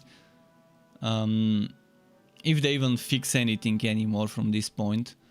But if they are fixing anything, that's definitely not gonna be on their priority list, because there are just other things that are just more broken than a skill attacking 3 times when a certain condition is met.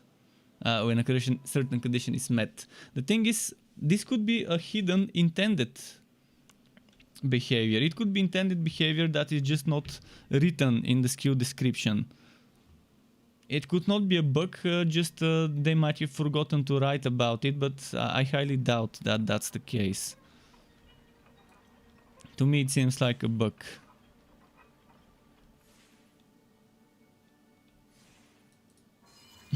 But now you saw what a real bug is when I was on the other character.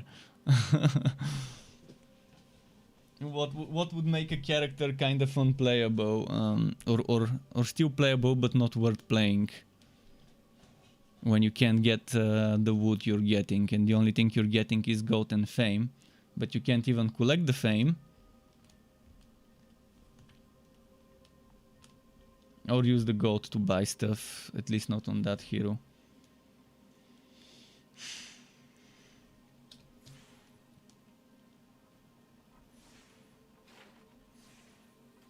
On this one it's at least a little bit better. On this one I just can't use my legendarium and I can't get skill points, but at least I can loot items and I can use potions, whereas on the other one I can't use potions at all.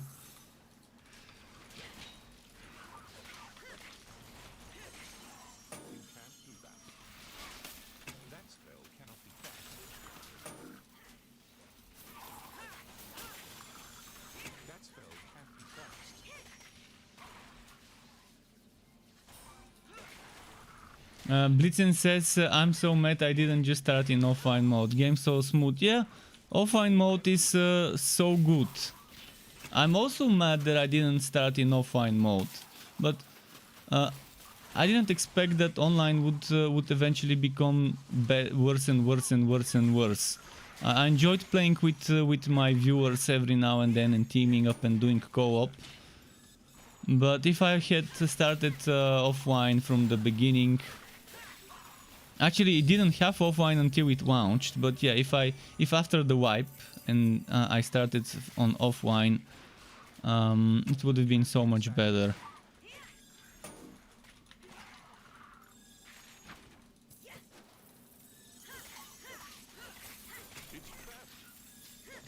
Because on the offline, even before they increased the storage, I could have just copy pasted somewhere a certain hero that I no longer play and bring it back when I need it to make room for others. Thankfully now we have 40 heroes storage in offline, That's amazing number of hero storage. But since it's stored on our computer, it makes sense to give us more.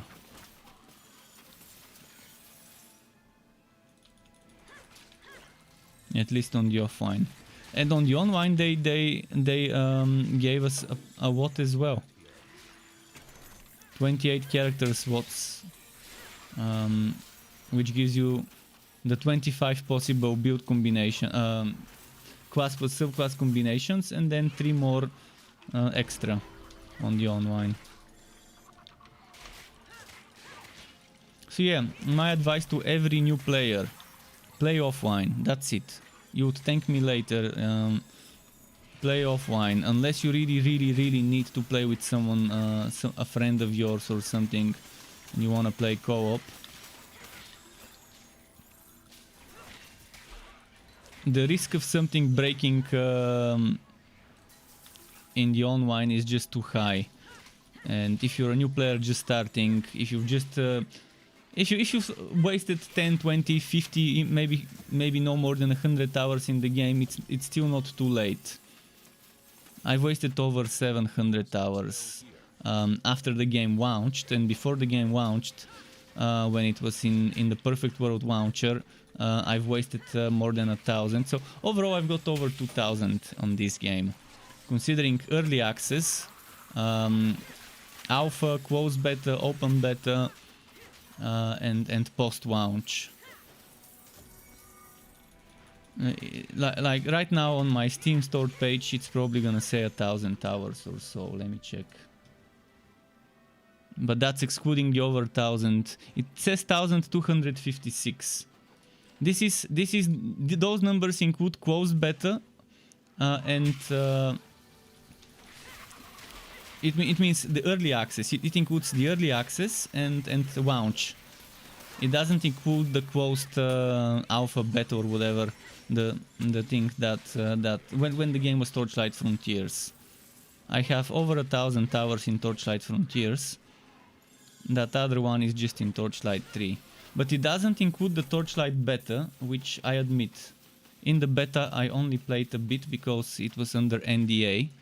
So I've got 43.8 hours in the beta, because it's a separate entity on the Steam store. But that's still like close to 2,500 hours altogether. And let's say from those, post-launch is probably I've got 700, 800 hours post-launch to level up those heroes you're seeing now on my account. So if I didn't spend as much, I would be re-rolling and cutting my losses and switching to offline.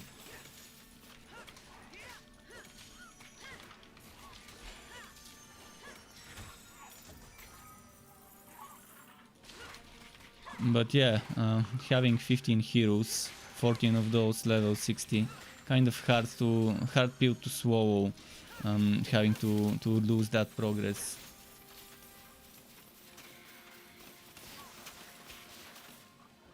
Yeah, I mean 440 hours is still it's still okay. It depends where those 440 hours went, whether they went into 1 character, 2 characters, 5 characters. I mean, if it's anything more than 6 or 5 characters, it's probably kind of late to start over, but it varies from one person to the other. If I have more than 5 heroes that I would need to re-level, and redo the story on, which is the biggest problem, the story. Fuck, where did all my gold go?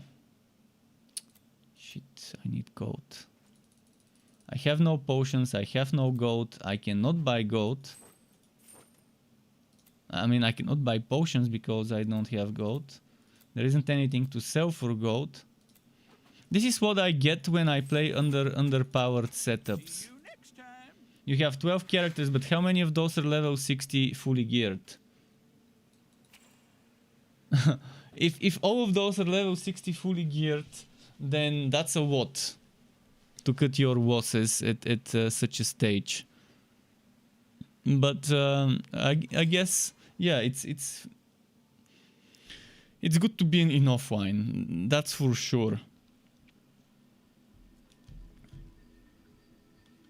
The loading is faster. There's no rubber banding. There's no connectivity related problems for sure.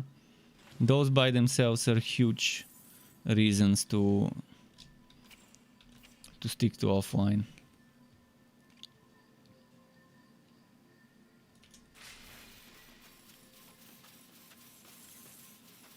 I wish that wasn't the case, but yeah, offline is just better right now. In a co-op game, co-op looter, the co-op is kind of not worth it right now. Unless you really want to just casually play and consider this progress something that can disappear at any time. Now I don't see what's attacking me and from where, and I don't know what to dodge and how. And I just wasted 2 of my 3 potions. I don't have money to buy more. Fuck. I don't know what to do. They're gonna kill me.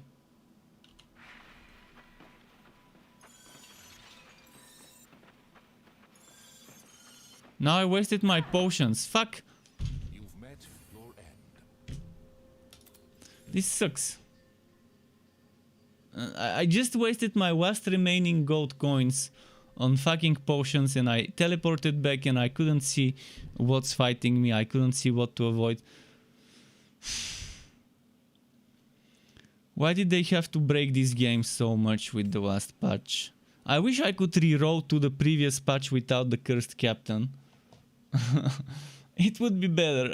I may not have the cursed captain, but at least I would have the other heroes playable. And I could do some farming on those.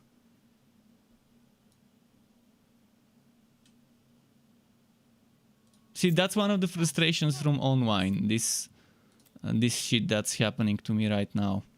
See ya. This is a big frustration. Where it takes several minutes to load. To load the enemies. Now.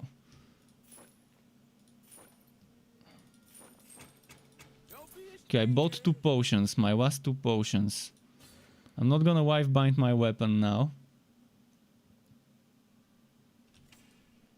Because I feel like I'm gonna die again.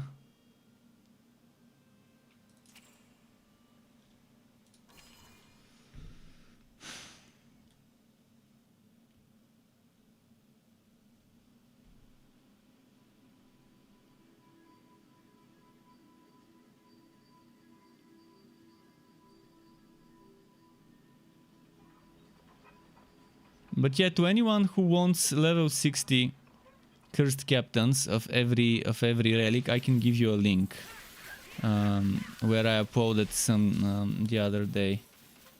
Let me check where that link is. They haven't finished the story. So you would have to still go through the story, but at least they will be level 60.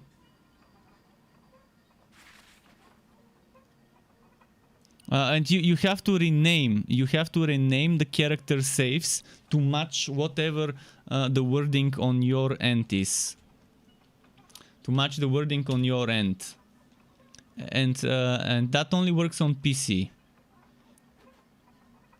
So to those of you who have restarted, maybe this would help alleviate some of the frustration of having to start over. The problem is you still have to do the story. And this is where you have to put it, and basically you have to look in that folder and look what the naming of the file is. In general, it will be something and some numbers, and then dash, then number 1, 2, 3, 4, 5, 6, which indicates the character SWAT. You should rename it to a character SWAT that is not already used. And then it says character data.sav and another thing. There's 2 files for each character. So you have to rename the number to a number that doesn't exist, the next in line. So if you have 2 characters, you have to rename it to 3. dash character data blah blah blah, and you have to copy paste your current prefix and replace when it says PTR something something something something. Those characters I have made in the test server. I've made them in the test server, but just for testing purposes offline. And I still didn't even use them. I made them for the other testers if they wanted them.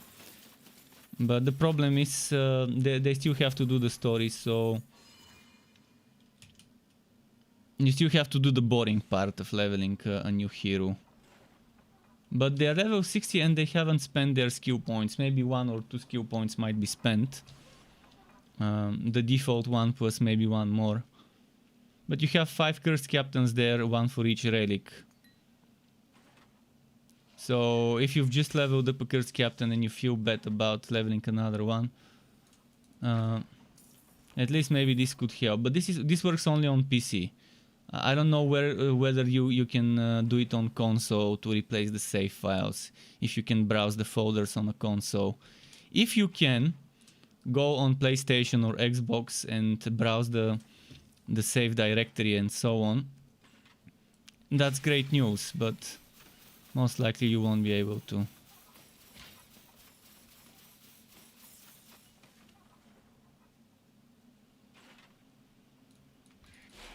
So that's who was killing me before, those ranged enemies.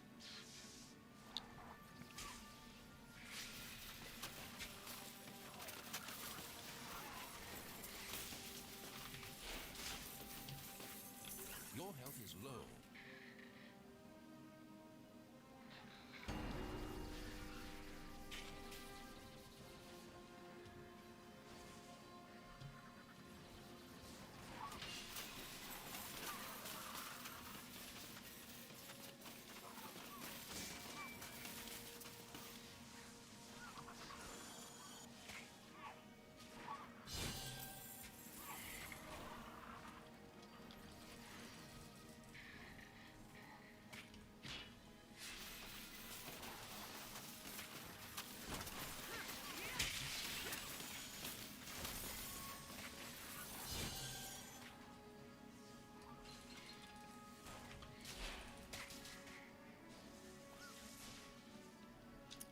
Let's see which way Higgs is.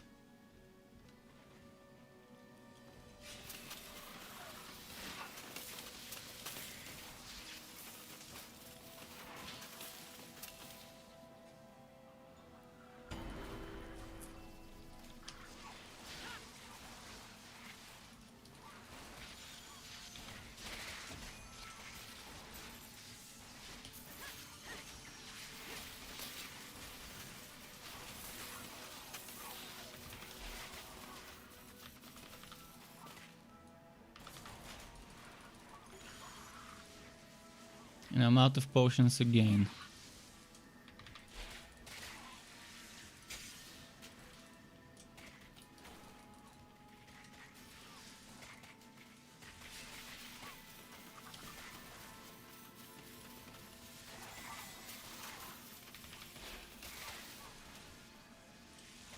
You can't cast. You have gained a level.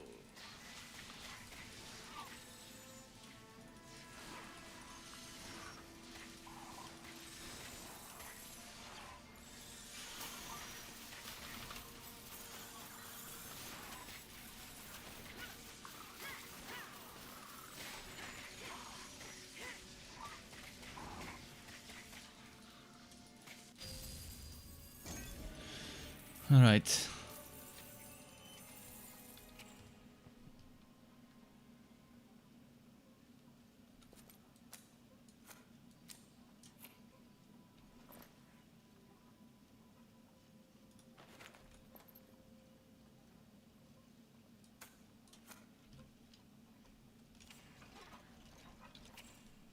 But I need you to buy me some potions. Please tell me you can. One potion. Only one. That's all I can afford right now. And this is me playing on normal, by the way. The second difficulty. Practice won't be much different, to be honest. But with just 12 skill points, it's how it is.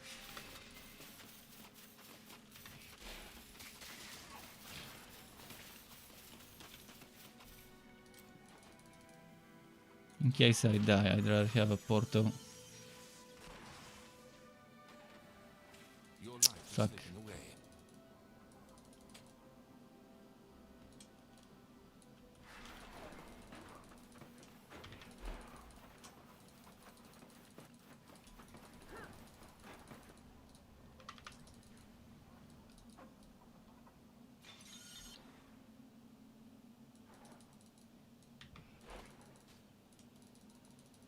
Stack HP again on gear. HP again on gear won't help me much. It's very slow to regen, and you have to stack too much to even get something out of it. Especially while leveling up.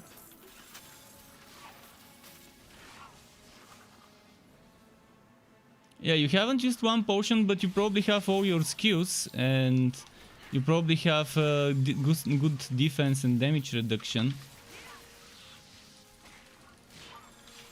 Because HP again won't help against one-shots. It's in fact one of the worst stats, to be honest, right now. At least for a late game.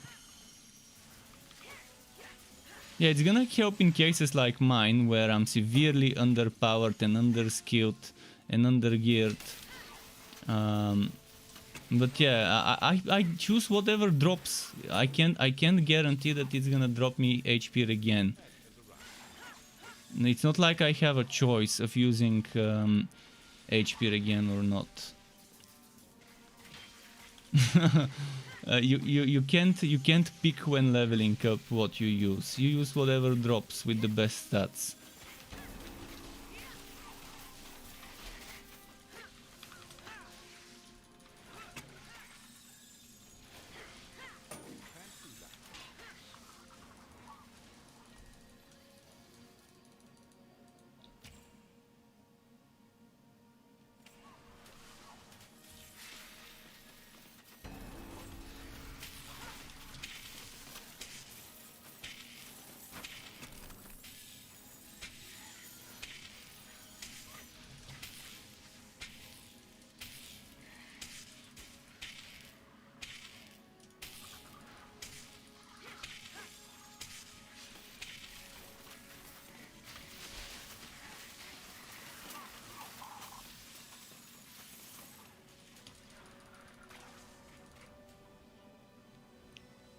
It's getting so difficult. Nearly dead.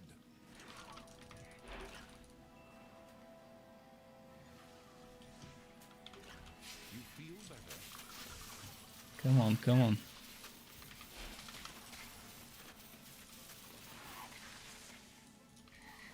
$52 HP again per second is a joke. I have 7,000 HP.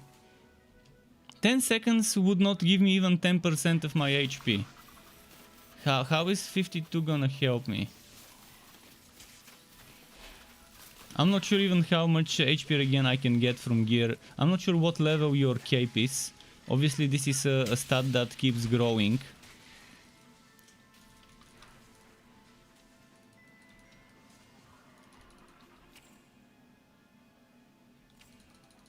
But yeah, I don't have a single thing with HP again that I can equip anyways. So it's not like I can do it. But yeah, 52 might work if your HP is 500. Or if your HP is 1500, it still could be good, but on 8000 HP, I'm not sure how much HP again I would get, but whenever I've checked it, it was always bad. It was always a stat not worth investing into. See, right now I'm just playing an underpowered, undergeared, bugged hero with only 12 skill points. I normally would be killing them before they can even scratch me, but that's not the case now.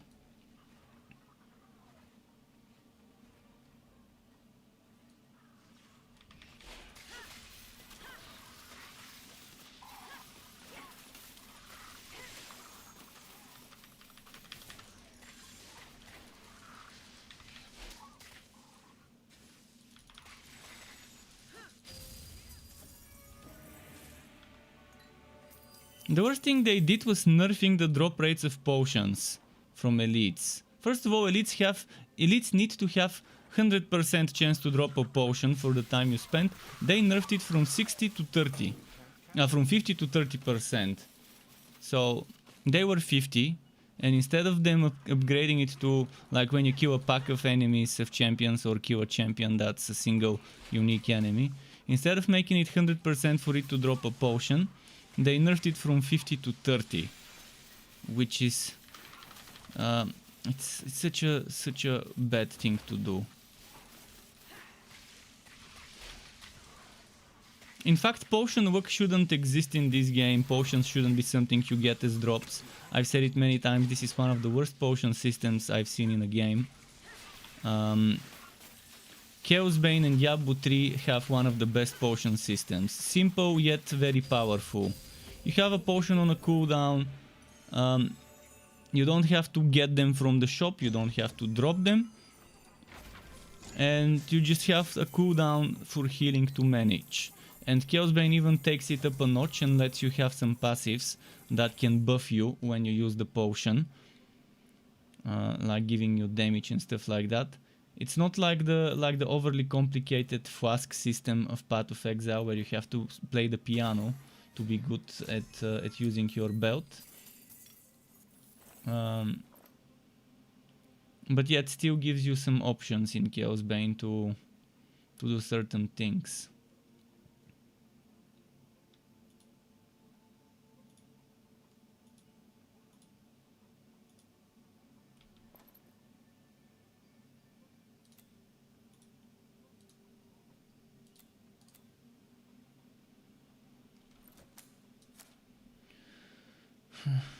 Okay, North Maze.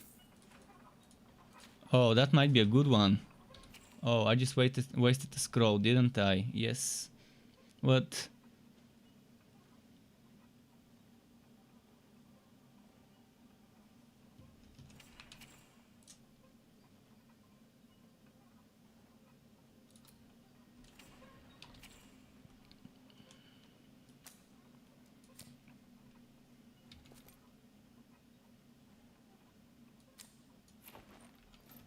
If I had my snowstorm, this would have been the perfect thing to do with stacking in the storage ancient ember in the legendary ancient ember boots, and this one combined with my frostwall would have been the perfect. See, if the game wasn't broken right now, I'd been so happy to get this North Maze. I still am happy because I can use it when leveling other heroes when they fix the bugs, if they fix the bugs. If they don't fix this within the next 2 weeks, I would have no other choice but to reroll offline myself, which would be setting me back a lot, and yeah, it's in everyone's best interest for the developers for whoever will be the new developer or support person or whatever, to at least fix the major problems of the game. Next, I think I would need the power line, if I'm not mistaken. But first, let's go to Boat Town, to Echo Landing.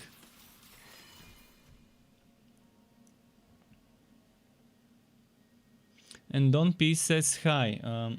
Welcome back, Don Peace. How's it going?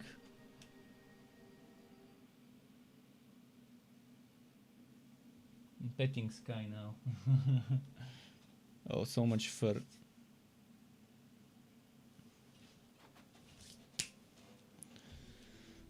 Okay, let's turn in. Once Hicks loads up. Blitzen says, this game... I need to read this on YouTube. This game, just a moment, I need to read this on YouTube. This game follows the same steps as Pagan Online.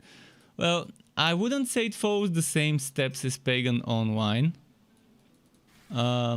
It follows very, very different steps to Pagan Online, because in a lot of the problems of this game came from listening to the community. Pagan's problems came from not listening to the community. See, Torchlight 3 listened too much to the community and made dumb patches that made no sense for the game's future. It made sense for the game on a as a short-term improvement, such as the challenge bonus on items.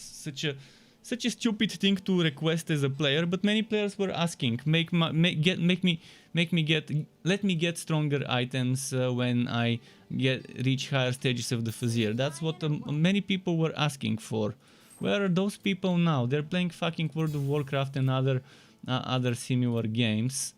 They kept give me carrot on a stick, give me the carrot on a stick. Why? Why do you want something as boring as power creep connected to items? People kept asking for the wife bound system to change. It changed. Before, if you don't know how the wife bound system works, before wife bound items would drop as wife bound with the extra stats, and then you would use the scroll of unbinding to make that strong item no longer wife bound, but retaining those extra stats. And that means no longer losing items that are strong. Obviously, neither of the two systems is fun, and this system could be so much better if they just added durability to wife bound items. That just when you die you lose some of the durability, and if in the end the item breaks, it doesn't disappear. You just need to spend some type of new resource, magic anvil or whatever you want to call it, to fix the durability. That would have been so much more fun than the current system. But people wanted a different wife bound system. They got it. People wanted more skills. They said, why do I only have 7 skills in one skill tree and 7 in the other? Give me more. And then we got the subclass. Before we could change relics. I could take my Cold Heart relic from this hero, put it in the relic storage. We used to have relic storage, and then I could take it on another hero and take the already leveled up relic, because relics had their own levels separate from the player. They were artifacts that you level up, but then they expanded it, made it into a subclass, gave us extra 10 skill points, so that we can have something extra to put into the relics. And yeah, that's what it is now. Most of those changes came from requests from the audience, from the public. The only thing that the public never asked for was the Fazir. Although one way or another we did ask for some sort of rifting endgame system. But the Fazir from the get-go had many things done wrong. Many things that could have been done better. No, this is not a melee cursed Cold Heart. The only melee is my basic attack, which I don't use. This is not a build. This is just me leveling a hero. I'm not sure what it will be. You can see I only have 12 skill points. You can't make a build with 12 skill points. And even when I'm level 60, I would still have 12 skill points. So this will not be a build until they fix certain things, unfortunately.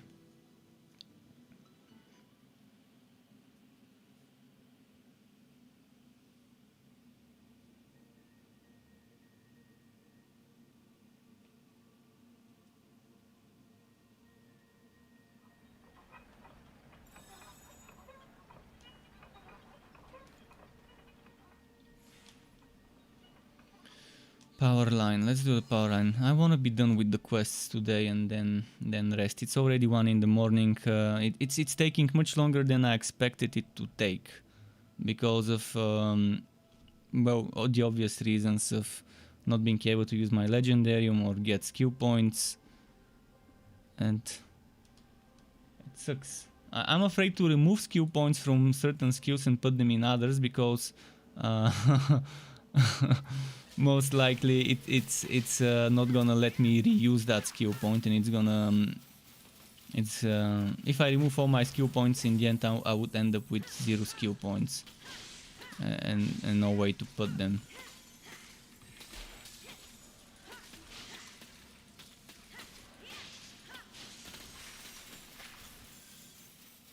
It's like Torchlight 3 is holding a grudge against me and decided to fuck up my fun time yesterday, and today I'm doing my best to still try and keep leveling and keep preparing to make some content for everyone, for the community.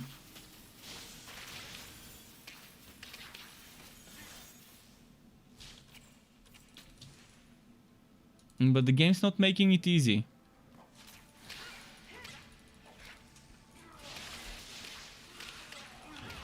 All those 2,500 hours I've given the game don't mean anything when the game just wants to sabotage you with bugs that are unique. I mean, come on, find me one more person that has the exact same bugs I'm experiencing. One more person. To know that there is no weird thing happening just for me, just on my end, just on my part of the server where my character data is stored.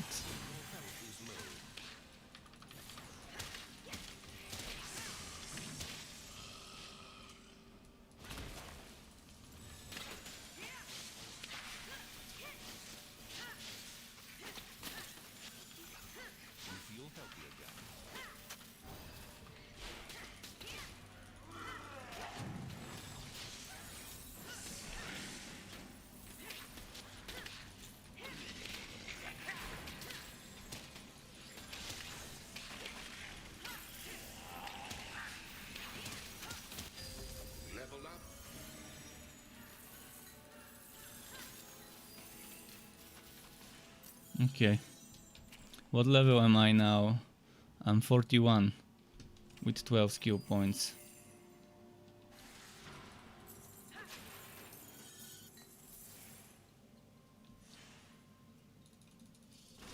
I wonder if the Netherlands care about their soldiers. They send us so many. They come spilling through the rifts by the thousands, and still there seems to be no shortage. How much of their eagerness is a desire for what we have here? And how much do they just want to leave the Netherlands?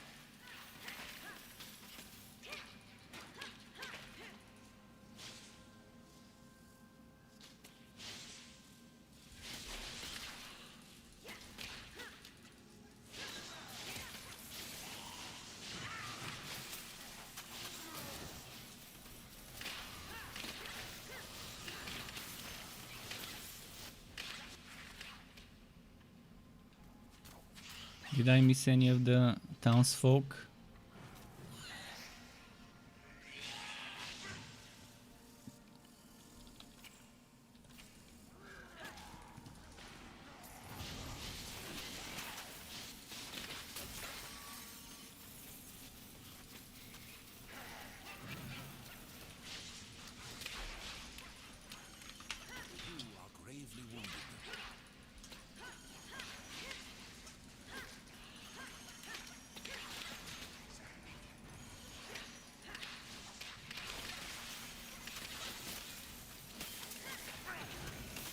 Fuck, they're choking my exit. They're just, why can't they let me move through there?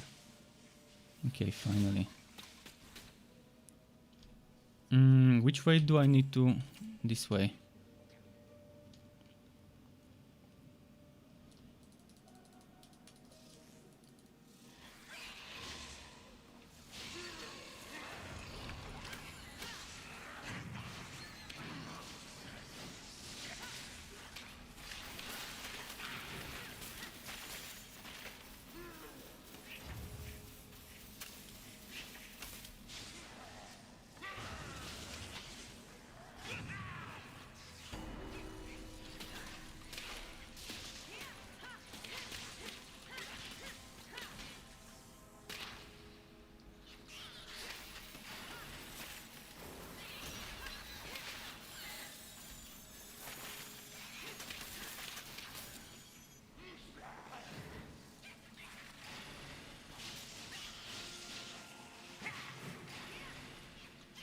Let's see.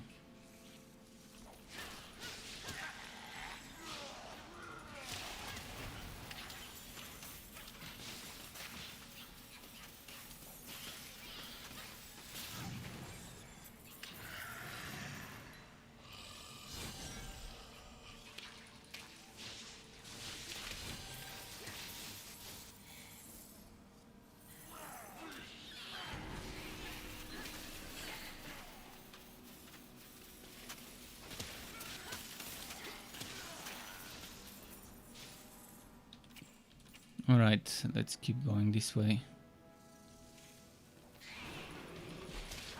But yeah, the lesson I've learned from this game is never play online. If the game has an option to play offline, just do it. Select it. From now on, whenever I go into those games where the future of the servers is not certain and guaranteed, I'd rather just play offline. I know I play those games for the sake of co-op. The main reason I play co-op shooters and not single player games is to play with others. But fuck, if that's how it's gonna be with games, might as well always play offline if given the option.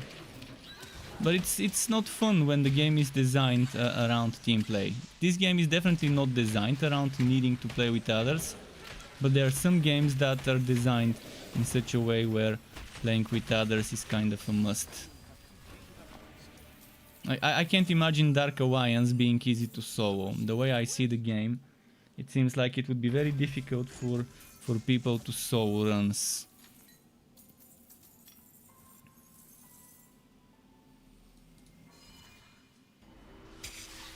Ah, ambush. Ah, fuck, no.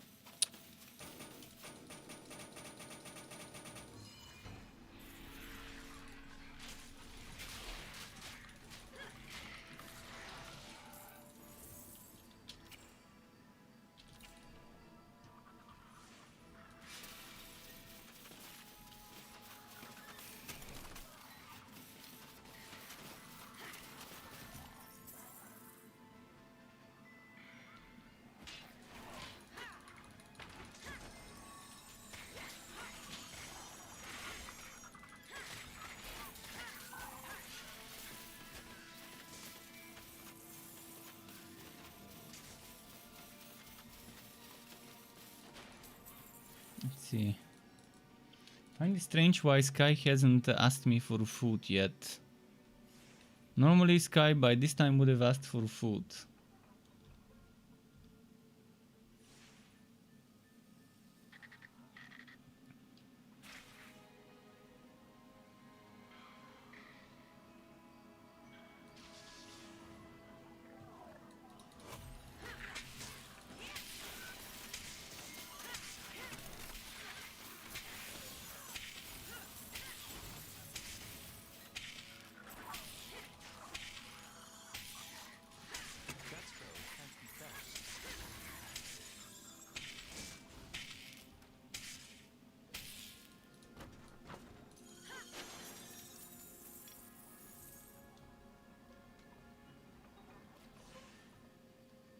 Let's see.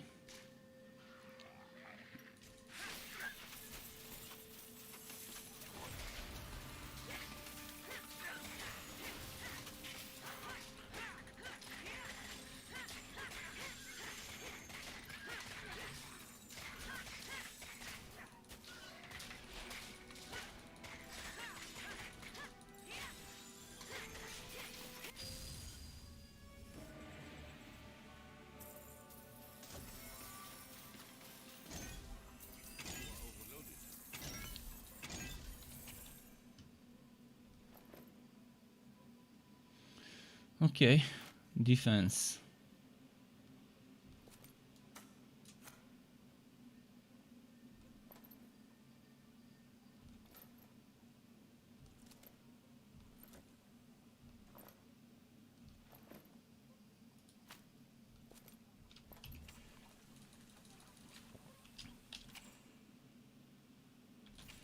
I think it might be over here where I need to go. No, it's not here. Then probably this way.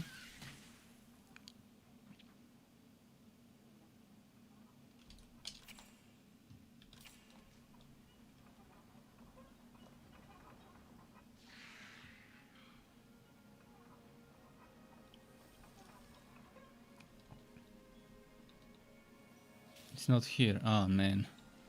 It's gonna be on the other end of the map. You betcha. Encroachers approach. Climb their meaty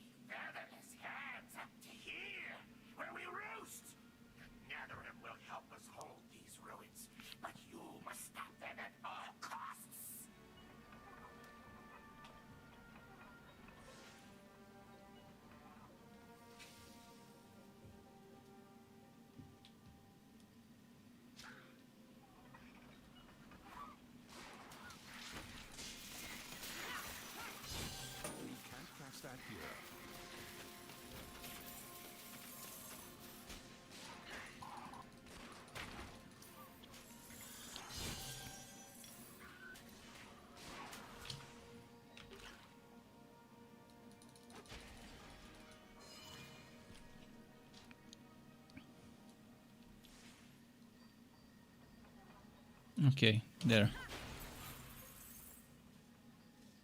Oh, that was the quest where I have to kill Netherim. There's always a Netherim I'm missing somewhere and I have to go back, so let's make sure I check every nook and cranny this time. So I don't have to return and waste time. Come on, come on. Ah, fuck it, I don't need to kill the spiders, only the undead and Netherim.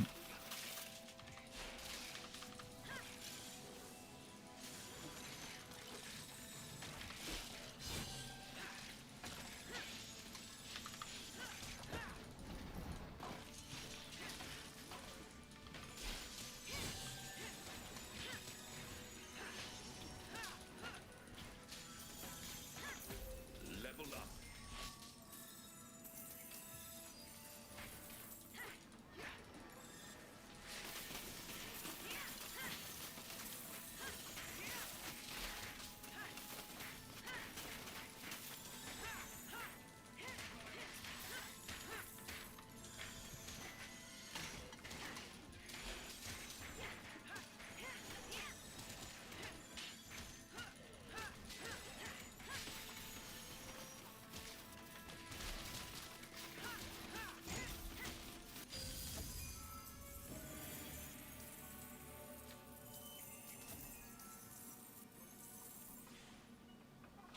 You are wounded.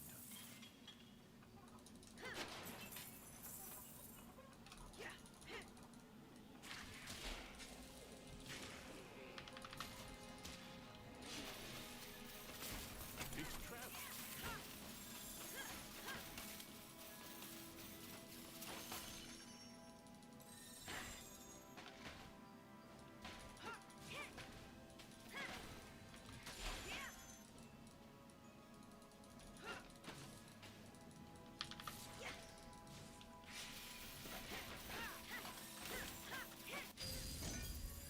Okay.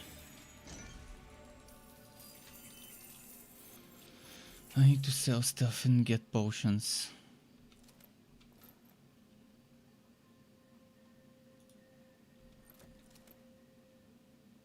$83 health regen per second. Yeah, that's not gonna help much, but okay, let's equip it.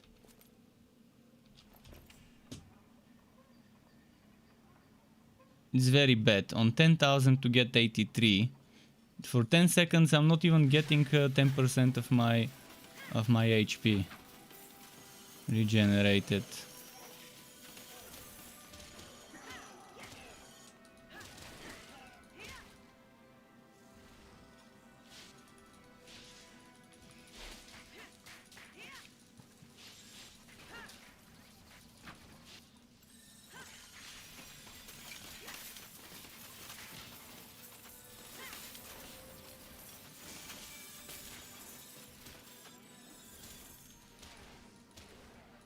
It should have been 1% HP per second. Per part. It shouldn't have been flat health regen per second, but a percent HP per second. And then you have 6 pieces, that's 6 HP per second. So within 10 seconds you can get 60.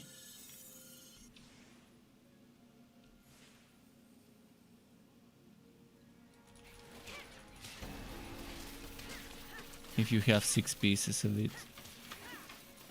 But again, it's and most of the times health regeneration in the end game when it's all about quickly healing before you get wrecked, health regen won't help much.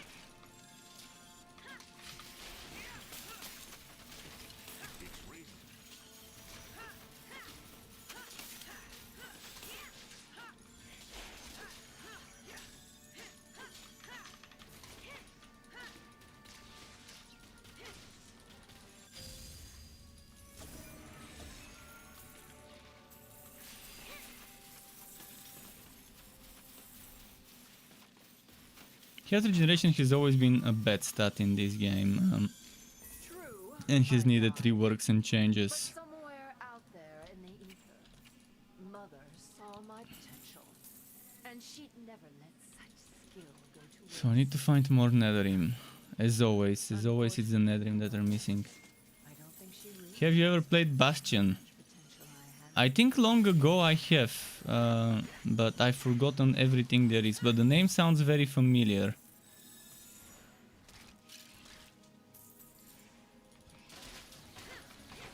If I've not played it, then I've definitely seen it.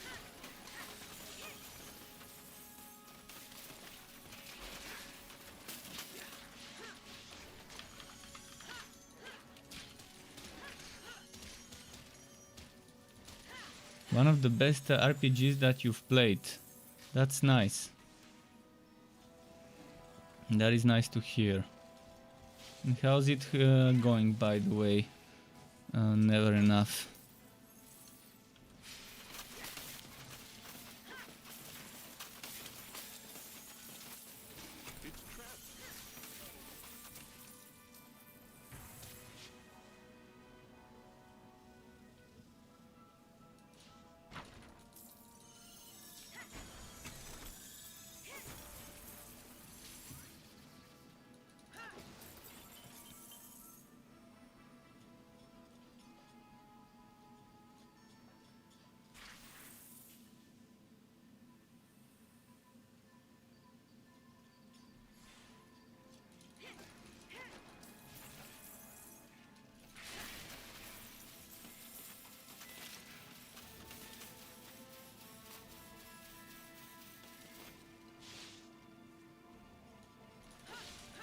Let's see.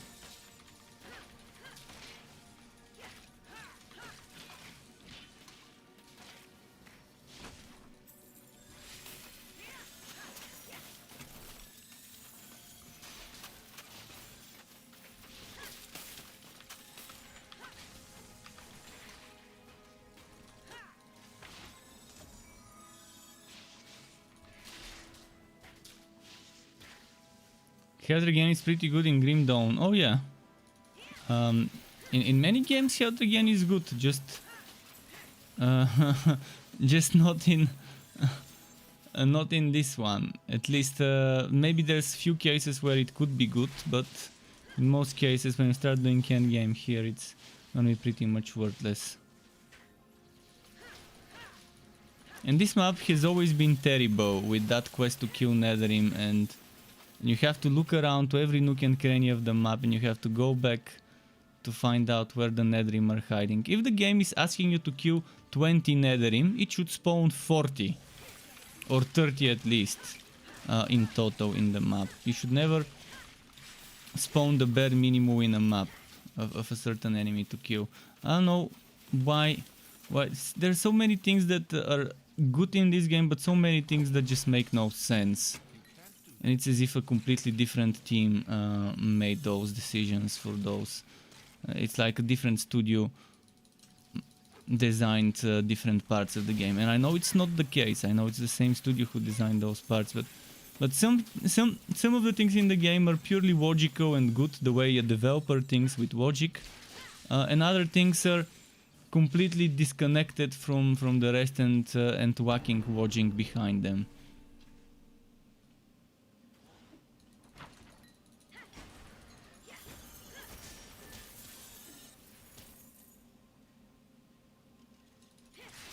Bastion is like $7. $7 I don't have in my pocket. The last few months my channel has been earning less than I'm spending. My YouTube channel and Twitch combined. So I'm already on the minus, and I've been using the money I was saving for my GPU the end of April and the whole of this month. So I've already spent some of my GPU savings on games that were very disappointing games. But not much can be done. I mean, I wanna try new things and I wanna show my audience new things. But if I don't like them and I quit them after a few days of playing, it's how it is. I can't force myself to play a game that's not fun. But well, we'll see. Maybe eventually soon I would find something that I enjoy playing. and that one thing probably people would be interested in as much as I am. The next thing I'm testing in 2 days on the 1st of June, because it's already the 29th here, will be... wait, is there a 31st of this month? Oh, there is in 3 days then. In 3 days on the 1st of June, there is Necromund the Hired Gun. That's the thing I've pre-purchased. Hopefully it doesn't disappoint.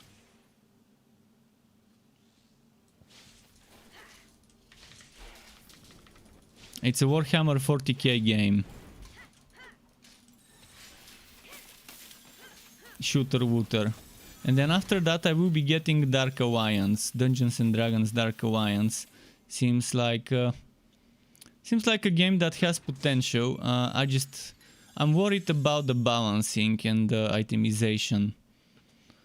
Most Warhammer games have terrible itemization, like Vermintide, like what's the other name? Martyr, like Chaosbane.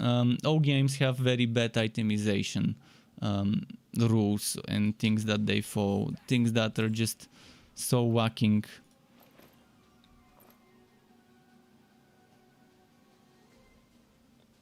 If not whacking, boring at least.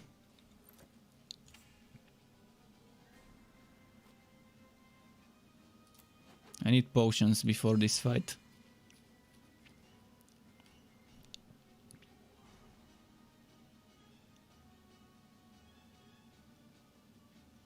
Hobo YouTube live, best wife. Kind of, yeah.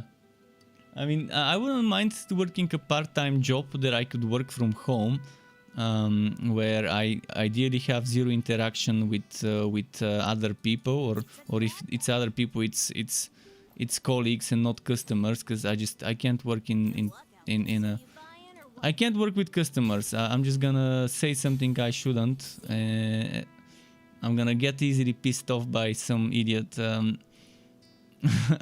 I'm gonna lose my temper. So I don't belong in a place that works with customers. For sure.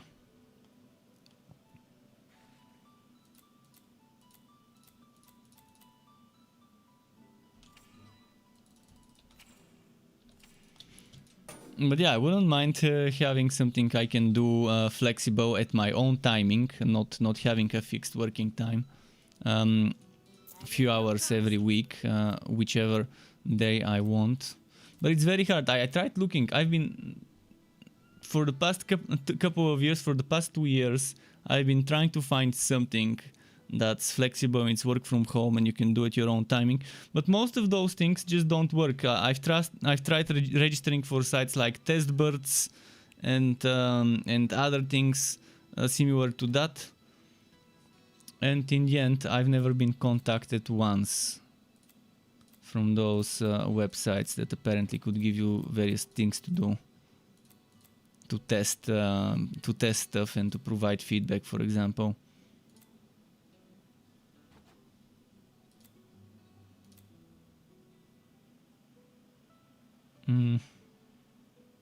I did register on Fiverr, but right now my Fiverr gigs have been disabled recently.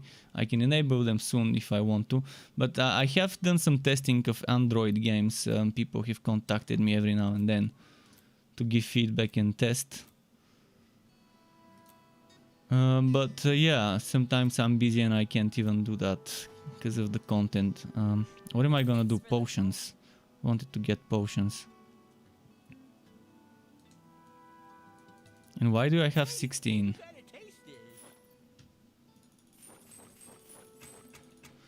The game was telling me I have 0, but I actually had 16 potions. Torchlight needs daily quest and... Oh no! Hell no! Daily quest. Fuck this shit. This belongs in fucking MMOs for zombies, not in ARPGs. Don't force me to log in every day so I don't miss out on rewards. Seasonal quest? Oh no, thanks, no thank you. That belongs in VR games. Seasonal stuff, like seasonal content is good as long as you don't have to start over. If you don't have to start over every league season, that's okay. And it can be done in many ways.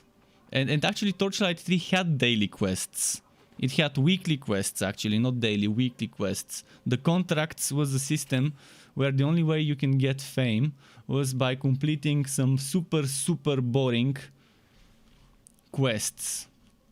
And every week you had a limit of amount of fame you can get. And this is terrible design. If they had that old system, this is terrible design. Because it limits the amount of resources you can earn. It doesn't belong in hack and slash shooters, it belongs in MMO games. But even there, I would rather not have such boring, shitty mechanics like daily quests, weekly quests, limiting how many times I can enter a dungeon, how many times I can do a raid, and so on. You should let people play as much as they want whenever they want at their own pacing. It's as simple as that. The sooner developers realize that, the better it will be for the whole industry.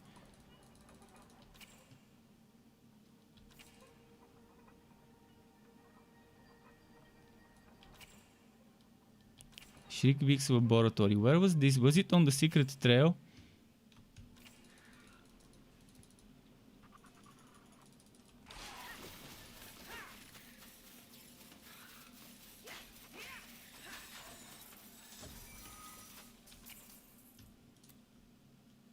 I need King's Road, not Secret Trail. Okay, King's Road. King's Road. It's probably down there where I was.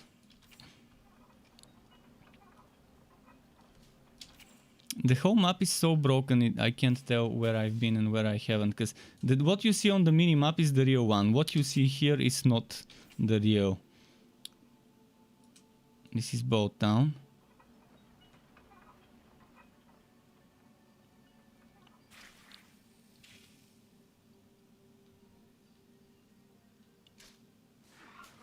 Daily quest will not change anything in Torchlight 3 other than they're making the game more boring with fear of missing out. And zombifying you, making you log in every day to do the same boring repetitive whoop. That's not gonna make a game more fun, it's gonna do the exact opposite.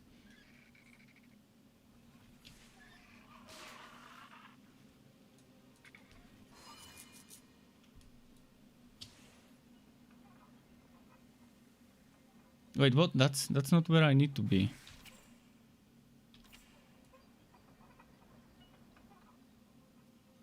Wait, something doesn't add up. Okay, I guess I need to be still in this place, maybe. It must be at the end of this place. I've forgotten how to reach Shriekbeak. So, and I was doing that 2 days ago and I've already forgotten. Or 3 days. 3 days ago I was doing this same quest on my other cursed captain. I never played No Man's Sky, but okay, if it does seasons well. Seasonal content, as I mentioned, can work very nicely. You can add a little bit of an extra story every season that gives you few different new quests that make you go through a narrated story with some characters taking you through it, similar to, for example, the Borderlands DLCs. If you know the Borderlands 2 DLCs, how you could repeat certain stories, even the Borderlands 3 DLCs have similar things, although the Borderlands 3 DLCs are super bad, the seasonal ones, the Halloween one and so on. But that's kind of an example of how you can do seasonal content that you can repeat every year. You can recycle, although I'm not a fan of the recycled stuff, I'm a fan of new stuff. But yeah, you can have a new story that's different every season, and it's not something you can repeat every Christmas or so on, different every Christmas and so on. Yeah, small story, a few quests to take you through. Oh, fuck! Do you see what's happening? It's porting me through Echo Landing.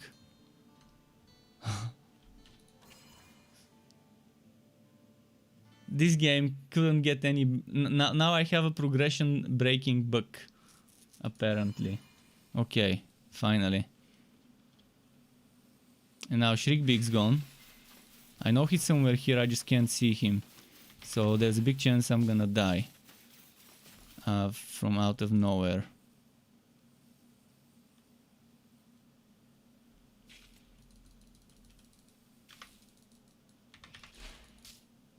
I know he's here. I just can't see him. Okay, I can see him now.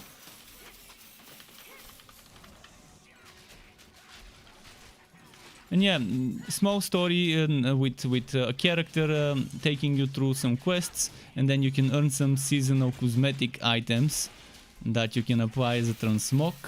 Something that would still motivate people to wanna log in to get it. But also something that you wouldn't care if you miss out on. And something that you should be able to get later, even if you miss out on it. To do that stuff.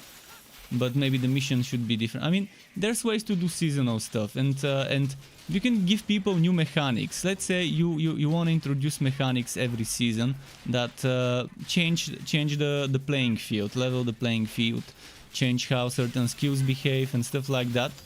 And you should give people the option: do I want to convert my old character to the new season with the new mechanics? Or do I want to just make new characters?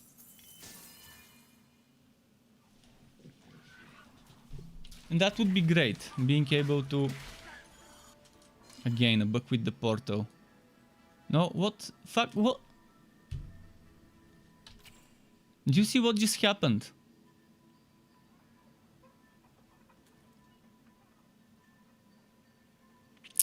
First it didn't port me out in the place it needed to port me out.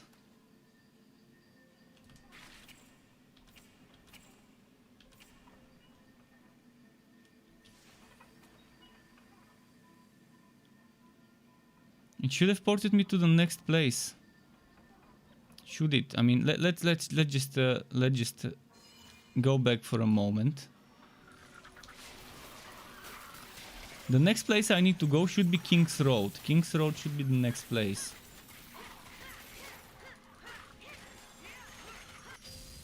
Why did it port me here?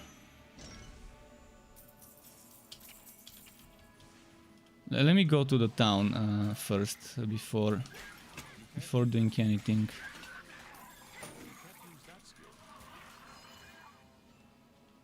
Is the captain good for many? What do you mean many weapons? The Curse Captain is good for any weapon, and weapons in most cases for this game are stat sticks. If you're not gonna do a basic attack build, the weapon is that, a fucking stat stick. Which is good, I like it that way. I like the game not forcing me to use a specific weapon with a specific class, and letting me choose the weapon I want. Because the way the game is designed, you might want specific weapons equipped. I like equipping a North Mace or a Glacier's Edge, because I like combining that with the Frost Wall, which is this item, to get that extra cooldown on my active skills. But some people might want to approach it differently. And they might want to equip a different thing, like a gun or whatever. Or some people just don't like visually how certain items look and want something that looks different.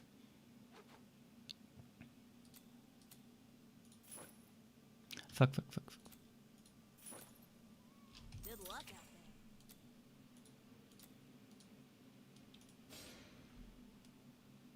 Oh wow, I should have wife-bound the other item.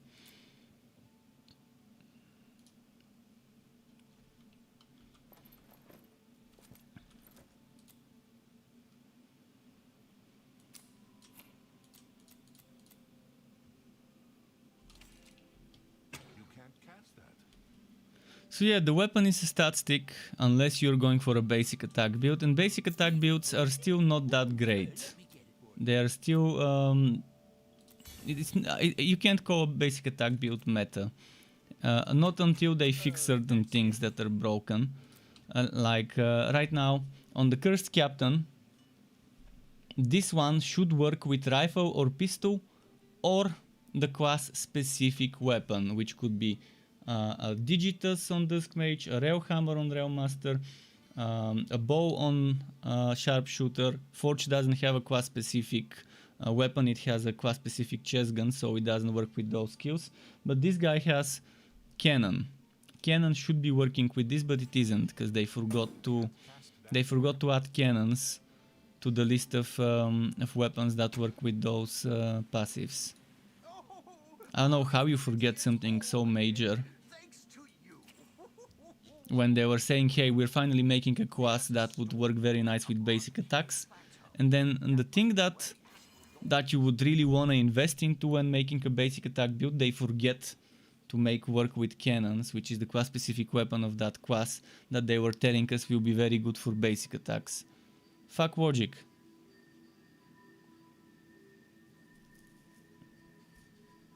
But I remember being hyped when they first told me, hey, that new class that's coming, it's finally gonna be nice to make basic attack builds with it, and you would really want to invest and test basic attack builds with that build. But yeah, I would have loved an Electrode zap zap zap build, where I'm just going in mid-range and I'm using Shocking Force to do those thunders, and spamming my cannon with maxed out attack speed and stacking as much as possible damage to basic attacks from my skills and passives and items. But I can still do it, but it's not gonna trigger the zaps from Shocking Force, and it's not gonna give me the 50% basic attack damage from Shocking Force. I would have been okay if I don't get the extra damage, but not triggering the zaps pretty much makes it pointless to make such a build.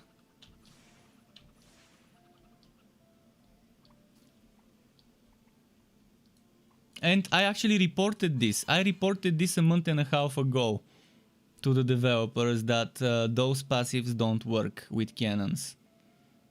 So that was actually even... They should have read it. If they didn't read it, then that's on them. I did my part of the little bit of testing. The thing that was obvious to me, I reported as something that doesn't work. I'm not sure if I reported it through the in-game reporting on the test server that was added, or whether I wrote it on Discord, or both, but I'm pretty sure somewhere I reported that.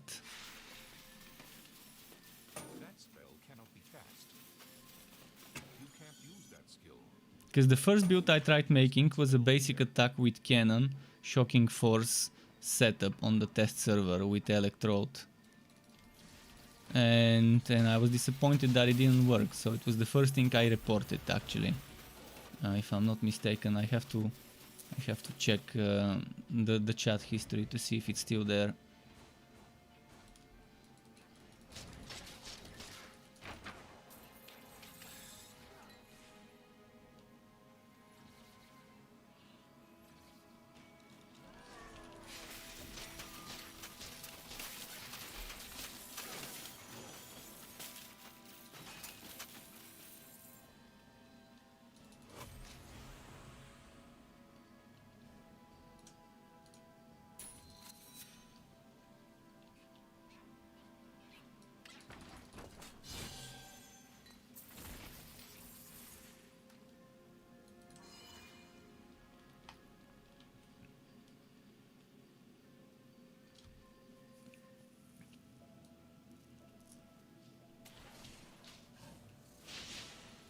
Okay, let's see.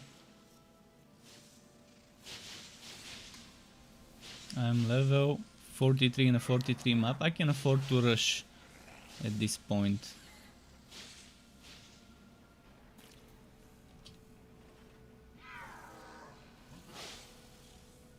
Your says, when do you have a birthday? Oh, I'd rather not say my birth date, but it's in the summer, in August. I'm not gonna say the exact date, because I'd rather protect my personal information.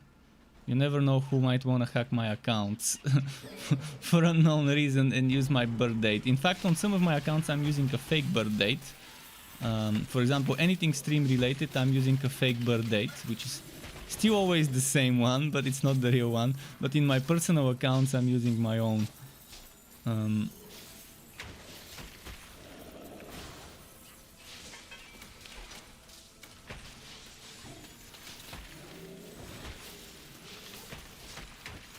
But yeah, my birthday is far from now. It's in August.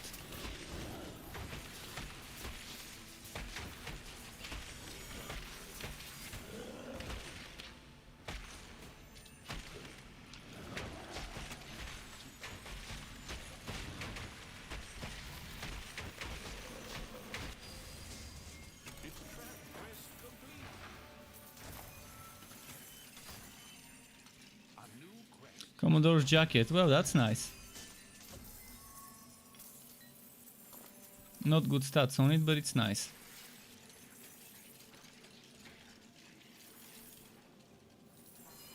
We're getting on the final stretch of this playthrough.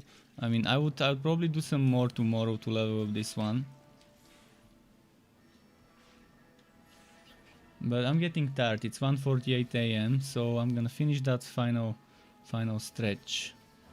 Thunder Throne, the whatever gate it was called, and then Ordrak.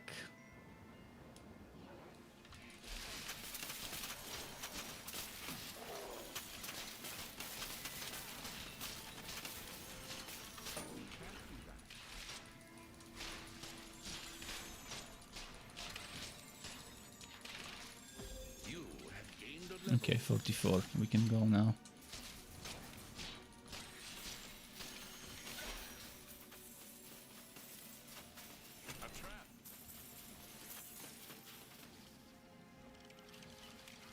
Ah.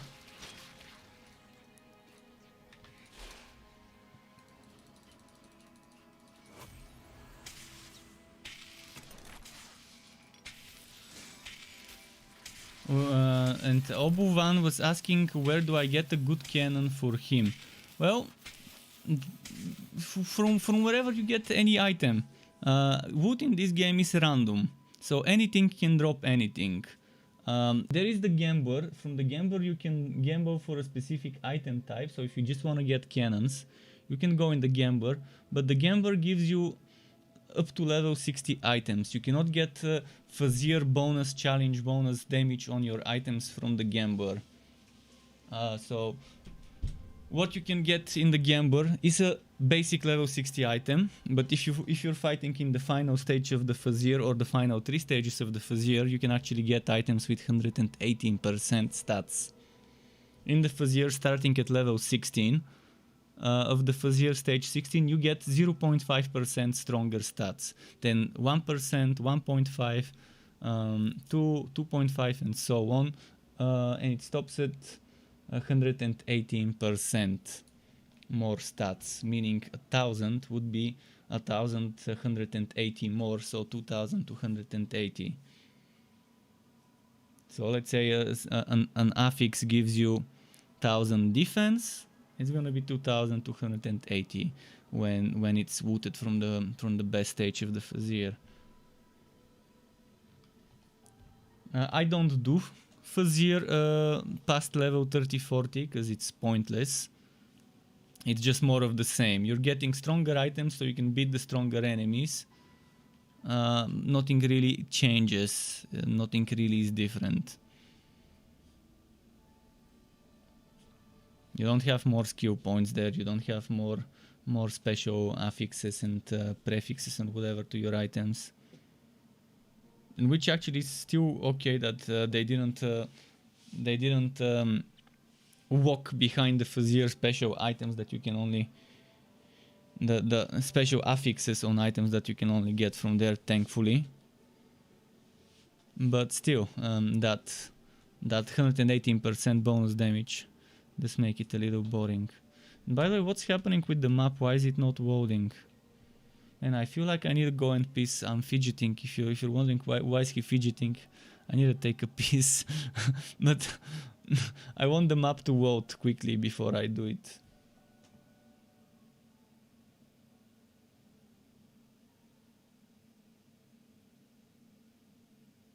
Come on, map. I think it's glitched. I think it's gonna tell me you've been disconnected from the server.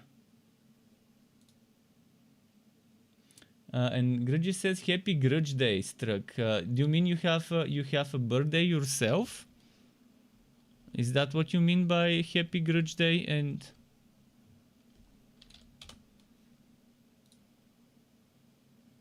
if you do, then happy. I'm not sure if it really is your birthday, but if it is, happy birthday to you.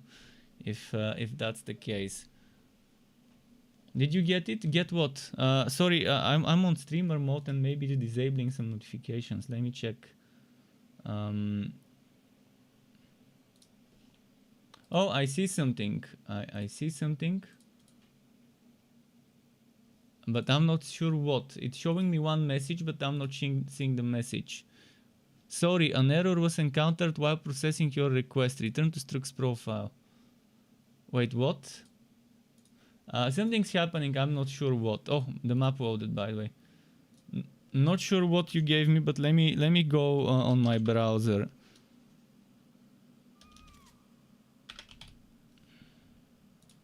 And log in to see what I was supposed to get. Now it's asking me for a code. Oh, seriously?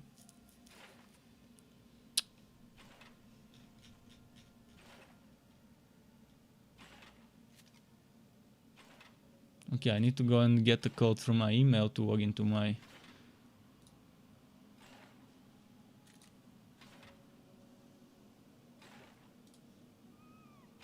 Now the wonder is, the question is which email. I've got 5 different emails for different purposes. Which one is my Steam email? Okay, I need to start my other browser.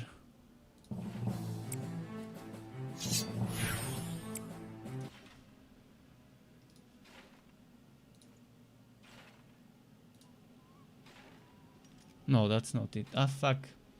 I'm not sure what's happening, but I see a notification. Oh, received the gift. That's it. 7 days to die. Oh, thanks. Open world game that is unique combination of first person shooter survival. Okay, well, thank you for the gift. I will definitely test it. I will definitely test it and play it. It was a little bit delayed, but thank you very much. You satisfied the grudge for the game gift.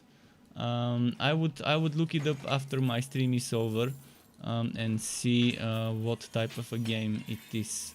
I think I've heard it. Sounds familiar. And really appreciate it. And you're saying every day is a grudge day. Every day is a grudge day. That sounds nice. Well, one more game on my library. We'll see how I feel when I play it sometime. Okay, right now let's get to level 45 and beat the final boss. Not the real final boss. The real final boss is the game-breaking bugs, as we know.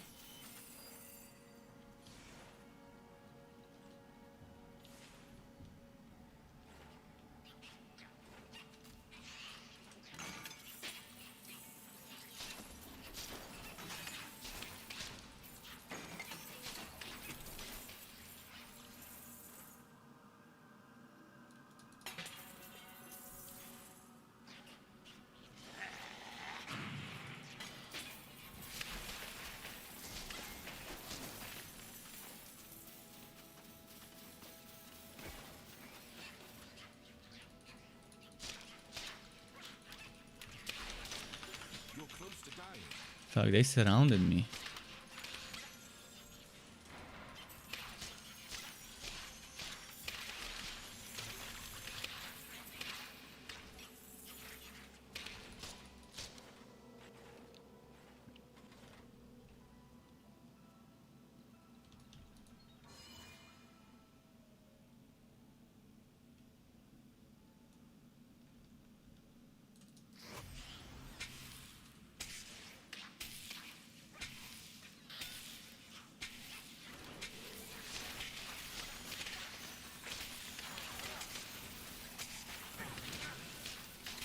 Oh, come on. You wanted to give Bastion, but it's not on discount. Oh. That's understandable. I mean, I can't promise you I will be playing the game much, but I would try and play it at least a little bit to test it, to see how it is, so that the gift is not wasted. What exactly is the gameplay like? Like, is it PvP, PvE, or is it PvEVP? How good are the melee skills from the captain? Did you try them? Well, I haven't tried them, but isn't there just one melee skills on the captain? As far as I know, there's only this one. Double cross. This is melee. There isn't any other melee skill from what I've seen. So this is the only melee skill, but it's not even fully melee. You can still use it in mid-range and if you have those treachery stacks from long range as well.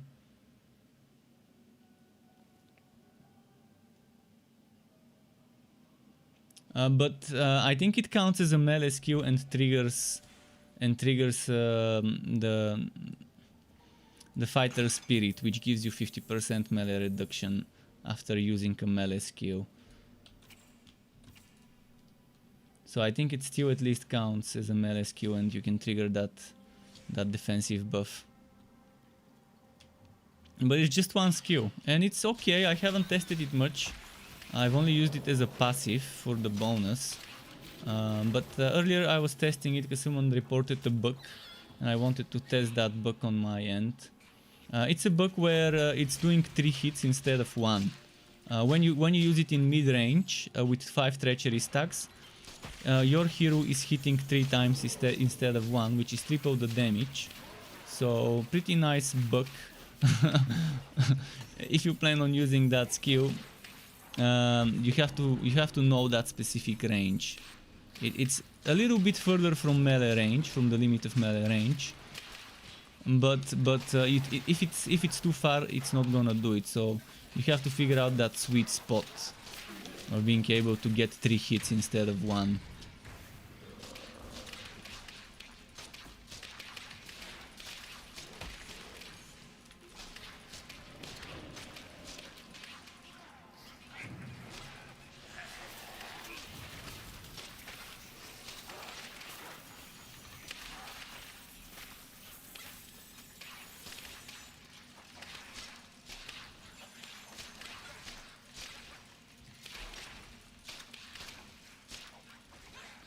PvE similar to Minecraft but with more action. Interesting. I've never been a Minecraft person, but I will have a look at it.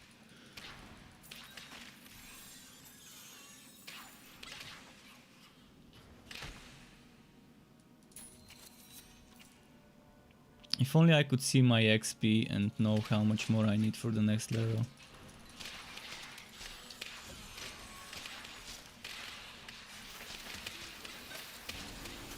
I mean, the total I need for the next level is 1300, but I can't see how far I am, because it's showing me 0 out of 1300.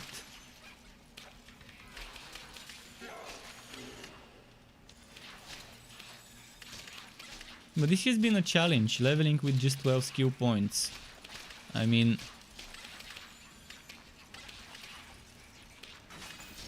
it's not like it can't be done, but it shouldn't be done.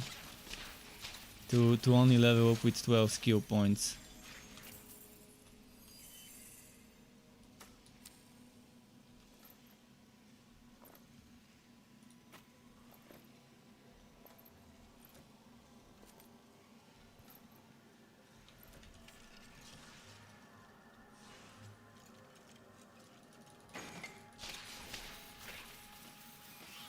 Strangely enough, I haven't gotten a single good shield that gives me good defense so far. Not even a green or a blue one.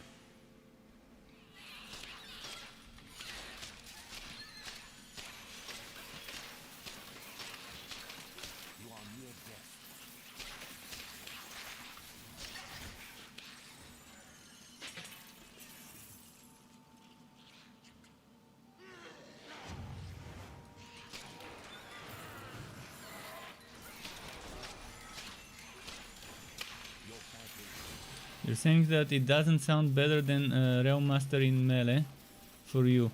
Realm Master in melee is terrible right now. They nerfed it so much by nerfing Lantern Flash. In terms of damage it's terrible. In terms of skills and combos it's nice, because you have a lot of skills for melee. You can combo them and make some nice rotations. It's like dancing on the battlefield, playing a melee Realm Master. But right now if you want a melee build you have to play Forged. Forged with Spin to Win or Forged with Punches as your heat builder. And as your vent you will be using Vortex Bomb, because it's the better venting skill out of the two, regardless of what build. Even for ranged builds, Vortex Bomb is the better one. And then you can use Fracking Strike and you can use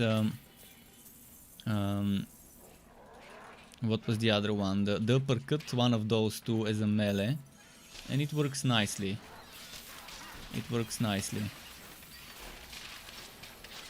Right now Forged is the best melee you can make.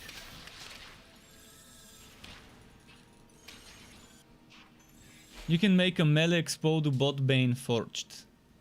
Explode bots, as I mentioned right now, are the hidden gem from the patch notes. Because you can have, instead of 10, 16 Explode bots at the same time. All of those does 600 damage when it explodes. 600 weapon damage, that's 16 times 600. So that's 9,600 weapon damage every few seconds when you do your relic ultimate. And if those explode bots benefit from minion damage, which I can't test for you right now, but I probably will test it soon. If they benefit from minion damage, then doing a Bane Miasma build would be just amazing. Although I personally would prefer doing a different relic on it.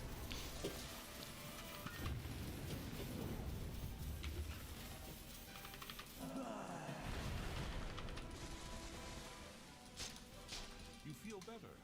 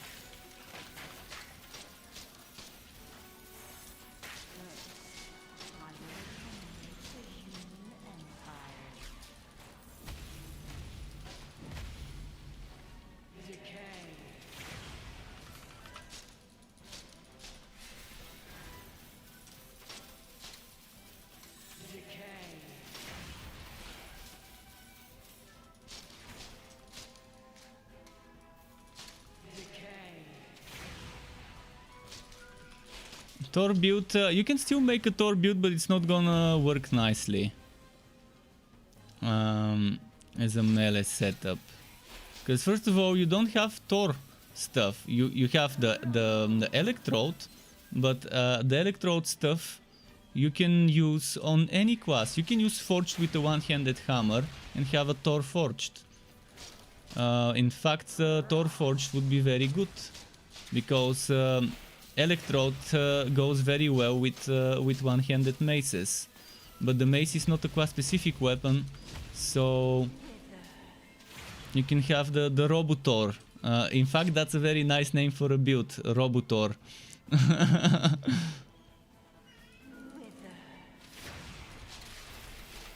Sky, wait, we'll feed you in a moment. What relic? Obviously you want Electrode.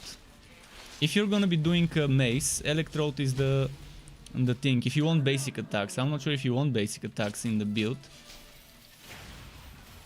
But even if you don't want basic attacks, mace or sword is your weapon. But if you want visually to have a mace equipped, and you're just gonna use the weapon as a stat stick, you would want this one, the North Mace, alongside the Frost Wall. You can check my Shugnado Vortex 2.0. That's pretty much one version of the build. Although I think in the Shugnado Vortex 2.0, I think I used Swag Shot, Pressure Shot. But instead of Pressure Shot, you can just use Fracking Strike, or you can use the Uppercut if you want full melee. I just use Pressure Shot because it's the best out of the 4 Steam spenders.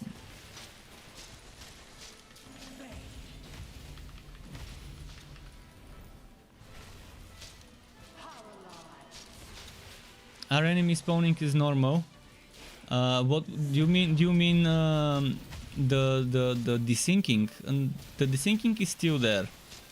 I still would vote into maps 99% of the time and have to vote a bit before I can see the enemies. But there hasn't been any patch notes, hotfixes or anything recently. So until we get some acknowledgement from them, and that probably won't happen until the end of the weekend. Wait, Sky, wait. Sky, not Sky Tex, but my pet. My pet is called Sky. And he's asking for food, and I'm calling him and telling him to wait.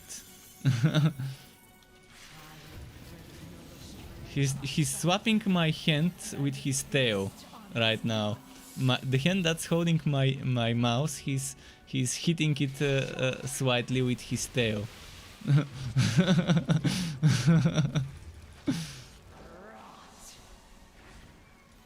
And watching with the big puppy eyes. I can try and show you the puppy eyes on the cat.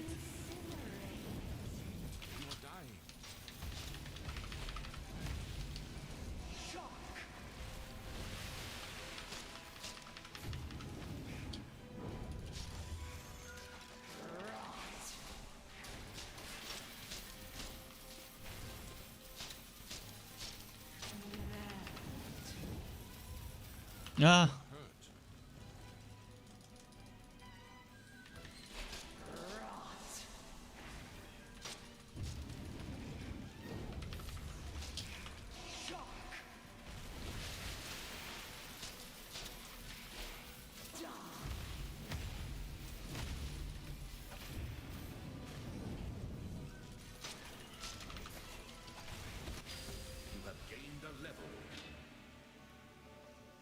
Alright, level 45. You gotta be very careful with this boss, because if there's this rot thing spawned and you get into the cutscene, you don't see it.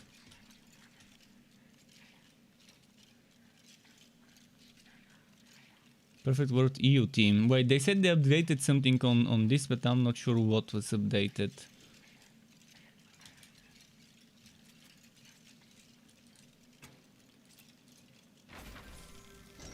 Something on the credits as per the patch notes was updated.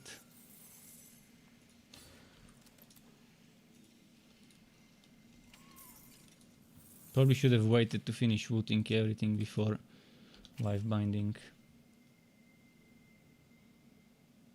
Okay, so what did I say? I forgot what I said. I said I was gonna check something after I'm done with the boss. I don't remember what.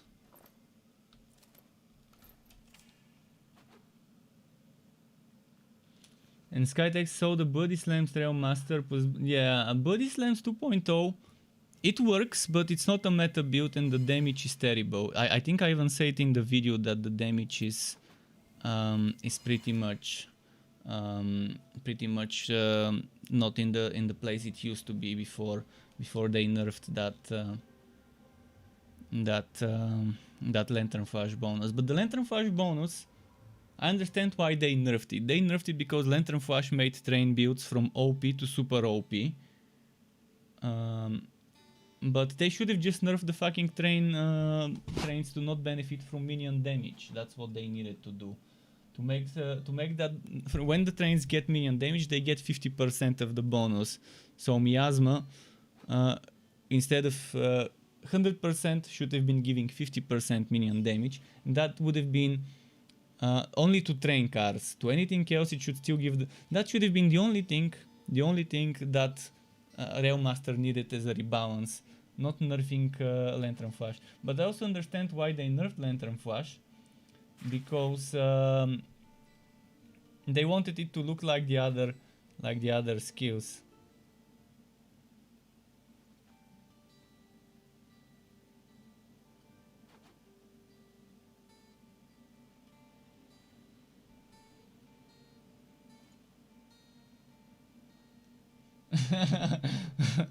He's waiting for food.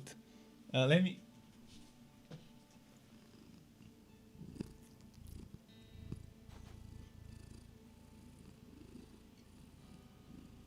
This is how he asks for food, by purring.